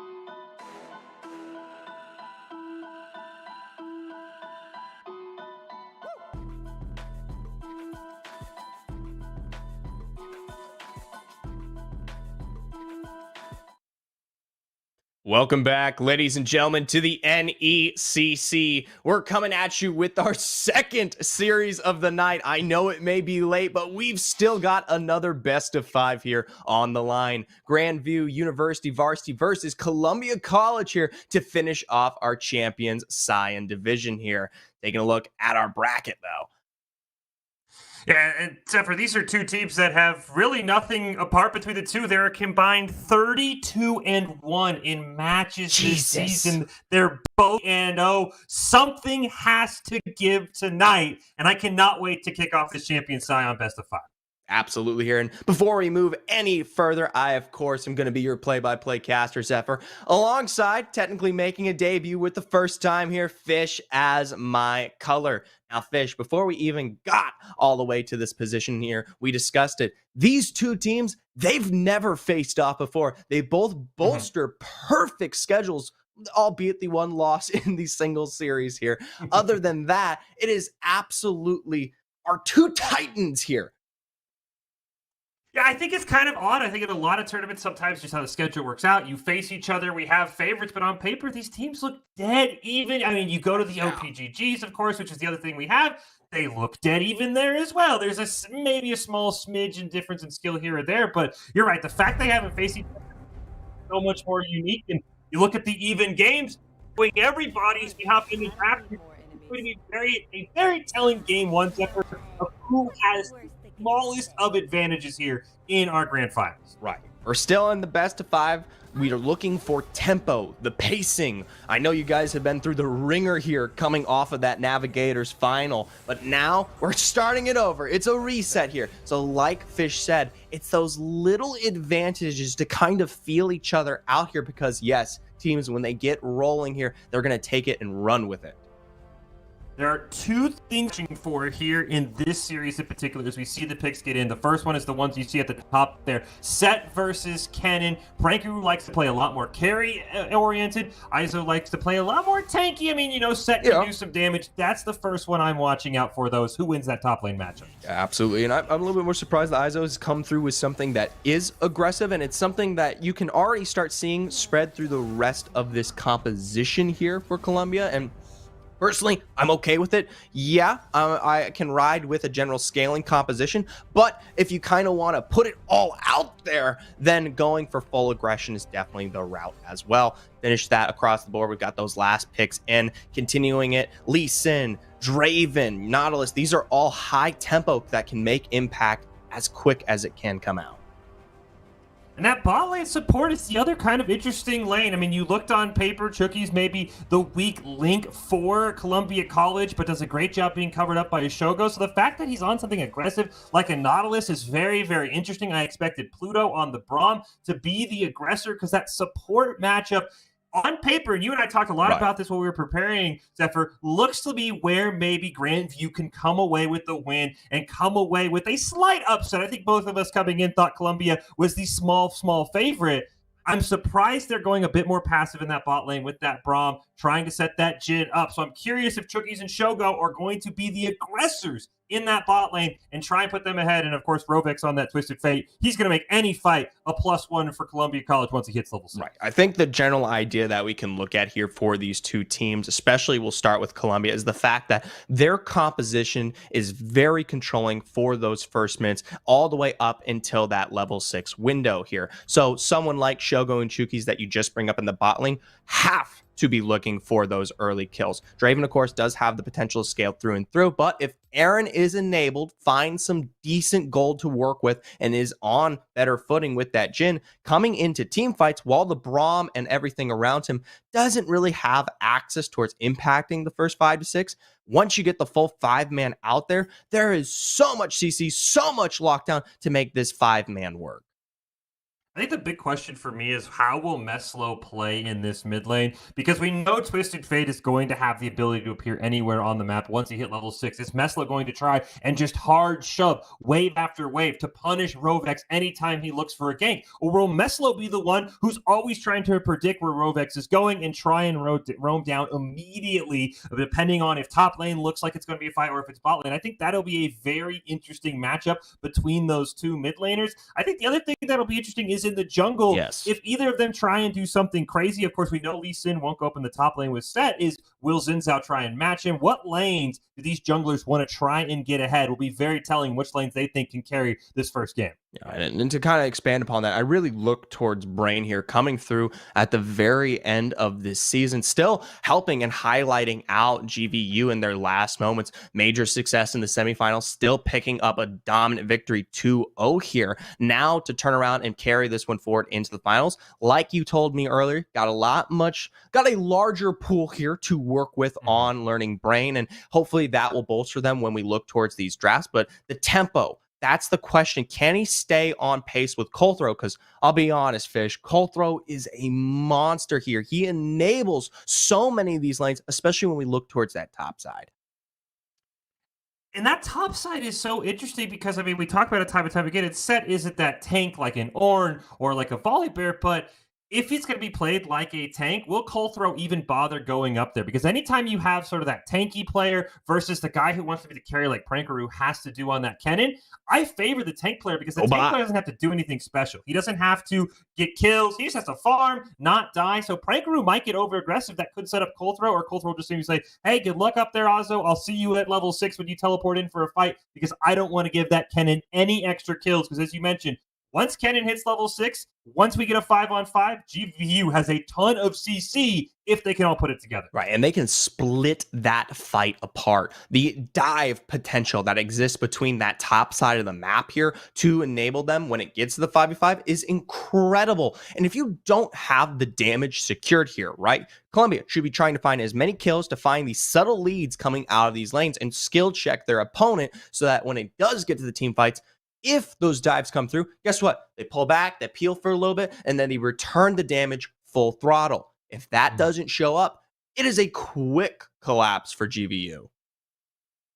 Yeah, that is going to be something we have to keep our eye on. And I'm curious how GVU feels going into this game. They're technically the #1 seed because of that one map we talked about that they didn't drop, that Columbia College did. But from what you and I are talking about, I've talked to some people who are very knowledgeable in the Collegiate League of Legends scene. They believe Columbia College is the very, very tiny favorite. I'm curious if GVU maybe has a chip on their shoulder. They come in trying to be the aggressors and maybe don't play their game, and they're trying to prove, hey, we're the #1 seed, we deserve it. I think that first couple minutes will be very telling. If they play smart, they play their game, I really like GVU's chances. If they kind of got distracted by the talking, by the predictions of the analysts like ourselves and like other people, they might lose their cool a little bit. I personally think GVU will fare well. They're still playing towards a very typical win composition that they've done in the past here. It actually brings more questions towards Columbia. You talk about picks like that set coming through and a few others, especially the very high tempo that we're trying to see out of Shogo coming into this first match. They're definitely looking to get a feel here of this first game. Either way, we're already on to the rift here. Once again, Columbia College versus Grandview University, and this one is going to be all the marbles on the board here for NECC. Columbia College maybe looking for a play through the bot side. They lead with Chukis there. You can find that dredge line, and it's going to be straight on to Aaron. Here's to see if he's going to expend that flash. No chance. A quick first blood there. Hold directly onto Rovix, and that's going to bite. You should be expecting this from the get-go. You know you have hard engage hook support. I mean, this is a standard. It was weird because it felt like Aaron gave up so early. I mean, once you get hooked, I understand not flashing, but he just kind of sat there and took it from the moment he saw them. I don't know. Maybe. I think once you're hooked, there's nothing really you can do. You definitely don't want to expend that flash there, and it's a mistake, right? I mean, there's no way to sugarcoat it. You know, he potentially was not watching, wasn't looking for it, and Columbia did a great job playing around that fog of war to run it right up against the line of that river there. Now, notably though, I will say Vision was traded in response to this one. Of course, Columbia, they're going to put that blue onto, of course, what is that blue, but they did get a very deep red here all the way out towards Colthro. So if that Lee Sin's rotation does find its way down towards the Wolves, we'll get a better idea. For now though, Cookies finding consistent returns. I think it's very telling how scared Grandview is of this bot lane for Columbia. I mean, you see Aaron bringing that exhaust on the Jhin, knowing he has to find a way to land that on a Shogo if he gets hit by the dread line of Chukis. And I love the way Columbia's playing this. As I said, when I was doing my prep, this is what I thought was maybe the winnable lane for GVU, especially with Chukis there, who on paper maybe is covered up by Shogo, but I like how they said, we're going to throw that right to the wind, and we're going to go all in on that bot side. And, oh, by the way, Robex just backs and gets free boots as well after that first one. I'm sure that's exactly what Meslo wanted to deal with. I know it's way too early to call this one out right here, but maybe your prediction regarding the draft when we talk about Pluto being on that farm, definitely a lot of setup and safety for when we get to the 5-man, but as it comes towards early, doesn't really have a good response there. For now, though, some early clear in terms of the vision control. They're going to keep running this one forward, directly learning. Actually, a flash straight into the dredge line. They do blow it out of learning in response and look to steal this blue as well. Learning gonna have that smite. We'll see if he wants to stick around, but he's just gonna walk over to his wolves. So that should be a 3-buff start there for Colthro, which is gonna put him even further ahead. And he's really gonna have his choice of side lanes to gank. And the problem is for him, all of his side lanes right now are pushing. He has nowhere to go but to steal these jungle camps, which I guess is never a bad thing if you're a jungler. No, it definitely puts him in a nice spot because now he gets to pull back, clear that red side, and find himself at the inherent advantage here. I'd love to see his ganks towards any of these lanes, but as you have pointed out, not really a particular opportunity. In response, though, Brain should be that much quicker to find his way into anywhere else, though, right? You don't have camps to clear here. Waves are constantly pushing. That's supreme setup. The blow on the flash, though, is going to bite there, though, in that potential. I want to see that gank onto Prankaroo. Get that cannon ahead early. I think that's where a lot of your comp comes around, is that slicing Maelstrom jumping right on the backline. So he's going to look for Rovex there. Charge. That's nice. He definitely finds what he wants in terms of the damage, but they can't obviously secure that. It's a nice rotation from Rovex. I'm curious if he had the information available. For now, Ridgeline found onto Pluto. Teleport coming through on the backside. Chuki's not looking too good. Exhaust going to prevent Shogo's damage as Prankaro finally arrives. Aaron going to pick up that kill there. Phenomenal use of the exhaust by Aaron. Shogo to be a bit careful, but does dodge the root. And that's a phenomenal teleport by Prankaroo, realizing he's got to get ahead early. He'll lose some value up, he'll lose some CS up on that top side, but I absolutely love that play to be able to get your team a kill and get even on this game, at least on the kill. Right, and it helps Aaron play back into this one. You definitely bring a level of damage to match out this Draven here earlier. You're never going to really be able to step into the combo once you have that Nautilus, but coming through once we start seeing them collapse for those 5-mans like we discussed, he's on more even footing here, especially if Shogo is unable to capitalize on those passive stacks from continued aggression here into this lane. And every time you punish Chuki's, when he looks for a dredge line, when he looks for a play, it's going to make him a bit more hesitant to go for those plays. And Nautilus is definitely a win lane kind of support. If you're just playing back on the Nautilus, there are better options. So that's a great thing GVU could do in terms of the mental game, is punish Chuki's every time he goes in. You've got the Yone teleport up now from Meslo if you want to do that. And Chuki's is going to have to wait longer and longer to make a play. Ooh, nice root found there onto Shogo. Gonna force that flash out. Don't know if this teleport will be of use here, but it still comes through either way from Rovex there to defend. Rovex maybe at least saving his bot laner with Shogo getting caught there by the root. Gives teleport advantage over to Meslo, so now that makes Rovex even more cautious when he looks for that teleport play post 6 with his ult where he wants to go. If Meslo will maybe look to punish the wave, but Meslo ended up just teleporting mid lane to try and get some wave push, so both mid laners kind of blowing teleport for very limited on-screen value, but definitely just trying to keep each other at bay. Right, and definitely balance this one back out in terms of the equation. Rovex, though, doing a great job to freeze that lane out, looking to punish anything he can here from Meslo, who we have discussed, if he does find those spikes, gets himself 2 items up, this Yone definitely becomes a problem here. Now, of course, 6's window is up. Destiny now going to find its way into the rotations here for Columbia College. This is when we see that kind of potential in the mid lane start to swing back, especially if Rovex isn't able to find the rotations he wants. Grandview surrounding that first dragon. Looks like they're going to be able to pick that one up with really out any contesting from the side of Columbia College. And of course, after we got our preview of our 2 new dragons, which are the first 2 we'll get in terms of Hex-Tech and our Chem-Tech one, we did actually get the balance patch, Zephyr, so they're no longer doubled in chances of spawning on the Rift, but we still get them to be our first 2 dragons of the game, of course.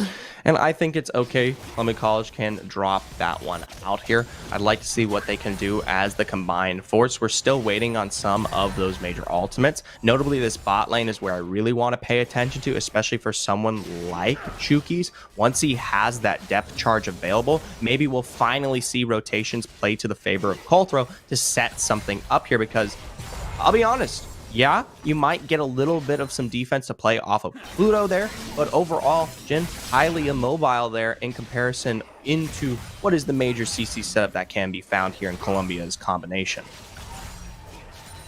Lost is back up for Aaron before the bot lane for CC hits level 6, which is going to make any 2v2 a lot harder, but you see there's Colthro right on cue.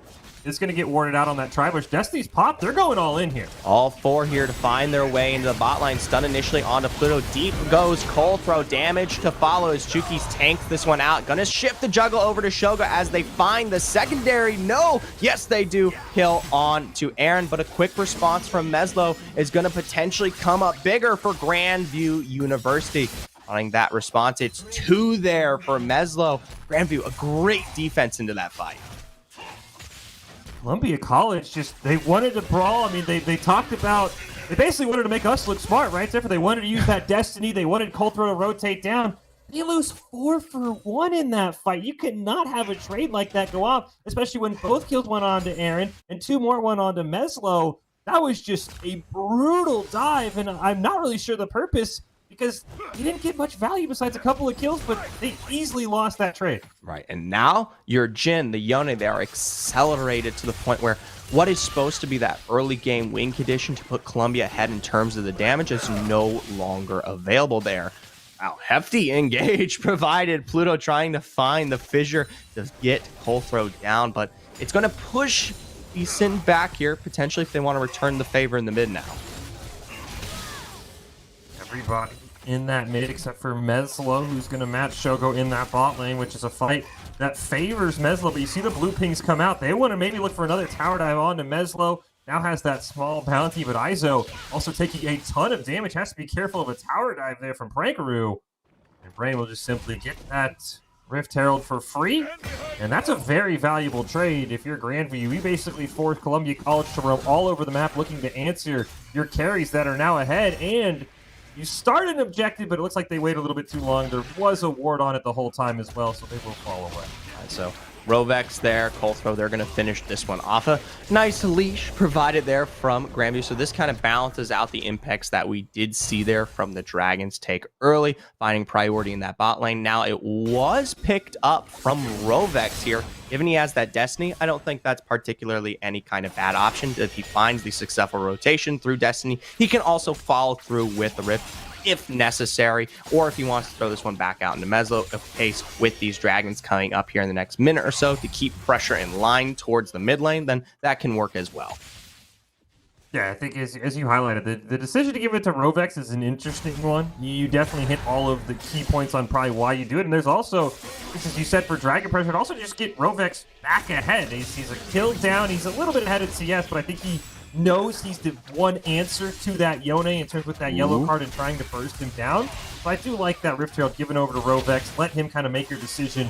They find Meslo caught out here. Also there, you did see what was that Dragon Drake's nice dodge, or nice block on the Fate Seal. Meslo finds his way over the wall, but the burn still secures that one out with that red smite. Now rotation to follow. Rovex under turret here. Finds the stun onto Pluto, but not quite the damage. That wave not healthy enough, and Jukies and Colthrow not in position. I'm surprised he didn't at least maybe rip the Rift Herald there. Slicing Maelstrom's going to come out of the Izo, though, but miss everything for Prankaroo there with dragging up in 20 seconds. That's a huge That's waste. a huge waste. Yeah, not available now. I would hope he finds a successful kill on Izo. Izo's positioning maybe going to get punched out here, but no, Prankaroo doesn't want to take that fight here. So as you brought up, Dragon now 10 seconds away here. In Grandview, you can already see them in setup. You've got Brain there on the rotation. Colthrow sitting just a ways away as well here. What I would like to see, Rovex, throw that Rift down, utilize it for the pressure, force a response from at least someone here, and then just keep priority in these major waves. Shogo and Chukis, though, can't be giving up any two leads. I like Colthrow. He's on the defense, though. Almost got caught out there. Did Shogo went forward. Learning Brain is here. They might want to take this fight. Even without the Slicing Maelstrom, which is about halfway off cooldown, there is still a teleport for Prankaroo and nothing Izo can do to match that. So worst case for Grandview, it is a 4v5. There's that Rift Herald you were talking about dropped in the mid lane, and we might get a brawl over this Dragon. Pluto doing a good job to try to front here. Rovex on the other side. Meslo, though, deep, finds what he needs. A knock on to Colthrow. A nice fissure there in response, though. Dragon is secured for Grandview University. Technically, they come out on top. No kills to punish. Meslo able to get away in the 1v1 with Rovex there. Prankaroo didn't even have to burn the teleport, so he's going to be able to match Izo up in that top lane and probably deny any plates. That's a phenomenal play from Grandview. They set up around it early. They punished the fact that Izo can't rotate down. Except they didn't lose a single kill, which is really a testament to how they played that fight with Rovex on the back line. But now Colthrow, he wants some more on this bot lane tower. The sad thing is they know he's there, though. The minute he comes through that bush, he's easily spotted out from that return. Grandview have set this one up. They know it's the potential. Now, anytime he does rotate down, you see the collapse already through and through from Grandview. So what was the potential? No longer available. Now towards the top side, Izo is poked down. Prankaroo looking more than healthy to work with here. Doesn't have the grit stack. And as a result, Rankaroo picks that one up. Phenomenal job by Prankaroo. This time landing the slicing Maelstrom, and with plates falling in 30 seconds, something that's very interesting, Zephyr, is the domination for those plates for Columbia College. They got 4 in the top lane, 3 in the mid lane. They're maybe going to look to get a 3rd here on the bot lane, and here comes Destiny. We're going to get another dive. Teleport, though, is available there. Rankaroo doesn't have that slicing Maelstrom, but is going to be there for the response. Chuki's looking low, goes gold there, but Pluto is going to fall. Nice axes found there from Shogo, but the response, 4 members, Grandview, the rest of the team, their fate's not quite going to hit from Meslo, and they come up a kill to bolster. Phenomenal play there. Ooh, can't quite stop the back onto Aaron. And I mean, this is going to be first tower in the top lane for Izo. Kennen still hasn't even started the back yet. That turret is less than 10%, and with the plates falling, it's going to lose a lot of that armor it gained. That's just a huge gold influence over to Columbia College. Even though they're not winning the team deathmatch map, they're just controlling their turrets a lot better, and they have built themselves an early 4 to 5k gold lead once this tower goes down. Right, and most of that centralized not just on Izo, but Shogo as well. While he hasn't looked as dominant as, you know, person who might have wanted, I would say something like the Draven, he still has come up successful there with a massive CS lead, of course, having dominant control there in combination with Chuki's. I'm curious to see how that balances out. That's not to say Aaron has come up short in any way here. The Jhin has looked very good and was not punished to the level that was necessary to put him behind for these 5-man team fights. Meslo, though, is caught out there. Full haymaker, spirit back, showstopper down, looking far from perfect is then the rotation. Learning Brain, nice combo, finds that knockup and stunts the process of that kill there. You also had Aaron and Pluto rotating up in case that did become an all-out brawl with Colthrow just a little bit too far behind. And Izo get a bit aggressive up in that top lane. And now Learning Brain, they're going to look for their own dive onto Rovex. And this should be an easily executed one. Yeah, more than able to find this successful kill. And it's Aaron who picks that one up. So continuing to put this Jhin in a very nice place. Chuking Shogo. Going to look for a response here. Prankaroo very quick to utilize that slicing Maelstrom, finds a stun on Chuki's and easily follows up with the appropriate damage. A nice utilization there of the stopwatch, but the auto to follow makes sure that Shogo is able to find success. Immediately after that, you see the pings come up. They want this second Rift Herald for GVU. That is a great trade. You do lose a tower, you do lose Prankaroo. But he picks up a kill, which is what you really need him to get. You need ahead so that slicing Maelstrom can rip apart the back line. I think that's a great trade for GVU. They also get the Rift Herald to kind of open up the map because their turret pressure is for sure lacking. I think every turret might even be full health except for some chip damage on the top lane. So I think they take that trade. It's not exactly what they want. You never want to lose a member, but it's a phenomenal play to get themselves some more map pressure. Right, so we can both agree Shogo definitely looking dangerous here on that Draven. If Grandview aren't able to find the properties to successfully dive upon him, the response that will come back will hit hard enough right now. Now, that isn't to say, though, that the pressure to be found from Prankaroo and Meslo is nothing to shrug off. These guys have performed super well in their lanes and have beaten both their respective partners here of Rovex and Izo, albeit the gold maybe saying a different story. Shogo, one of the most mechanically gifted players, I think, in the NECC. He's going to have his work cut out for him, and so will CCs. They're getting run down by the Dragon Pit. Nice root there on Chokies. Once again, Grandview keeps a very good control here of this pit. Slicing Maelstrom actually available this time, and you've got to be careful. Shogo completely out of position there, but is not stunned. They're going to throw down this Rift finally here. Play into what will be continued pressure before the Dragon. Dragon is now up. You see Rovex, though, pushing that tier 2 bot lane tower. GVU's going to try and burn it down, but the Destiny's going to give their positions away. Meslo quick to respond on the backside. In goes Colthrow, but no Dragon is found here. In Pranku, big slicing Maelstrom to find 3, and the follow damage is enough to wipe remaining members. Shogo trying to do his best to kite this one out, but is slow there. Meslo looking low, but still finds the knockup to find a triple kill. Over the wall goes Learning Blade. Concussive blows are stacking, and they do find the successful stun as all members are wiped here for Columbia College.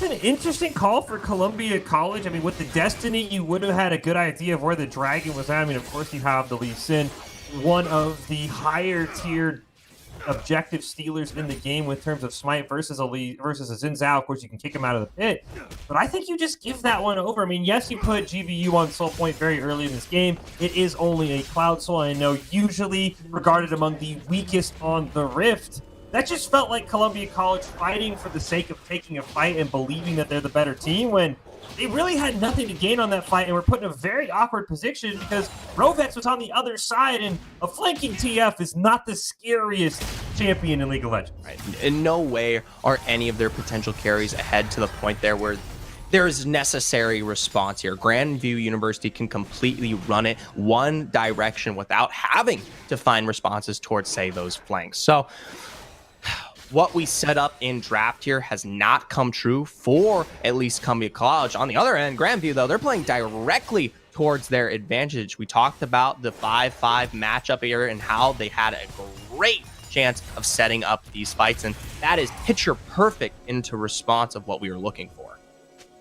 Breaker did his job perfectly, right? He flashes, he rocket pelts right on top of Shogo, pops the slicing maelstrom. By the time that stun is over, Shogo's sitting at 30% health, and Meslo can just easily finish him off as 6-1 on the Yone. That is picture perfect for how Grandview, as you said, Zephyr drafted this. Shogo's going to get caught again. In response, though, fights taken on both sides of the map here. Rovix and Iso trying to find something on a Prankaroo, and they are able to do so. Looks like the engage that was started up from Grandview was not successful there in the mid lane.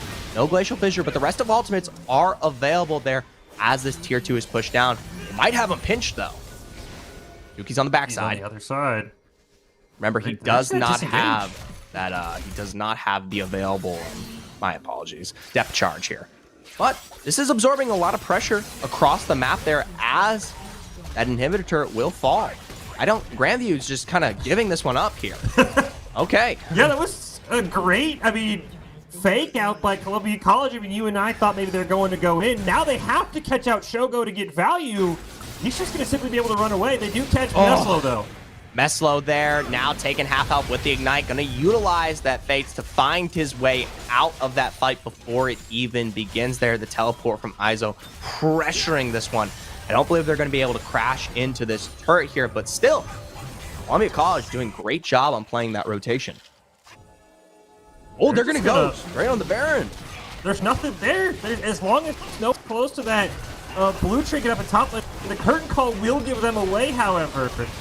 But they're going to stay committed to this Baron fight here as Learning Brain comes in. Teleport from Meslo. Straight around the backside here. Learning Brain's in to try to steal this one. A nice showstopper pulls him out of the fight, but that's Columbia College looking more than low enough. A good Maelstrom is found on almost all members. Cold Throw is healed up there, but doesn't have the grit into the Haymaker to survive. Follow through, though, from these carries are going to get the response that they want here onto Meslo, but now with Aaron stepping up, Learning does fall. Shogo keeping the pressure, finding himself a double. Rovix on the backside! Rovix on the backside to take out what is Aaron. Now the gold card, Pluto with no damage and a quick ace. Columbia find the response they desperately need. That felt like a fight Columbia College had no business of winning. I was surprised when the curtain call came out that they stayed on that Baron and they end up picking it up. Shogo proves what we were talking about. He plays that perfectly. The Immortal Shield Bow pops to keep him nice and healthy. And now that Baron puts Columbia College so much further ahead because yes, they were losing every fight, Zephyr. They were winning across the map. They have super minions already in the top lane, but they don't even have to worry about as they push with this Baron buff. Now here, Baron buff to work with, Dragon up, and I'm curious to see what the defense looks like here from Grandview University. They were unable to find the full rotation that they needed here onto Shogo or Rovex into that fight with the Baron, with the Soul on the board, though. I don't know if I can just now hand over complete control, and yeah, Columbia College, they're going to pick that one up easily. Grandview probably realizes with Baron, if enough members, especially Shogo, stay alive, one more fight, and it's just simply GG for them. With bot lane already pushing, they only need to get a couple of towers in mid or top, and with that Baron, it's going to make it so much easier. And I'm curious where Columbia College wants to go with this Baron. It looks like they want to shove mid, and they'll send Shogo and probably Chuki's up to that top lane to push with those Baron Pen-powered minions as well. Well, for now here, Vision is spotted. They know Colthro and Chuki sit upon that red side bush there. I don't think they're going to look to pull for a play until they get the notion of where everyone else exists here. It's a nice split, though, from Columbia College. They force responses across the map here, and it's going to give them the opportunity to run this top side down here. Grandview split does not look as good as Grandview together. Grandview, this has got to be the win. Meslo has got to win this fight, but he's just simply scared of the destiny, and he should be, from Rovek, so he can't take that fight. If Meslo 1v1 ISO, this split, as you said, is a disaster for Grandview. So while they didn't quite find the complete dominance they wanted here in the early game, Columbia doing a great job of playing the overall macro, and just some general mistakes to be found from Grandview, and some of the team fights that we expected them to have complete control now come up to benefit them. Iso, though, might be finally his time to go. Unable to get the damage that they needed, though, in those moments. Hilariously, the wave has pushed all the way to Nexus turret. Now engaged Dredge line. Good depth charge to follow. Rovex and Volt Shogo with the damage there. Aaron out. A nice ultimate from Prankru will keep them at bay, but it's not going to save the fight here. It's Meslo, though, in return. That Spirit's going to pull him back there, and he looks more than low. Sadly, no, it's not going to be the Dredge line, but it at least pushes them off for now. With Iso quickly on return with this wave, though, I don't know how much time Grandview has left. Meslo got caught in that bot lane trying to fight off Iso, who he wasn't able to kill. When he came to the fight, this Yone has been phenomenal. 8-2-1 kind of feels like the answer they need, because we saw Prankru doesn't have enough damage. Now Meslo gets caught. Meslo caught out there, sitting at what is 25, continuing to burn. Back in a nice glacial fissure there from Pluto. Finds good CC, a nice route onto Iso, taken down to half health as Aaron has returned from the fountain. Slow, and the final shot into the curtain call now. Juki's going to try to defend this one. Good shielding there, but not enough to defend the full execution of that fourth. A double for Aaron in response. Now, it is a good source of gold to throw into that Jhin, but is it worth the double inhib lost here? That's going to be the downside for Grandview the rest of this game. You lose double inhibitors, they'll respawn in about... The one, my apologies. Yeah, the one did actually just respawn, as you mentioned. And then we'll say, Columbia College doesn't have a great split pusher to continue pressuring that bot side of the map. Pranker's going to be able to push that out, so that early super minions in the bot side aren't going to get as much value as I think Columbia College wanted them to get. And that's a huge thing for Grandview. My biggest concern is Meslo has got to be in every single fight. He cannot be the split pusher, because that last fight was a disaster until Meslo showed up, and he probably saved the game by barely staying alive. Meslo has to realize he needs to be with the team. He needs to get every objective. He can't be the one matching Iso's split play. I'm telling you right now, if Pranker and Meslo, they find that wombo that this composition was designed for, could easily pull Columbia out of the running, even though that they've had the drive here for the last 16 minutes of this game. Now, with Baron up, this is potentially the last fight on the board here for Grandview. They have to pull the trigger now, and they're already losing out on a lot of priority here on this red side. Meslo's on the side lane. He's got teleport, though. He's got teleport. Okay, we're okay. The only way Meslo could be on a side lane and make me happy, Zephyr, is he's got to get a pick. But he's playing very cautious, which is totally fair, realizing if he gets picked, he loses the game. That's true. So it's a very, very delicate dance for him. I think if it's TF, he can get more aggressive, knowing no one else can really join you outside of a teleport from Iso onto a minion. But he's got to get a pick, because he's nowhere close to Baron. If they pull the trigger here, he's got to wait that teleport cast to be able to get in a fight. They realize Meslo's all alone. They're going to 1v2 him down here. All alone. Finds the ultimate in response onto Iso, but the stun and combined damage from Rovex don't throw it all into Iso. He's got that haymaker. Now the cooldown no longer available. Ooh, a good dodge there from Rovex. Now, major carry no longer available. Priority found in all lanes here across the board for Columbia. They're going to walk this one out to Baron. Should be easy, Baron. It's all up to Learning Brain with the flash to be able to go over the wall and steal it. But even then, I don't know if you want the steal here, Zephyr. I think you want to take one more fight with Meslo being up at full strength over staggering yourself on repeat. So this should just be a free Baron. Maybe you burn down Dragon, but Izo plays that perfectly. He's going to deny Soul. So what can they do with the Curtain Call, and what can Learning Brain do is the big question. Current Call does pump out damage, but it is, of course, blocked out here. Like you said, not really going to be willing to take that fight there without Meslo, so they have to hand off this Baron. This is going to give Columbia College complete access into the Grandview base here. Now, whether they can actually find the team fight that successfully defends it is a question still to look at. But remember, the split has come through many times over here for Columbia, and they will continue to do so, forcing a side lane response, which will essentially destroy what this composition was made to do. It's like, I was curious how many members Columbia College was going to send bot lane in order to pick up this inhibitor and keep the pressure on. They'll send Izo up in the top lane, which is a great play to just simply push that wave. Because if you're Grandview, you can pull the trigger. Izo does not have teleport, as the Destiny simply used to just kind of scare everyone off.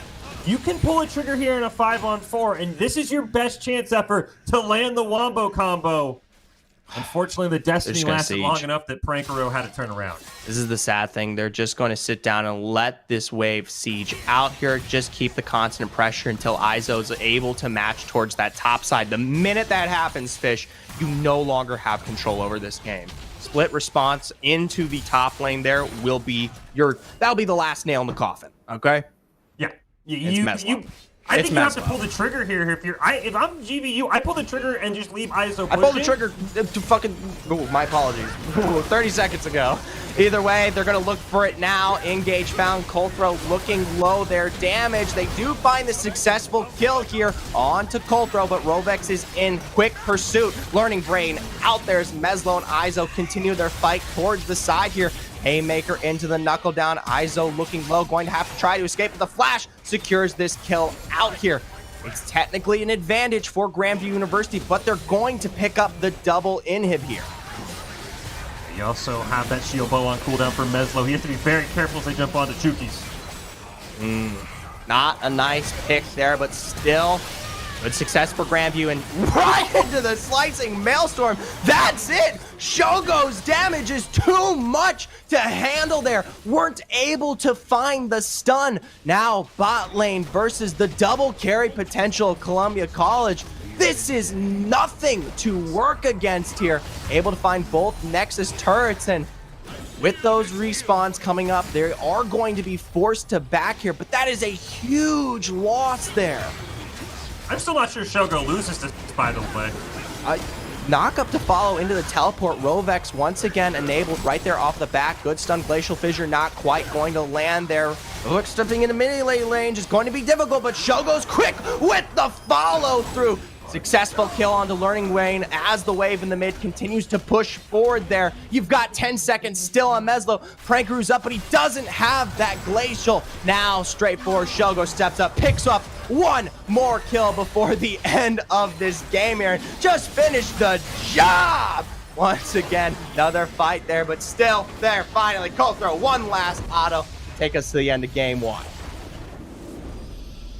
Every time after a game, Zephyr, the casters always have the fallout. What is the easiest to ban? Can we ban Shogo? Because I don't know how you stop him. He literally 1v3'd. I know Rovex teleported in, but it really feels like this is Shogo's world and we're just living in it. It definitely feels like that. I don't know if the bans are going to help there, because the major problem that came through was the fact that you had such a complete control here from Columbia, not the direct champion picks, right? Because we saw some of those early games. Yes, there were some minor successes in terms of the gold, but those lanes were coming out relatively more even here. It was the fact that Columbia was able to basically dictate the positioning and response here from Grandview before they set up any kind of fight there. Meslo's death there in the end was planned perfectly. Split from Izo, take him down low, and then once he finally came into that fight to try to finish things off, was gone. Once that death timer was on the board, fine, Shogo's enabled. He's good. Yep.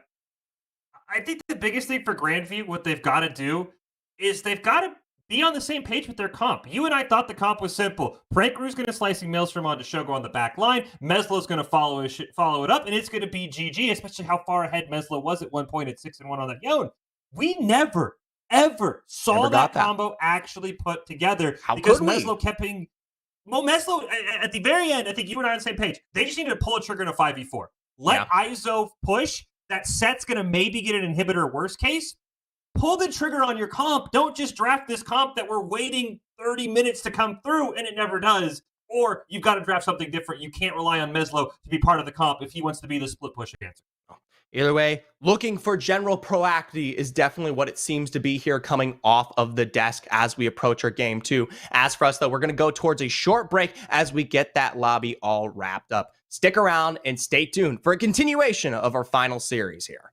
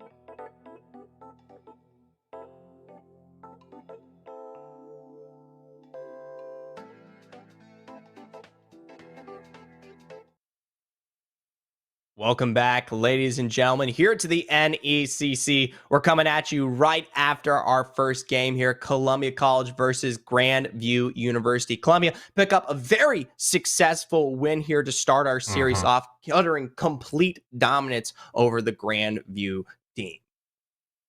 Yeah, I think that Columbia College basically played that game perfectly. They lost early game in terms of the kills, but they knew their goal was just the end game of League of Legends is to kill the Nexus. For you and I know this. Everyone should know that. That's how they played it, right? We're going to get towers. We're going to get value across the map. You can get ahead of some kills. I think at one point it was like 13-8, but Columbia College still had a 5K gold lead because they got plates. They got value across the map. They played for that end game, and they put Grandview in, as you said before the break, an unwinnable position because Meslo was the only person who could answer ISO on the split push, but the problem was Meslo was the only person who could win team fights for Grandview as well. As we hop into the Game 2 draft, I'm curious what will change, and really, I think my biggest question is, what did Grandview think the problem was? Because the pick and the bans are the easiest time for you to say, I'm going to ban something that I didn't like playing against. And I'm curious if it's the Draven, if it's the Twisted Fate, what exactly they try and take away from Columbia, if anything. Because so far, this draft is the same thing they banned in game number 1. Well, but if you were talking about things we're looking to change up here, I want to see more options here out of Grandview University. They need something to route through more than just, say, Meslo, because it really was the Meslo game coming out of that first one there. And while, yes, Aaron had plenty to provide with the Jhin, in terms of the accessible DPS, it was nowhere close to the success that was found towards that mid. So having more to route through, say, the Nocturne now on Brain, potentially looking to amp this one up and run it through, could be good potential here. Yeah, I love the fact that Brain is now the answer to Rovex with the Destiny. The Nocturne can basically just follow that Twisted Fate around the map. I'm very, very curious, though, in that top lane, because if Prankaroo's now on the Gnar, you don't have as much impact as you did on the Kennen with the Slicing Maelstrom. You basically have to pick your team fights very well so that you Gnar them into the wall as Mega Gnar. So I'm a little concerned up in the top lane, but I do like that Nocturne pick. I'm very shocked, though, that Draven makes it through, that Twisted Fate comes back in. I thought those were things you could maybe take away instead of the Jinx or the Karthus or the Talon. So I'm very curious why GVU decided that those champions were not problems, because all three of them go right back to Columbia College. Yeah, that is not something you want to play into there. We already seen the massive success that was Shogo here on this Draven, completely leveling the playing field in those last moments, taking fights that we did not expect him to come out on top of him. So shame on us for not believing in his skill, but also Rovex back on that Twisted Fate. That is a nasty potential here out of the mid, given it we saw the level of control he was able to put on that map and what rotations he did find with the Destiny. More notably, playing those team fights very well. Granted, his first one maybe not as impactful with his flex rotation with the Destiny, but everything to follow was very nice here. There is one thing that has changed that I do think does give Grandview some general potential. ISO is now, of course, on something more consistent we have seen out of him in the top lane, playing for those tanks here. And now, while Tom Crunch is not completely the, I wouldn't say he's, wet noodle tank. He definitely has all the potential in the world to run you down, especially when he gets to that point. But it's definitely more manageable here for Prankaroo and what is the side lanes. It's not like you're going to have to throw Meslo or someone to constantly match this one out compared to what we saw out of the set. So maybe giving some context to why we saw that ban.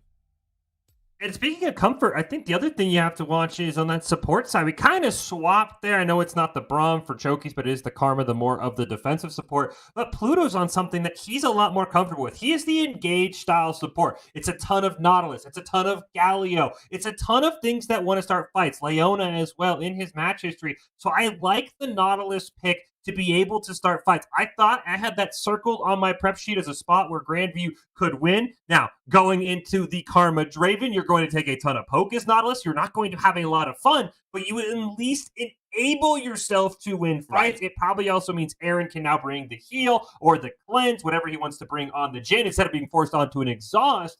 And I'm curious with this Twisted Fate back and with Coulthro back on the Lee Sin, if Columbia will try, really the only bad thing that happened to him in game 1 was that horrendous 4-man tower dive where they end up losing all 4 and only get the 1 pick. I'm curious if they'll be that aggressive with Chokies on the Karma, because you don't have as much initial CC, but you have a lot more shielding to be able to keep your team alive if a tower dive goes wrong. I think that's definitely a potential to work with, but something that was not brought up there is the fact that there's plenty more to respect now with Brain on that Nocturne. Granted, Paranoia, of course, won't be coming on until you hit that 6, but the follow-through that will always be enabled there cross-map rotationally from, say, something like that Nocturne definitely kind of warrants your ability to find a successful dive every single time. You have to constantly be managing that one out, because not only is the Paranoia going to kind of throw you into the ringer there, once those spheres and the aggressive damage from, say, that Nocturne come online, we don't know if it will work out as much or in favor here for Columbia College. But that does mean we need to see something out of Brain on this Nocturne, right? It's not like it's just an easy win press or make it happen. You still need to see him high tempo, fine pacing, get out there, make some proactive moves here against Columbia College, and more importantly, be there to shadow when things start to go wrong. That's the big question with that Paranoia. Is it going to be used to match Rovex wherever he uses the Destiny 2, or will it be used like we saw in Game 1? There were several times where Meslo had ISO low, but he was scared of the Destiny. He was scared of a teleport. He wouldn't follow it up. If that happens again, will Brain just Paranoia into the bot or the top lane and get a pick on ISO, but leave his team in a 4v3 across the map where maybe Shogo or Rovex can pop up? It's going to be very hard, as you said. It's not just press R, win game for Brain. It's going to be very, very nuanced where he ults. Does he ult Shogo? Does he ult ISO in a side lane to get his team a 4v5 across the map around objective? It's very, very hard. I'm also curious how much ganking he can do early. Nocturne needs a lot of CC, which the lanes don't really have. He might just be power clearing for Paranoia, and that might enable Coldthroat for another invade like we saw last game. Well, an invade potentially, but I want to see Coulter maybe make some more impacts towards that early game. There was definitely a bit of a lull in regards to where he was trying to find his way into these lanes. Granted, none of them were really set up. There was a lot of pushing coming out of Columbia, so we never got the opportunity to see those massive songwaves. Everything had to be something of a dive, especially towards that bot side here. Now, something we did not discuss, the win conditions have definitely changed out here. Columbia isn't all just one and done, boom, giving themselves the double tank to work with. They now have the opportunity to last this one out, especially into those team fights. I look towards ISO on that Tom Kench, of course, to set that one up in terms of great return CC. And in the opposite end of the bargain here, Grandview, not as crucial being that wombo that we were looking for in game 1. Definitely want to find success in the 1-to-1 matchups, which is, in my opinion, much more difficult, but could potentially be a win condition that leads them to success in comparison to what we saw out of that first. My big concern for Grandview is if Shogo plays like we expect him to play, not getting ahead as much, that Karma makes it so much harder to dive onto that Draven, because Chukis was diving in as the Nautilus. He was the engage for Columbia College last time. He has no region to move anywhere aside from Shogo. He's going to look like a Yumi in all sort of ways, because he's just going to be right next to Shogo. So I'm curious how you kill that Draven now that he has a Karma pocket. That makes it so much harder than when Nautilus was kind of leaving Shogo by himself on the backline. Right. And so, you look towards Pluto there. It's not exactly a one and done deal for him now, straight into that Karma matchup, right? And the follow through on the damage isn't really completely available. So, like I've said many times over, need Brain. You need Brain. You need either a rotation from him, or Meslo could definitely come through with the Echo. We did see full 4-man rotations come out from Columbia. Now that the comps have switched up here, we need something similar in response from Grandview University, that same level of proactivity, which is one of the more crucial aspects here that was definitely a big weakness coming out of that game 1. What really came to punish Grandview University, even though they tended to come up even in the early game, they didn't look lackluster. They were definitely playing it well enough to find success and keep what was Columbia off of a lot of those early objectives due to their power and their strength, was the fact that once it did get towards that mid to late game, they were completely divided in what they looked to do. And as a result, we're nowhere close to finding success into either a major team fight or any of those pushes that came out. We're constantly forced to respond rather than being the ones in that driver's seat. Either way, we make our way here towards the second game. If you're just joining us, Columbia College 1-up here against Grandview University.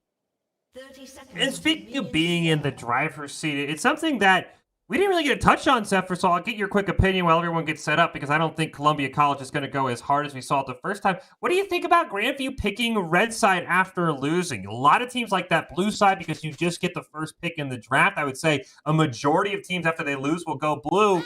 What do you think about Grandview losing on red and then picking red again? It seems like they themselves, obviously, they're changing up the composition that they have to work with here. But more importantly, especially looking at what they banned out and what has returned in terms of the picks, given that Lee Sin, Twisted Fate, and Draven have returned that, they're willing to take it toe-to-toe. They're willing to run this one back mono-y-mono, given that the compositions look to be the same. Whatever mistakes that were found in that game one, they don't feel like they were that much. And to be honest, you know, the early game was not as bad as it could have looked here for Grandview University. There were just some subtle compositional differences, potentially, when we look maybe towards that top side or what really came out of the realm there once those pushes came on board that prevented them from finding the win. So seeing them run it back, not particularly a surprise for me here. I can definitely understand why they might want to approach game 2 this way. A much slower game 2. Everybody in their respective areas. But the only noticeable thing is Colthrow is going to start on the top side of his map, while Brain will start on the bottom side of his. So I don't think we'll get a invade early on. And Shogo still playing very aggressive into the face of this Nautilus. Easily. See if they can punish it. We'll have to see how that comes through. Aaron's damage, of course, never going to be able to match up to the Chukis and Shogo combo here in the early game. So early aggression, obviously going to be on the table here for quite some time, and that's why I look towards these junglers and what impact they will make. Obviously, you've got Learning Brain going for that full clear here. What I do find interesting is that Colthrow, knowing that there's going to be potential early game aggression here for Columbia, is also opting for the same. They go in for that blue invade. This time, though, Brain, fitting the name, learning there a little bit, starts on the blue side, doesn't even have to worry. Does lose a pink ward there, but that is about it. But that gives some pressure back to Grandview's bot lane. But so far, again, a lot of things shaping up the same, Zephyr. It's an early CS lead for Rovex, who's going to take a little bit of a poke. It's an early CS lead for Shogo. And this is exactly, I think, how Columbia College wants this game to go. If they don't feed away early kills, they can play this the same as game 1, and they're going to feel pretty dang comfortable. Right. I look towards that top side, though. Prankaroo obviously finding the success that he wants there on that Gnar, kind of leveling it out with this wave here. We'll crash this one into turret and see what Izo can do in response there. And that's not really a surprise. I mean, everyone knows the follow through on a not or into a Tom Kench melee range matchup will be available. What Prankaroo is able to do, though, converting that early gold lead into potentially the team fight engage for Grandview University will be crucial. For now, though, Colthrow spotted out, of course, from his rotation to fall through here. A teleport going to be coming out there from Rovex to potentially look and secure this kill. Meslo is stunned with the gold core, but finds his way back into Colthrow and is able to work his way into the 3-stack passive, popping up a first blood here for Grandview. But Rovex quick to follow up, but hey, Meslo finds his way over the wall. I like the aggressive play from Columbia, as you and I talked about. They know Brain's got to basically power farm to 6. They're going to want to dive this Echo, by the way, and they're going to get it. Yeah. Maybe a little bit too risky there to find the back as close as you were, given that you knew the rotation from both Rovex and Chukis were coming that entire way. To find your back directly under turret, probably not the best option there. So more even. Thankfully, that kill finds its way over to Chukis. So in terms of gold, it isn't that much of a success, as though an assist was still found at Rovex. Either way, he comes back, has got himself that amplifying tome there in response from that successful kill, and potentially maybe a gank now towards the bot lane. Remember, though, dredge line not available. Here, Brain trying to find ways to soak experience with his jungle camps respawning. They want a kill here on the Chukis. That Nautilus is low on mana, probably going to get one last chance at a hook, but the tower will just send him running away. And now what can you do? Chemtech Drake is up. Maybe you pull the trigger here if you're Grandview.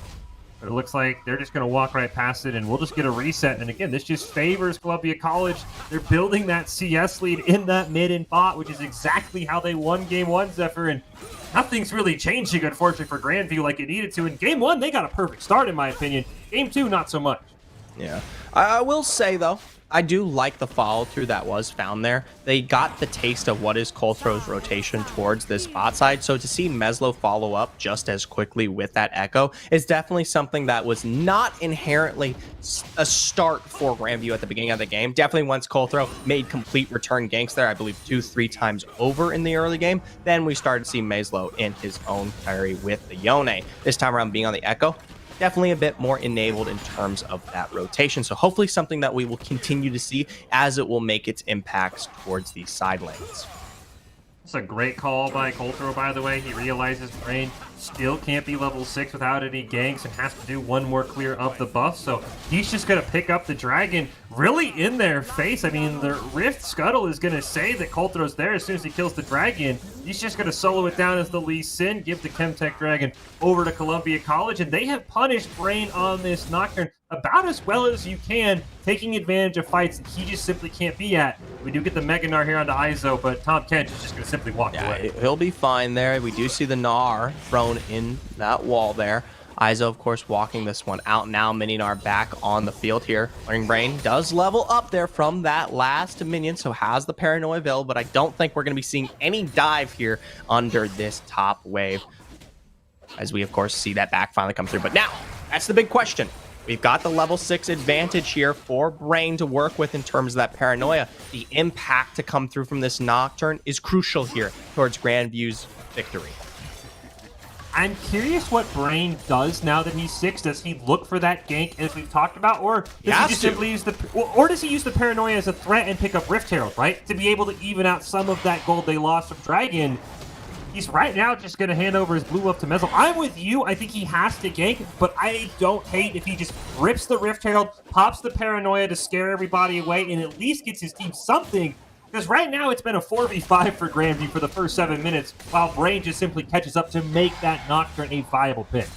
Well, he's in the position to find anything he wants with that Paranoia, especially since these lanes are constantly in further rotation very far forward. If they've been keeping track, especially of some of those summoners, they know the response may not be completely entitled, but then again, Destiny always being an option that you have to work or watch out for in particular. Still something, though, that will always be constantly on the mind of Grandview there. For now, though, bot lane, everything constantly in pressure. Prank Root very deep here towards the top side. Once again, another Gar. This time around, Learning Brain is going to follow up under turret and finds... No! Not the successful kill! Devour in those last moments. That's gotta bite. Quite literally. That is the worst case scenario, Zephyr. You spent 8 minutes leveling up to do nothing. Now Destiny's uncontested and we're running back the 4-man tower dive. Ultro maybe there a little too late, but does it really matter? Shogo picks up the immediate response there onto MB Aaron. Now they don't quite have the wave, but Pluto going to try to run away either way here. Dredge line into wall, of course, and the quick follow-up as Colthro picks it through. Meslo now in rotation. Does have that Chrono Broke available as he falls low, but he's right into the midst of the rest of this squad here. Shogo steps up. One more auto would do the job there. Meslo finds a nice slow that he needs to make sure that nothing comes out here. Now Shogo, maybe a little too far forward, but definitely has the defense with both the Karma and Lee Sin available to make sure that they're on top. But look at how low they are on the back end of that fight there. And the saddest part, there's nothing Grandview can do to clean up any of them. I think the sadder part about the Bees effort, they didn't have to use Flash or heal on Shogo. He didn't have to blow a single summoner to live that. 2 towers deep chasing down Meslo. He just walks away for free. Blast cones out. Chuki saves onto the match as well. They really didn't get anything out of that fight because the only summoners that were used were summoners to pick up kills. And Columbia College learns greatly because that was the same tower dive that went poorly in game 1. And now Grandview has basically nothing. That Nocturne's 0-1. The first Paranoia gank was a disaster. Now what can they do across the map? They need a Rift Herald. They need something to get that gold back in their pocket. It is quickly getting away from them. It's already 2K at 10 minutes, and Columbia has played pretty passively to build that lead. Right, and there is lane advantage found across the board here for almost everyone. Anybody, the carries especially, who needs to be ahead, have found great positioning here for Columbia. And I gotta tell you, the one big reason I do feel like that dive went a lot smoother, albeit they don't have the CC to start that one up, when the wave is completely in position and you've got the split where you've got Colthrow there to choke that one out, guess what? Chukis doesn't need to be hard engaged. The extra damage provided having that Karma on board is just enough to work that one. And as a result, we see Aaron fall that much quicker. I will say, the good news for Grandview is that Prankaroo's a lot further ahead than he was last game. He's got that sizable CS lead that I think we predicted. He's also got 2 plates to 0 up in that top lane. He can make plays, but as you said, that wombo combo on Gnar isn't quite what they're expecting. It's a lot harder to pull off the Gnar than it is the Slicing Maelstrom. But Prankaroo's got a lot of pressure to perform as well as he did in game 1 and maybe even better because he's the only answer Grandview has right now 11 minutes into this game. And the sad thing is this composition, whereas there was definitely a level of control and an ease of access towards making game 1's comp work, Grandview's this time definitely needs a lot more setup. Now though, this time, Rovek's back in. They do find the successful kill into Pluto. Heal's going to keep what they need alive here for Rovek. So sadly, even in the face of that paranoia, nothing is found for Grandview. Meslo is waiting there on the side to potentially come in, but Colthrow doing a great job blocking it. Learning Brain is waiting there as well, but as you said, the paranoia is on cooldown, so we basically have to flash on top for the fear onto Shogo, which isn't going to happen. They're going to just look for plates, and they want Aaron as well. They might find Learning Brain for a second pick. Learning Brain here, a nice insect from Colthrow there off the back end of that flash. Now Chuki stepping up. It's actually, yes, going to be a ward there from the last moments of that Comet. Now they pull back, find themselves another plate. Dredgeline is down with a root under turret there, albeit no turret damage. Prankaroo going to try to make this one work in their favor as the teleport is going to come through from Rovex. Meslo on that side, and now with all 4 members down, they still cannot work their way in. And you got a feel for Grandview. I think Pluto ended up blocking Learning Brain onto the second tick of that empowered Mantra Q that ended up getting killed from the Comet, as you said. This has just not been their game, but they're still a way back in. I don't think they're too far behind yet, but the problem is Shogo's getting further and further ahead, and with how the Draven passive works, every kill puts him even more ahead. And now Meslo has to be careful. They just need somebody to pick up a miracle kill. And I think Grandview can get right back in this, but Columbia College, I will say, they have played this perfectly. They're not getting too aggressive. They feel like they're the stronger team, but they're not pushing their advantage. They're just taking fights where they know they can win, which is a huge play if you want to just suck the life out of Grandview here in Game 2. And the saddest thing of all is with that second dragon falling here and now the Inferno playing into the map, it just reminds me of the fact that this is even worse than the Game 1 performance here out of Grandview. They have no control over any of these objectives. And remember, they took 3 in a row there for that dragon. Now, though, Learning Braid, trying to play it directly. Show does find the fear. Let's see if Kogo can kite this one out. Of course, unable to do so. Big shutdown, of course, found there onto Learning Braid. Something finally nice for Grandview.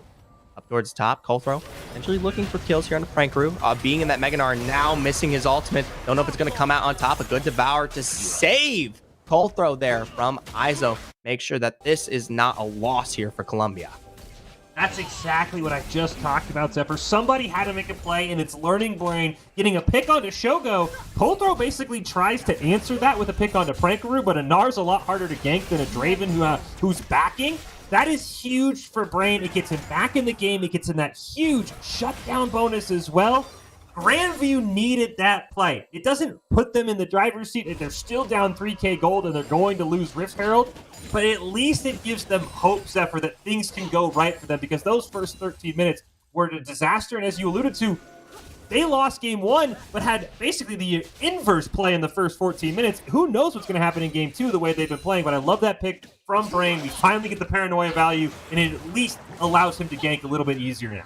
Right. The sad thing, though, is it, of course, is being the solo there, right? Obviously, Assassin, you're going to find success, especially with the fear-based response on that ability to take out Shogo there, when he's not, of course, sitting the massive 3-item lead that you see there out of Columbia in 1, right? So definitely something successful to be expected. Once we're back into team fight phase, I don't know if it looks as good here. Meanwhile, though, of course, in that mid lane, you see Colthrow with Ovex with the combo picking up Meslo here. Something that's also now different in this game, too. Meslo being nowhere close to ahead. Belt's going to get popped in the mid lane. It's going to pick up the second tower of the game for Columbia College. And now, again, they're going to dive this bot lane tower all night long. This time they're stopped, but they're just shoving this way. Paranoia down, of course, going to find its way forward all the way here onto Shogo with that depth charge following up. A heal, though, keeps him alive. Rovex flashing forward. Still, the burn is going to remove the Draven from play. Teleport in with a knockup found from Iso on this Tomcatch. Colto deep in a double kill onto Rovex here.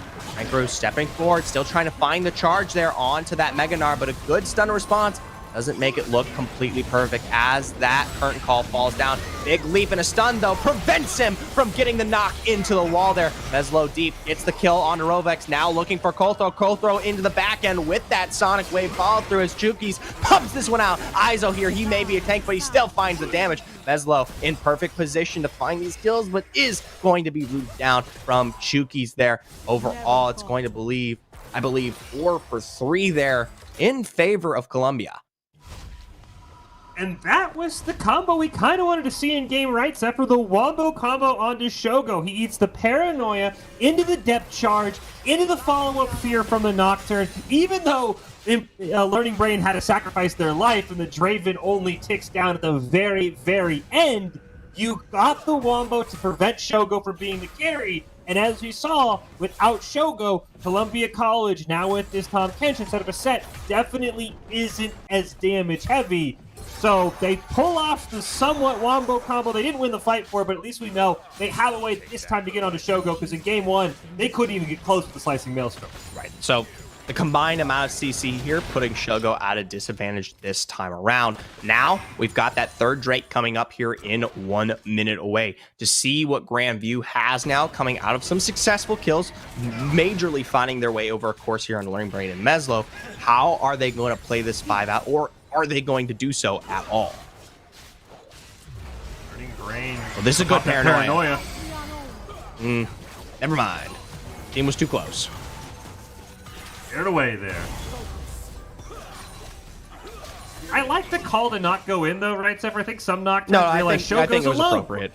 We're going in, and then they realize, wait, the rest of the team's there. The problem is that Paranoia probably costs you Dragon because you just don't have a way into the fight now, and I think Columbia College knows that. They're just going to say, Dragon's ours, and we know you have no way of coming close to us. So I like not pulling the trigger, but you lose Dragon for it, and now the team that's ahead is on Infernal Soul Point, which is the last thing you want to ever do.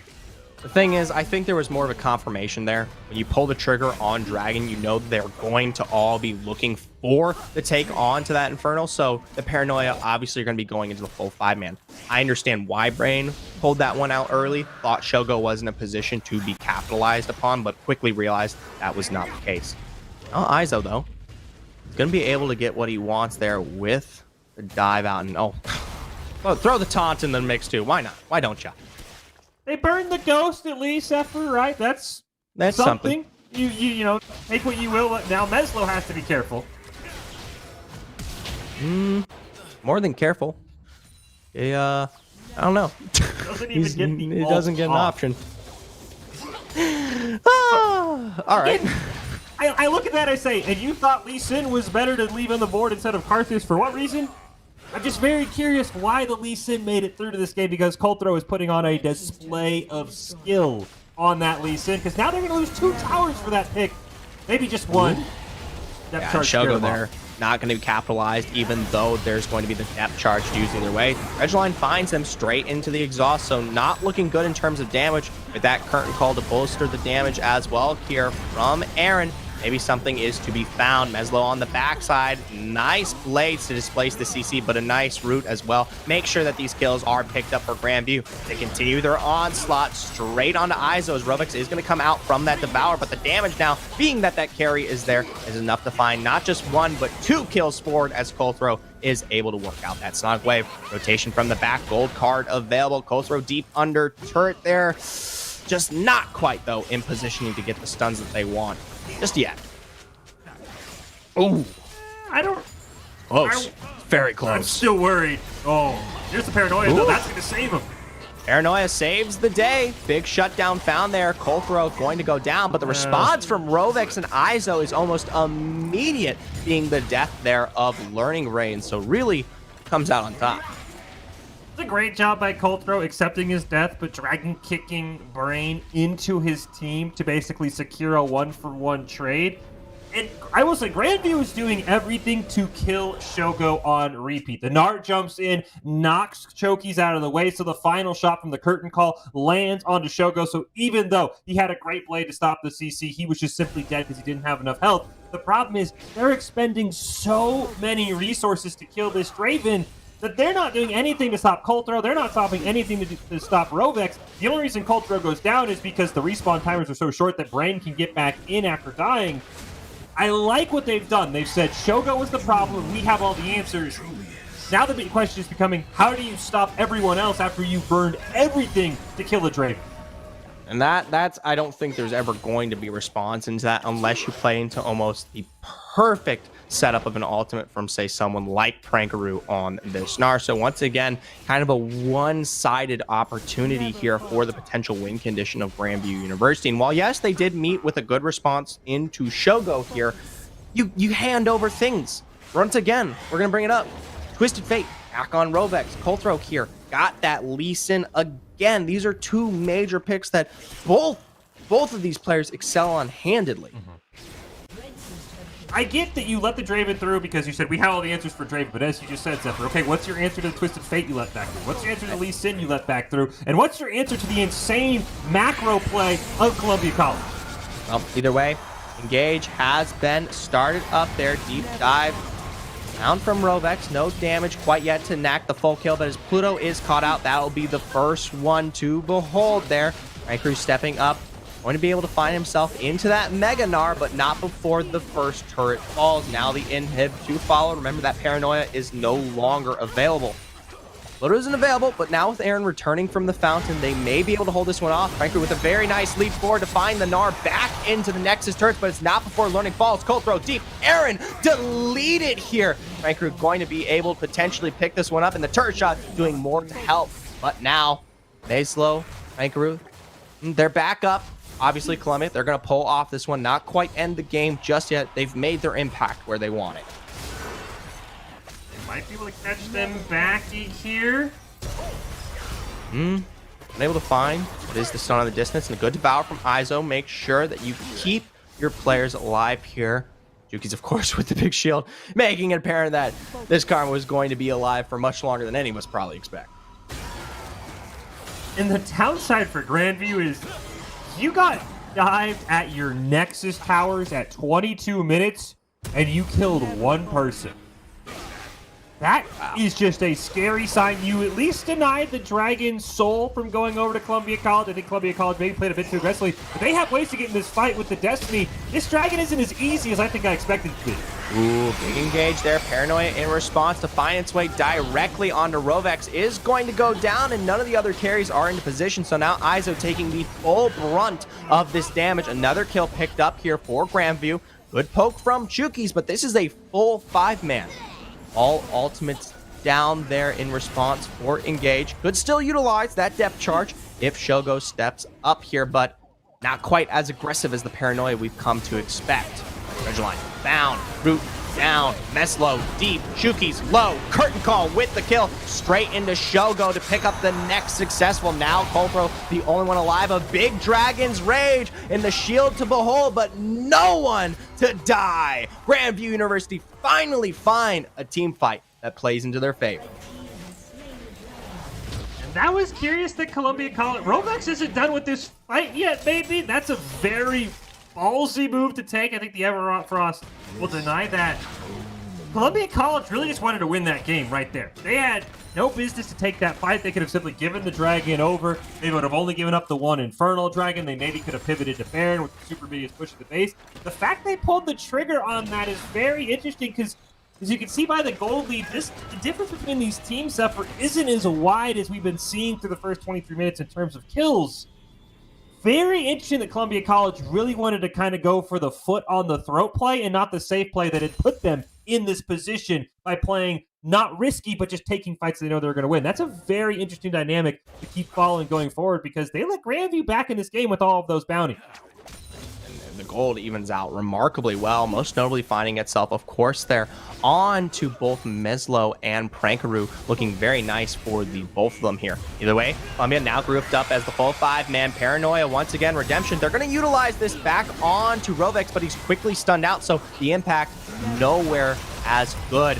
Ultra low, Meslo deep, a good Dragon's Rage to keep him off it. Rovex here might be punished as the gold card is thrown out. Good damage from Shogo, but he will still fall either way. A snipe found from both there of Aaron on this Jhin. Now, your two major carries down, Aaron on the board here. It's Grandview's game. And he does a great job tracking summoners, knowing there's no way Izo can get up into that fight on that Tom Tench. Got caught trying to split push in the bot side. He might try and contest this because Colthro's still alive. In goes Izo, going to front with most of the damage. They're unable to find the knock out of this major fight. TP now back in here for Meslo. And while they look low, remember, you have no damage to work with, and Colthrow is not the best option there for that kind of dive. Meslo, of course, following up here to assassinate what he can. Remember, he still has that Chrono Break, so he'll be able to work himself out fine either way here. Aaron still ticking down. Remarkably so, you have Rovex has that Destiny if he wants to make his impact there, but yeah, he finds his way into pit. Learning Brain going to utilize that Paranoia. Good block with the Spell Shield to make sure that Grandview finds their way out of that one. Wow. College finally does back off, and I think they'll probably have to play this one a bit more cautious because now back-to-back fights they get punished for being the aggressor. The gold lead now shifts comfortably over into the hand of Grandview by about 2,000, and the big thing is going into those fights, Aaron was about 1,000, 1,500 gold down against his compatriot in the bot lane and Shogo on that Draven. Now that gold lead is only 200, and that makes that Draven a lot less scary. And I will say, Prankaroo has found so much better value on the Gnar, with the Gnar, as you will, as opposed to the Slicing Maelstrom. They are almost all landing right onto Shogo, and he's not the menace in the team fights that we saw in Game 1 because Prankaroo has found a way to shut him down. And the surprising thing here is for these last fights, the major change that has come through to start them off is the fact that that Paranoia is being expended towards Rovex, and while it was successful in the first one and not quite in this second, it still was enough to enable the start of it, right? It splits it up. It prevents the damage from being so succinct from Rovex and Shogo combined. Now, though, I don't know if I like this one. It could be potentially the base race to grace our second game here. They've got to make the damage work from Meslo being the only one left to defend this one out here. Inhib has fallen in the mid lane. You've got 5 members in here on both, or 4v5, and you can only pray to see whose damage will come out on top. Inhib, Nexus, turrets both down, sitting half health. It's going to be down to the wire, and no! The last member there, it counted. Meslo not being available there. 4v5, Columbia, they come out on top in the last moment. Oh, but I'm lucky I kept my mouth shut, Zephyr, because I was going to say, you're base racing a Baron? That's the weirdest thing I've ever heard. Maybe the dumbest thing I've ever heard. But as you said, the one member, 5 HP, 1 HP, I don't know what it was. Columbia College is on match point in the craziest base race that we've ever seen. That was insane. And the thing is, you really can't chop that up to really any play to work with in the end. I mean, it was just fate to behold here. We're talking about seconds of damage in terms of a difference there. And the crazy part about all of it, they were still picking up a kill onto Meslo in between all of that. And they were behind going on to the Nexus towers. I think the inhibitor fell a second earlier than it did for Columbia College. Wow. I think Grandview was ahead. I mean, the only difference, and again, you can't blame anybody, is the spinning axe bonus AD for Draven. That's about that was the difference. Potentially, yeah. Because, I mean, but there's no way to know. I mean, could you have, not canceled an auto? I mean, it's going to come down to it literally comes down to just those little minute. The thing is, it's definitely, if you're looking to finish out a game clean, strong here, you don't chop it up to a final base race. That's about as risky as it gets. That's even worse than the 50-50 on Baron there. So, Grandview University, they found 2 really great fights there. One prior to the Dragon and another before they took that Baron out here. They were finding success into the 5v5. And while, yes, there is still plenty, it's difficult. It's hard. It is hard to work into both Rovik, Shogo, and Krolthrow there being the Titans that they are on Columbia, but they were doing it. The fact that they just kind of let it end the way it did is something to say in itself. I think a big question going into game 3 is just the mental for Grandview, right? Game 1, you start out great, you end up losing it, and then on that, you make the call with Baron. You think you're favored even in a 4v5 on a base race because you have the Baron empowered minions. Still and to something. lose it by that, you have to wonder, I mean, just how do you, I mean, and this is why you're in the finals, this is why you're 8-0, you didn't drop a game all season in the NECC, this is why you're here. But man, you got to worry if the mentals are just boom for Grandview, because everyone's been in a game where you lose a base race and you just look at the League of Legends screen like, I don't want to play this game anymore when something happens like that. So I'm very curious if Grandview can rally back. And I will say, TF, Lee Sin, Draven, if all three of those are in the next game, I'm going to be upset, honestly. You got to get rid of at least one. Please. Please get rid of one. I would like to see potentially the Twisted Fate work its way out of Rovik's hands, but if anyone can attest here for Columbia, those pools are absolutely massive. You may cut off the head of the Hydra, but two will, of course, come back either way. For us here on Desk, though, we're going to be making our way towards the break as we approach Game 3, potentially the last one here of this series. Stick around.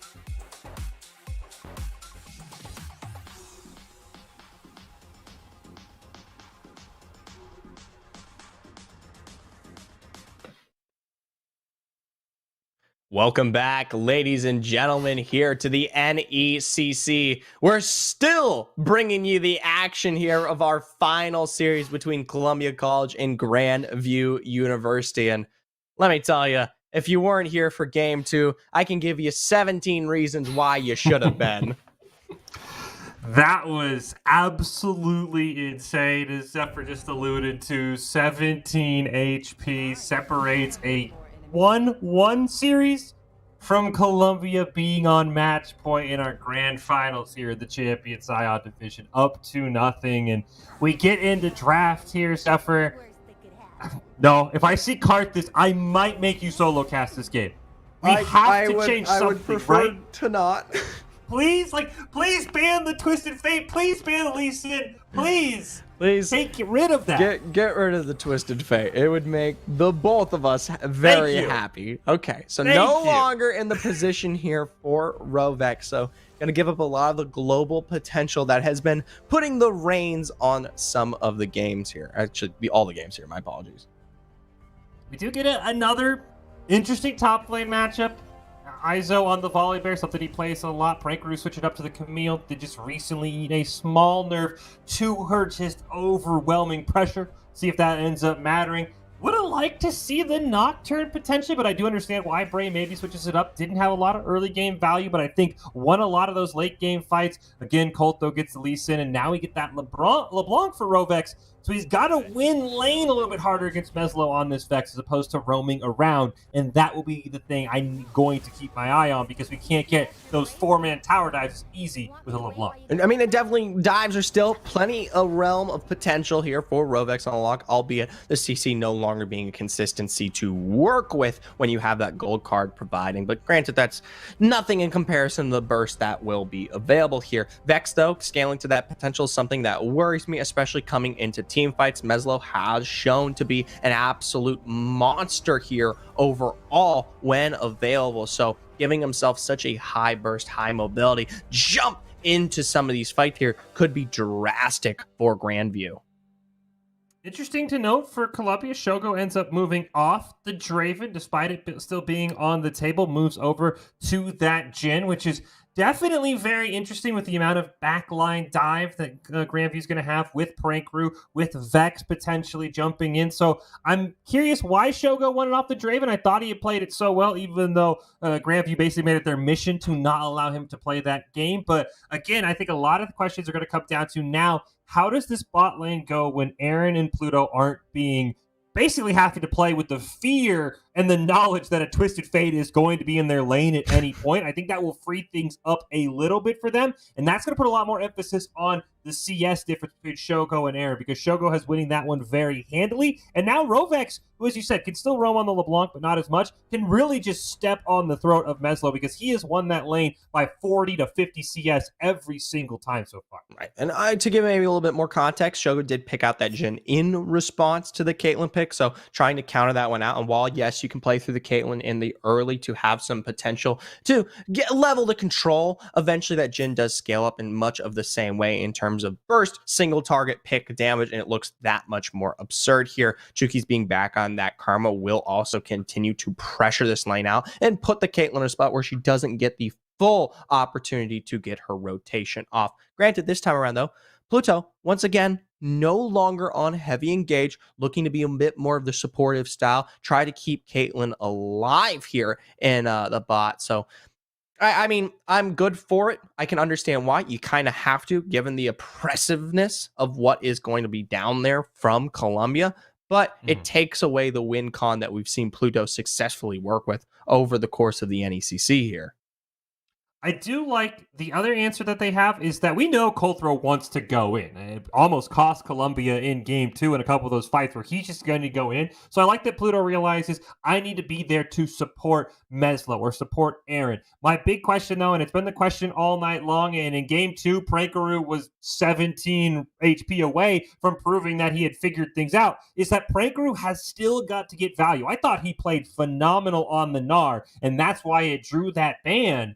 Can that Camille get as much backline pressure? It works a lot like the Kennen with the Hextech Ultimatum. You're able to single people out. Of course, you don't get the AoE stun, but can Prankaroo get value like he did on the Gnar? Because I thought that was a huge difference in why Grandview was starting to win fights. I also thought the Paranoia choice from Learning Brain was phenomenal, realizing, what if I just go on to Rovex and make this Twisted Fate answer me? So I'm curious how Learning Brain and Prankaroo will play on now their third different champion in 3 games, because those two are going to go a long way into saying if Grandview can continue the series or if Columbia College gets the clean sweep and is crowned champions of the Champion Science division. Right.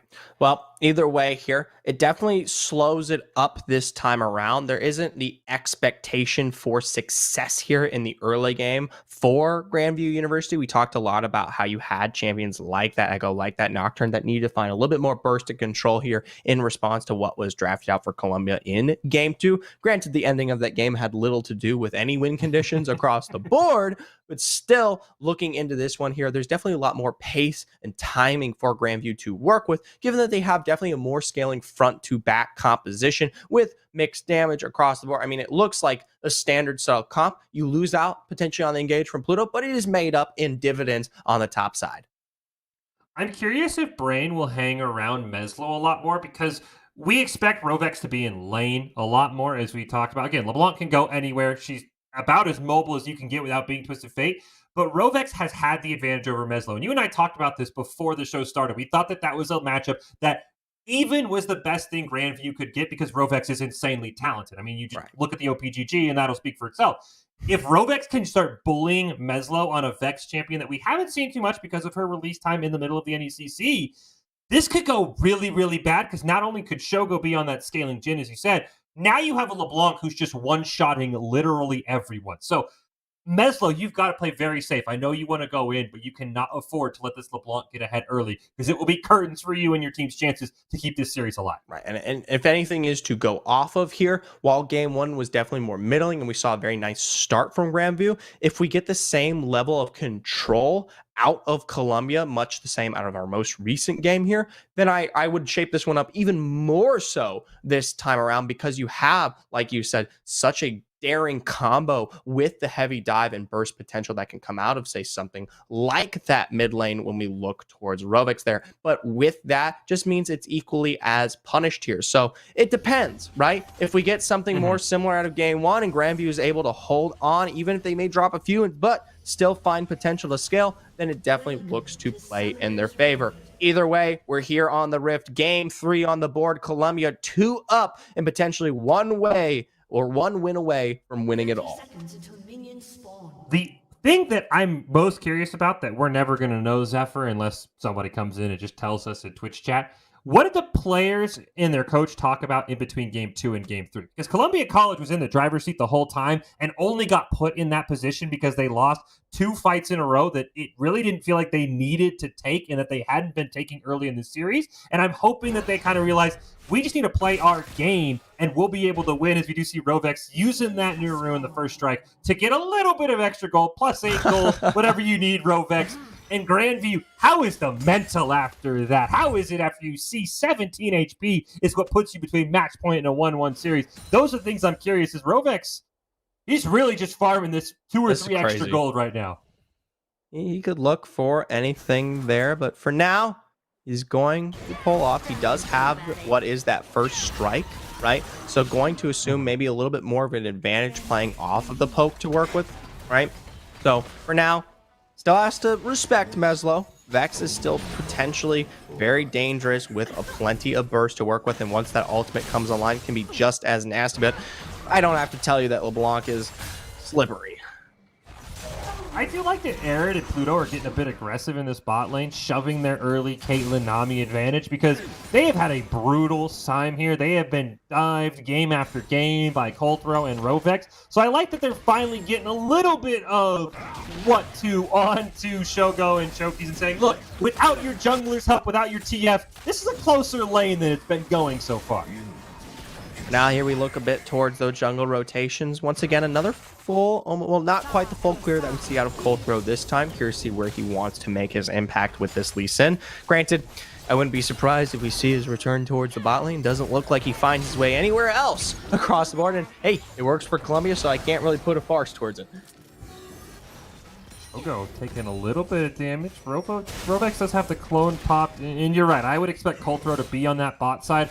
I like the fact that he's up on top because I think Grandview, the other reason they probably picked this Caitlyn Nami is they want to be the aggressors because they know Coltro's invaded their blue 2 games in a row. So I like them kind of baiting that gank. And here's Learning Brain, actually. Able to pull off nice slow into the pillar there. Pulls off the flash heal and ignite in response. So major summoners, of course, no longer available here for Columbia. If repeat does come through, this is finally something that I was looking for. You have constant push, constant control, priority playing always into the favor of Columbia. Make the rotation, make the gank, and yeah, I think it's much harder to pull off compared to the 2 jungle picks that we saw out of Learning Brain. Now, full throw towards this top side. A quick first blow on this dive. Maybe I should have shut up. Coltro even walked over a ward. Prankaroo kind of knew that was coming, but I guess thought with the Camille he'd be slippery enough to get out. Of course, switching to that more aggressive ignite teleport we've seen a lot of top laners do, and there are reasons why, like right there, you could probably prefer to have flash. But I like Coltro changing things up. As you said, we all expected him to be in the bot side. I think Grandview expected him to be in the bot side. That's why they set this Trundle and bot lane up the way they did. And Coltro says, fine, I'll just go top lane, and I'll put your carry that you need in Prankaroo behind to Izo, who's playing finally probably the most even matchup he's had all night in that top. Definitely, and I would shake it towards him. I'm a little bit more surprised that Prankaroo doesn't come through on the top, but remember, Prankaroo's been playing towards those ranged carries. This is the first time we actually see Prank back on a melee matchup towards this top, so it's a completely different level of control here that might be playing towards Izo's favor. For now, though, this is different, though. Aaron, of course. Then again, I did bring this up, the fact that Caitlyn has that level of control over the wave in the early game, so maybe I shouldn't be as surprised. For now, though, returning bank back towards the top side. This time around, Learning Brain is there to shadow, so Prankaroo not going to fall, and they do force the flash, of course, out of Izo. Whew. Great pillar there. Shogo's dropping very low. Doesn't have to heal either. Playing with fire a little bit here is Aaron and Pluto are just dominating this game. I love this fact that they picked this Caitlyn Nami for this exact reason, you have to say, as you said, Zephyr, to win the early game. And again, as I maybe said, put Shogo and Chuki's in their place now that it's 2v2. Woo! Learning Brain still up towards that side, trying to take advantage of the fact that you don't want that dive coming through there from or on to Prankaroo, so continuing to match. Rovex finds a nice route there, but continued pressure here from Meslo on that Vex makes him inability to find what he wants in terms of dive. And Meslo got that early push off and got the cheaters back where he didn't have to use the teleport where Rovex did. So with Rovex backing, this is just free pressure in the mid lane for Meslo. And Grandview, while it's not the kills they saw in game 1, this is a phenomenal early game. They're leading in CS in that mid and bot lane for the first time really in this entire series. I mean, Prankaroo is behind, but I think that's a trade you make. You honestly love the fact that Aaron and Meslo are just having their way with their companions in the mid lane right now. Even though you're down 2-0, this is a great response after game 1 and game 2. I'm more than happy to have Prankaroo falter here if it means putting both of your major carries in a much better position here. Now, I will say gold isn't really too far off. Looking at what is some of those resets there, it's a bit more even to be expected. We do see Rovex forced to back, I believe. He does find the waves push into Meslo there, so no, he's fine. Never mind. I like that aggressive teleport by Meslo, by the way. Teleporting Racing right on top of Rovex, denying the back. And here comes Learning Brain once again. Unfortunately, his bot lane kind of left him.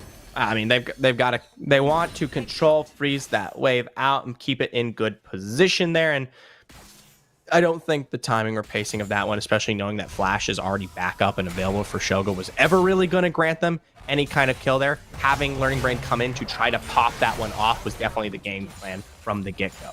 For now, though, it still enables them. They find priority. Once again, those lanes were looking a bit more like a game 1 here for Granvu. Might not have the kills in their pocket, but are definitely very nice in terms of control here. Speaking of control, we get our 3rd straight game with Chemtech being the first dragon, and it will go over to the side of Grandview. Again, much like you said, a lot like game 1 minus the kills, but they have the control across the map. I'm curious if Rift Herald will be picked up by Grandview, or if Izo and Colthrow can maybe rotate down, because that is the one lane that Columbia College is winning, is that top lane by a sizable margin with the kill and the CS lead. That should make Riptail a little bit easier. You see Colthrow's rotating up on your map. Probably going to look for a gank onto Camille. Right. Continued pressure here, but on the opposite end, Learning Brain for looking just or more here on this Trundle. Colthrow available with that dive, follows through and easily able to pick up that successful kill there onto Prankaroo, but it does find its way over onto Colthrow this time for when he makes his impact. Meslo, remember, doesn't have any real available mana, and sadly, the miss of that chain there means that no kill will be bolstered. But hey, at least Rift's in your pocket. Rift's in your pocket. Curious if they'll give it to Izo, if they want to try and get Rovex ahead here, is finally Shogo and Chokies could start to push out a little bit here, but they are down a level. Unfortunately, Pluto doesn't have that tidal wave. Might have been a great chance to rip it there and get a kill. And I'm curious where Colthrow goes, because he's basically spent the whole game top lane. This is when you pull out the 10 emote if you're Prankaroo. Do they drop Rip Herald top and let Izo on the Volibear while not a carry continue to suffocate out the Camille's chances of getting ahead? Or do they look elsewhere, maybe even the bot side, to put Shogo back in a familiar spot or Rovex back in a familiar spot of being ahead of their lane opponent? I think they need to funnel gold back onto the carries here. Izo being ahead, while is nice, remember, you've got a Trundle in this game. Once that subjugate comes out into play here into these major team fights, he's the direct target every time around here, and he's going to be completely negated in terms of what he can work with. Granted, if you're super fed, that's a different question, but I personally think it's always going to be a problem looking towards our mid to late game. So, of course, pull it around. Colthrow has shown he's able to find those potential dives, make it work out for any of these lanes here, especially through games 1 and 2 here. Spread the wealth. I agree with you. I think this goes in Rovex's lane. I think you look for a kill onto Meslo on this Vex, and then you immediately look to put Rovex ahead with a couple of plates. Might even pick up one here by himself, but he's going to rotate up. Learning Brain is here. They want this gank onto Izo. The Hextech Ultimatum will play into Izo's favor, but a straight Stormbringer will make sure that he finds his way out, even without blowing the flash. Quick to rotate both Colthrow and Rolex, but this bot lane. Big flash is expended there. Aaron Pluto going to be doing his best to defend, and I didn't expect the damage to come through on the 4th shot, but it does either way as well. Colthrow picking up another kill, maybe 2, as he finds his way under this topside turret. Meslo looking for a response, but it is a 3v1 there. Gotta play some respect, and yeah, you've got to flash. Wave now crashing in. This could be it for this Vex. Able to pull off that one, but no ultimate to work with. Doesn't quite land there. Now Meslo 3 in the runner here. Hill picked up Aerobics, and everything coming up Columbia, even the Rift down to break out this first turret. Teleport volley. We still got a fight going on here. Spoke too soon here. Big tidal wave. Rovex able to dash out. Chuki's looking worse for wear. Learning Braid, if he's able to find that pillar, they'll be able to pick up the kill there, but no, unable to do so. That's a risky back location. Shogo, yeah, you pick up this kill here, but it might be at the expense of your life. Now he doesn't have, oh wait, no, my apologies. I thought I was running that one into that call there. I thought Pluto for a second was Learning Brain. Oh, so he's more than happy to win that. The interesting thing is they expelled the Camille teleport. I mean, luckily Prankaroo gets back in time and is going to get this kill onto Izo. Hopefully here, it's just a matter of moments. I mean, Izo looking very healthy. Reminder, he doesn't have mana to work with. Prankaroo looking for that reset on the hook to find stun in here. Able to do so, and with response there, just needs the 3rd slice. Of course, finds that successful kill, but as I believe you're going to say, yeah, they find the response. They pick up the 1 kill in return for Izo, but we both know, holy, so many kills. First turret there picked up, plating bolstered. Your carries now in amazing footing here for Columbia College, just completely destroying any lead that Grandview had here in the early moments. And a few more auto attacks, and that tier 2 top lane tower is dead, and Izo can basically go anywhere, but in the bot lane, it's a repeat of the curtain call. Oh, I gotta say there, those shots were almost a perfect finding a good source of damage there. Flashes forward in with the Gale Force. Shogo gonna go down early, but not before he picks up the response on the Aaron. Now Colthrow, big insect in there, gets the Dragon's Rage off, pushes that one back into Rovex. They're able to keep this jungler dead before Mazlow does arrive. Big flash from Rovex, but it's not for Mazlow. Flashes in his own right to pick up the kill there. My apologies. The dash follow through on the ultimate. Luckily, Meslo saves that fight. I thought that was going to be a disaster with Colthrow and Rovex roaming down. You already had the dive. Shogo, it's a bit too aggressive with the Gale Force, goes under tower and dies. Colthrow, though, he does not know backwards. Well, for now here, Colthrow, easy. Able to pick that one up. Woo, maybe not. Spoke too soon. Corrupting Potion, keeping Meslo alive. And with that burst damage, you know Colthrow actually cannot work his way into the fight there. Meslo staying alive, but this is where I'm... Oh, no, Izo, you just got way too aggressive here. Yeah. Izo trying to find that tier 2, of course, will be punished. So some choice kills coming out here. Definitely, you know, changing the pacing of this game here. I will say they know that Learning Brain is towards that top side, so they do give up the Drake control there. And it's so odd because Columbia College at times has been so passive, and when they've lost fights to Grandview's effort, it's been when they've got over-aggressive like they're going to do right now. Ooh, Shogo once again very deep there, but this time around, no one to capitalize. Rovex, Colthrow equally following up here. That bot lane now gone with the wave crashing in just a moment's notice. Shogo going to pump as much as he wants, and sadly, he will get the turret, but he was not able to find the additional playing. But hey, doesn't matter. I love how Columbia College styles, basically, they're going to do the same thing, and they're going to force Grandview to call their bluff, but they're never bluffing. They're going to go in, and that time, there is no teleport for Prankaroo. Meslo can't rotate down in time fast enough, and this is going to be a second tower picked up for the side of Columbia College, and Izo might just find Learning Brain here. That pillar might be the only thing saving that Trundle. There's no way he finds Learning Brain there, and don't get me wrong, I mean, I'll say I don't think you have, no, he's got Sunderer. Sunderer definitely makes that a little bit more even for Izo playing into that, but the Subjugate can definitely level the playing field there. We have to wait and get, of course, the Sunderer in response, though, from Learning Brain before I'm able to shake that one out, of course, in his favor. But that's just one of the matchups here. Just look at the rest of them. Fortunately, bot lane has gone the way of Shogo here after a great pick and a great early draft for Aaron and Pluto. I will say, though, Meslo has once again held his own in the mid lane against Rovex here, has the sizable lead, and has the classic Riot reset champion, though Vex not as strong as some others, does have ways, if one kill gets picked up on this Vex, to pump out a ton of damage back to back to back. We'll have to wait and see that Shao Surge are going to be absolutely crucial for deciding how these fights play out. If that Vex can find her way towards the backline and burst out some of these major carries before they get the opportunity to spread the wealth of damage that they have, then maybe Grandview can play back into this one. If they want to play it front to back, it can be just as good there, working with something, say, like that Trundle. But with plays like these coming through, deaths on the board here for Pluto. Now Aaron the next one, but hey, Meslo, very nice, quick to respond there, in with the Shadow Surge. Teleport coming through there. Shogo's damage does find the root. Izo now chasing this one down on the bear. Big flash to make sure he's not prevented in his assault. So Columbia College comes up big. Once again, Grandview has got to have Meslo for every single fight. Feels like game number one. Pranker is just trying to farm in this top lane. This Camille has not worked out, I think, the way they hoped it would. And it's, again, Columbia College just plays the map so well. You see Rovex already down on LeBlanc, of all things, pushing that tier 2 bottom lane tower.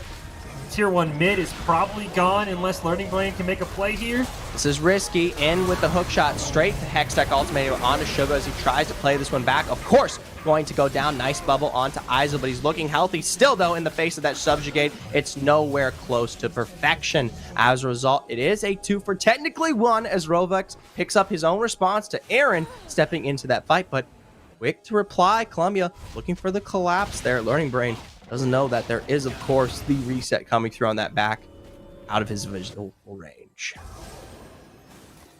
Rovex is getting scarier and scarier. Anytime you have a LeBlanc split pushing and your answer is your AD carry, that's never going to end well. No, God, no.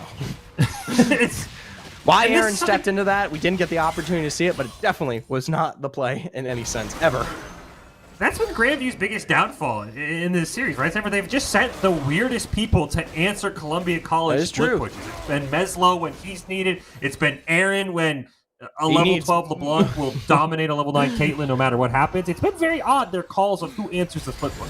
Oh, either way, like I said, we didn't quite get to see how that would start off, so there's definitely the potential for Rovex to find success in his own right, maybe playing around some of the vision there, but you knew he just took tier 2. Why do you find your way into that lane either way here? Now, sitting 8k up, Dragon in 40. This could be our first major full 5-man that we've seen in Game 3 here.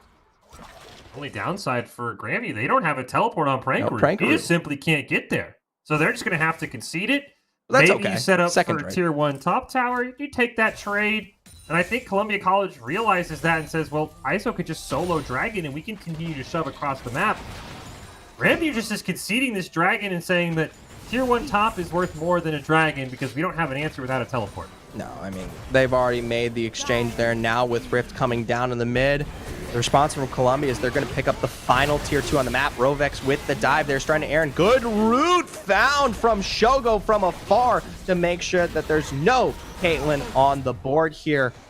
Now, Rovex already in this backline, potentially looking for an engage onto Meslo as this Rift Herald will crash once again. Damage to follow, good tidal wave to find 3, but the Sonic Wave is down to make sure that there's no more Vex in play. Those backs finally coming out, but it might just be too late. Sadly, aren't able to find Pluto. Stormbringer, of course, going to be utilizing his turret, so they make sure that they get that final Shelly crash off. Both Nexus turrets down, only 19 minutes. A great Hextech ultimatum to punish Columbia damage out here. Remember, those timers are low, so the response from Grandview will be surely available in just a moment's notice, but they can't even pick up a single kill here, Fish, and look at what they came out on top with. You called it, Zephyr. The backs for Prankaroo and Learning Braid didn't even get started the channel until the inhibitor was dead. That was so wild that they traded an inhibitor turret, an inhibitor, and both their Nexus turrets for 1. That was wild, and they give up Dragon. So now, That Grandview, that's the trade. Tier 1 for a Tier 2, an inhib turret, an inhib, both Nexus turrets, and the second Drake. That's the most worthwhile tier 1 I've ever heard of. It must have been made of pure gold at that point to be worth what Grandview gave up for it. That is crazy. Maybe they really just hate the design of the tower. I have no idea. Yeah, I don't know. At least that's good. Meslo there, able to capitalize. You have to continue to respect this Vex. It can be just as dangerous across the board there. Shogo now maybe going to be at its punishment here. Has that 4th shot available. Going to have to look to that reload, trying to dodge the best he can. But as that burst comes through, that's the last shot that Meslo has. Shogo able to pick now what is the major carry available here for Grandview. We do know that they still have Rovex down and Shogo forced to reset here, so they're going to risk it, and I like it. This is all that they've got. Now they just engage on the Chokies, though. Quick response, X-Tech ultimatum, good tidal wave, 2 find 3 there. Chuki's looking low, but a nice kick onto that Dragon's Rage puts Learning Brain in a bad spot. Either way, he still finds his assault to rush this one forward, but they turn their attention back towards Izo given his positioning, but remember, he's still got that Stormbringer. Now, Shogo finally arriving back from his reset in base with Rovex as well, coming from the respawn, able to pick up quick kills onto both Prankaroo and Aaron. Meslo, Ludo, they're the only 2 left to defend. That feels like game unless Meslo gets a penta here. It would have to be absolutely perfect, and remember, he doesn't have Shadow Surge. I don't know how you defend this. Either way, they'll try. Wave crashing in, Columbia College, 5 versus 2. Izo looking low there, but does it really matter? In our final game here of the NECC split, our champion Scion League, Columbia College come out with the win. Phenomenal play by Columbia College. off of an insane Rift Herald trade that we talked about. I love the call for the Baron. As you said, Zephyr, it was your only way back in. The only issue I have with that final fight is Learning Brain ran down Chokies. And again, Chokies has been phenomenal this entire series, but you can't run down a Karma when there's Colthrow on that Lee Sin, when the Jhin is coming in and they didn't even find a kill. I thought Colombia played that series perfect. I think their macro was on full display. They dominated the macro the entire night, and that is why they're champions of the Champion Cyan division, and it was a 3-0, though close, a 3-0 nonetheless. Right. And, you know, we can't give this one out with saying that Grandview had an absolutely dominant control over the rest of Champion Cyan for the other ends of this split here. As we've seen tonight, though, Columbia, of course, being on a completely different level goes to show how much of a gap there was and has been. And had these teams ever met during the regular season, maybe Grandview might have not come up with such a perfect score after all. But I will say, there is, as you said, as you joke, 17 reasons why that gap is perceived to be so large, right? Because if this goes 3-1, and they win that base race in a game that Columbia College dominated, there's questions of, can Columbia finish games off? That game, too, totally changes the narrative of the series if it goes in Grandview's favor, even if game 3 and game 4 look the exact same. So I will say, while the gap appears large on paper, we cannot forget that game 2 was decided by 17 HP on a Nexus. And if you ever ask your friend, should I play Jhin, I'll jokingly say no, because you have to reload, and that's why they lost that game.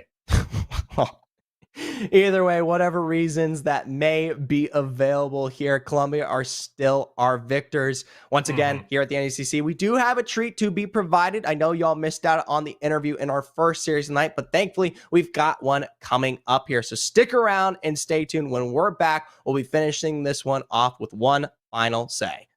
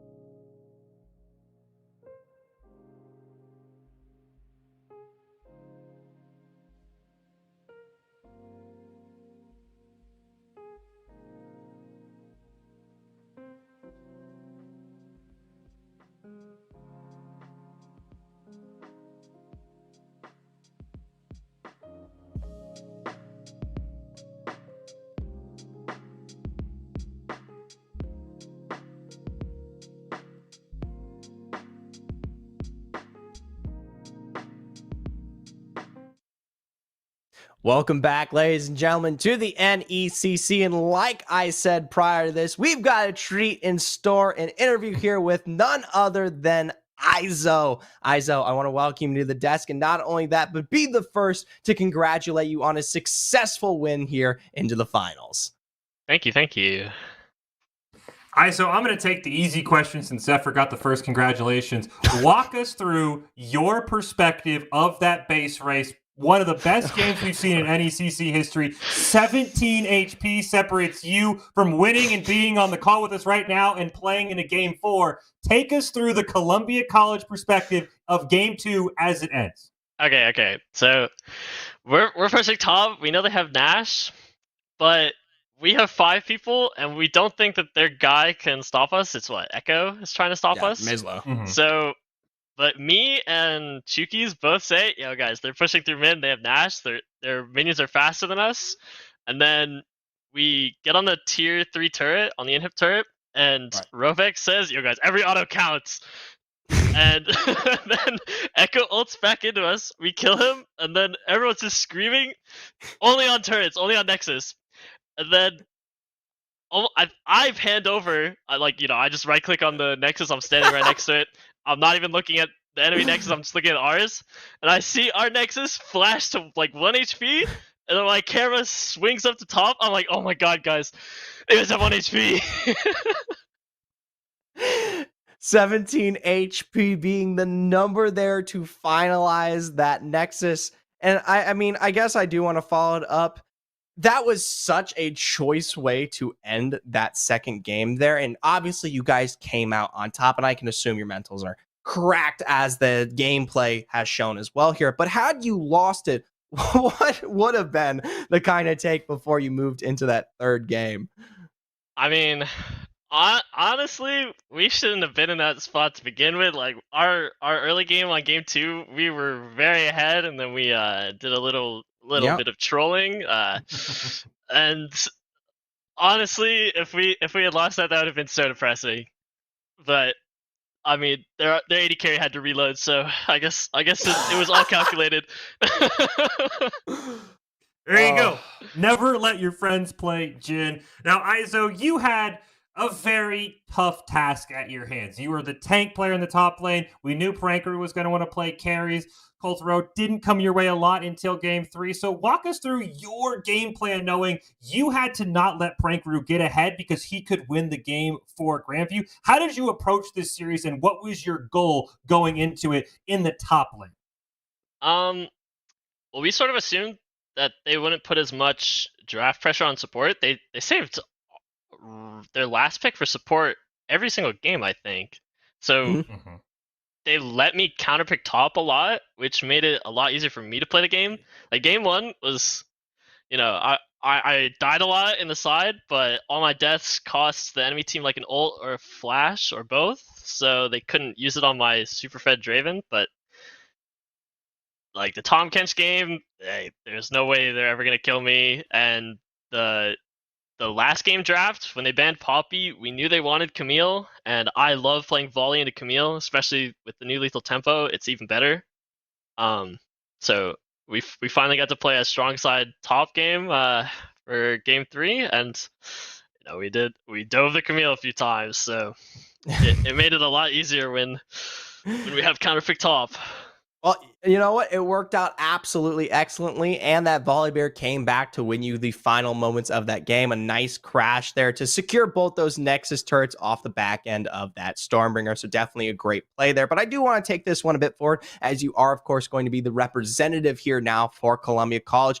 Can you give us a little bit of the take regarding some of your teammates here, especially as we look down towards Rovex in that mid? Coltero with his constant pressure towards these bot lanes, as well as the absolutely indomitable play from Shogo here in this series. Well, I don't know what happened. Enemy team left up Twisted Fate against Rovex. It's kind of a signature pick for him. And I don't know how much people know Rovex, but when he thinks something is illegal, he'll let you know. He's oh my god, guys, they left up TF. Just pick TF. The game's already won in draft. For Coltero, we basically got our happy jungle pick every single time. Hey guys, they left Lee Sin up. It was first pick Lee Sin. He's literally been playing Lee Sin since the start of the semester. Like every game, blue won. He's so bored of it, but it's just the best jungler. And Mr. Shogo loves Draven, so we could just pick that all the time, and we'll have Prime bot, we'll have Prime mid. It makes the game really easy to play when everyone's on a comfort champ that wins lane. Well, I just have one more question for you. And every time someone wins something, you have the quote. So you're the champions of Champion Cyan Division. What are you gonna do now? Well, I'm gonna take a break, I think, because we don't have any competitions till CLOS starts in the spring. All right, Iso. Is there any last shout outs you want to throw at? The platform is yours here. You've got all the access to speak towards all of your fans here on the NECC. Shout out to my mom and dad in the chat. It's Father Maz and Mama Maz Iso fan in the chat. If you see them in there, that's my parents. They're always watching and supporting me. And shout out to all my friends who were for sure watching, but less in the chat. And yeah, shout out to my teammates. We were having a bit of fun. Good. A little too much fun in game 3, so we got a little hypey, but they were really fun to play with. All right. Well, thank you, Iso, once again here for joining us on Desk. It was a pleasure, and I hope you're happy with the performance of this season as a whole, and a nice win to finish it all off. Yeah, thank you so much. Congratulations, ISO, and the rest of the team. Didn't quite get the "we're going to Disneyland" that I was hoping for, Zephyr, but yeah, not quite the Disneyland pick-off there in the end, but hey, it still works in my book. They're students. I mean, I'm sure he's got finals as well. You just want a break. I totally get it. No. Especially after that series, as you said, game 2, it takes a toll on you. Even when you win, it still takes it takes years off your life watching that Nexus. The fact that Iso even said, "Yeah, I looked down and saw the 1 and started just panicking," and then the camera slowly pans up and you see the victory. A phenomenal series, a phenomenal end, and I can't wait to see what Columbia does. But I will say, second place for Grandview, it's never what you want. You never want the feel-good moral victory. But I think this team has a lot of prowess. They pushed Columbia in 2 games. In game 1, they probably could have won. Game 2, again, we could beat it to death the different ways they could have won. So I will say, I think Grandview was a very good team. This was a very fantastic finish to the NECC season, the 2 teams that were undefeated. I think both these teams have bright futures. And of course, one is really, really happy, and one is probably contemplating if they should go play Valorant and become a different gamer. Well, I don't know if I would go as far as that, but for us here on the desk, this of course going to be our final moments together, but of also the final moments for League of Legends as a whole. This split, that is our final broadcast here, and I know there's plenty of other teams that played out, so if you want to check it out, there's definitely the master document. You can go see who won all those other lovely brackets here across champions, challengers, navigators, whatever here. If you want to support, of course, all the action here that we promote on NECC, not just League of Legends, but the plenty of other games that are still going on and working their way down towards the finals, feel free to follow us below here on the stream, Discord, Twitter, Instagram, YouTube, Facebook. We've got it all. And of course, if you want to support me, Zephyr, or Fish, my lovely co-caster here, go ahead, pop us a follow or anything of the like here onto our Twitter. Feel free to DM us with all of your hate and critiques overall for this cast as a whole. With that finally being said, though, we hope you all stay safe and have a good night.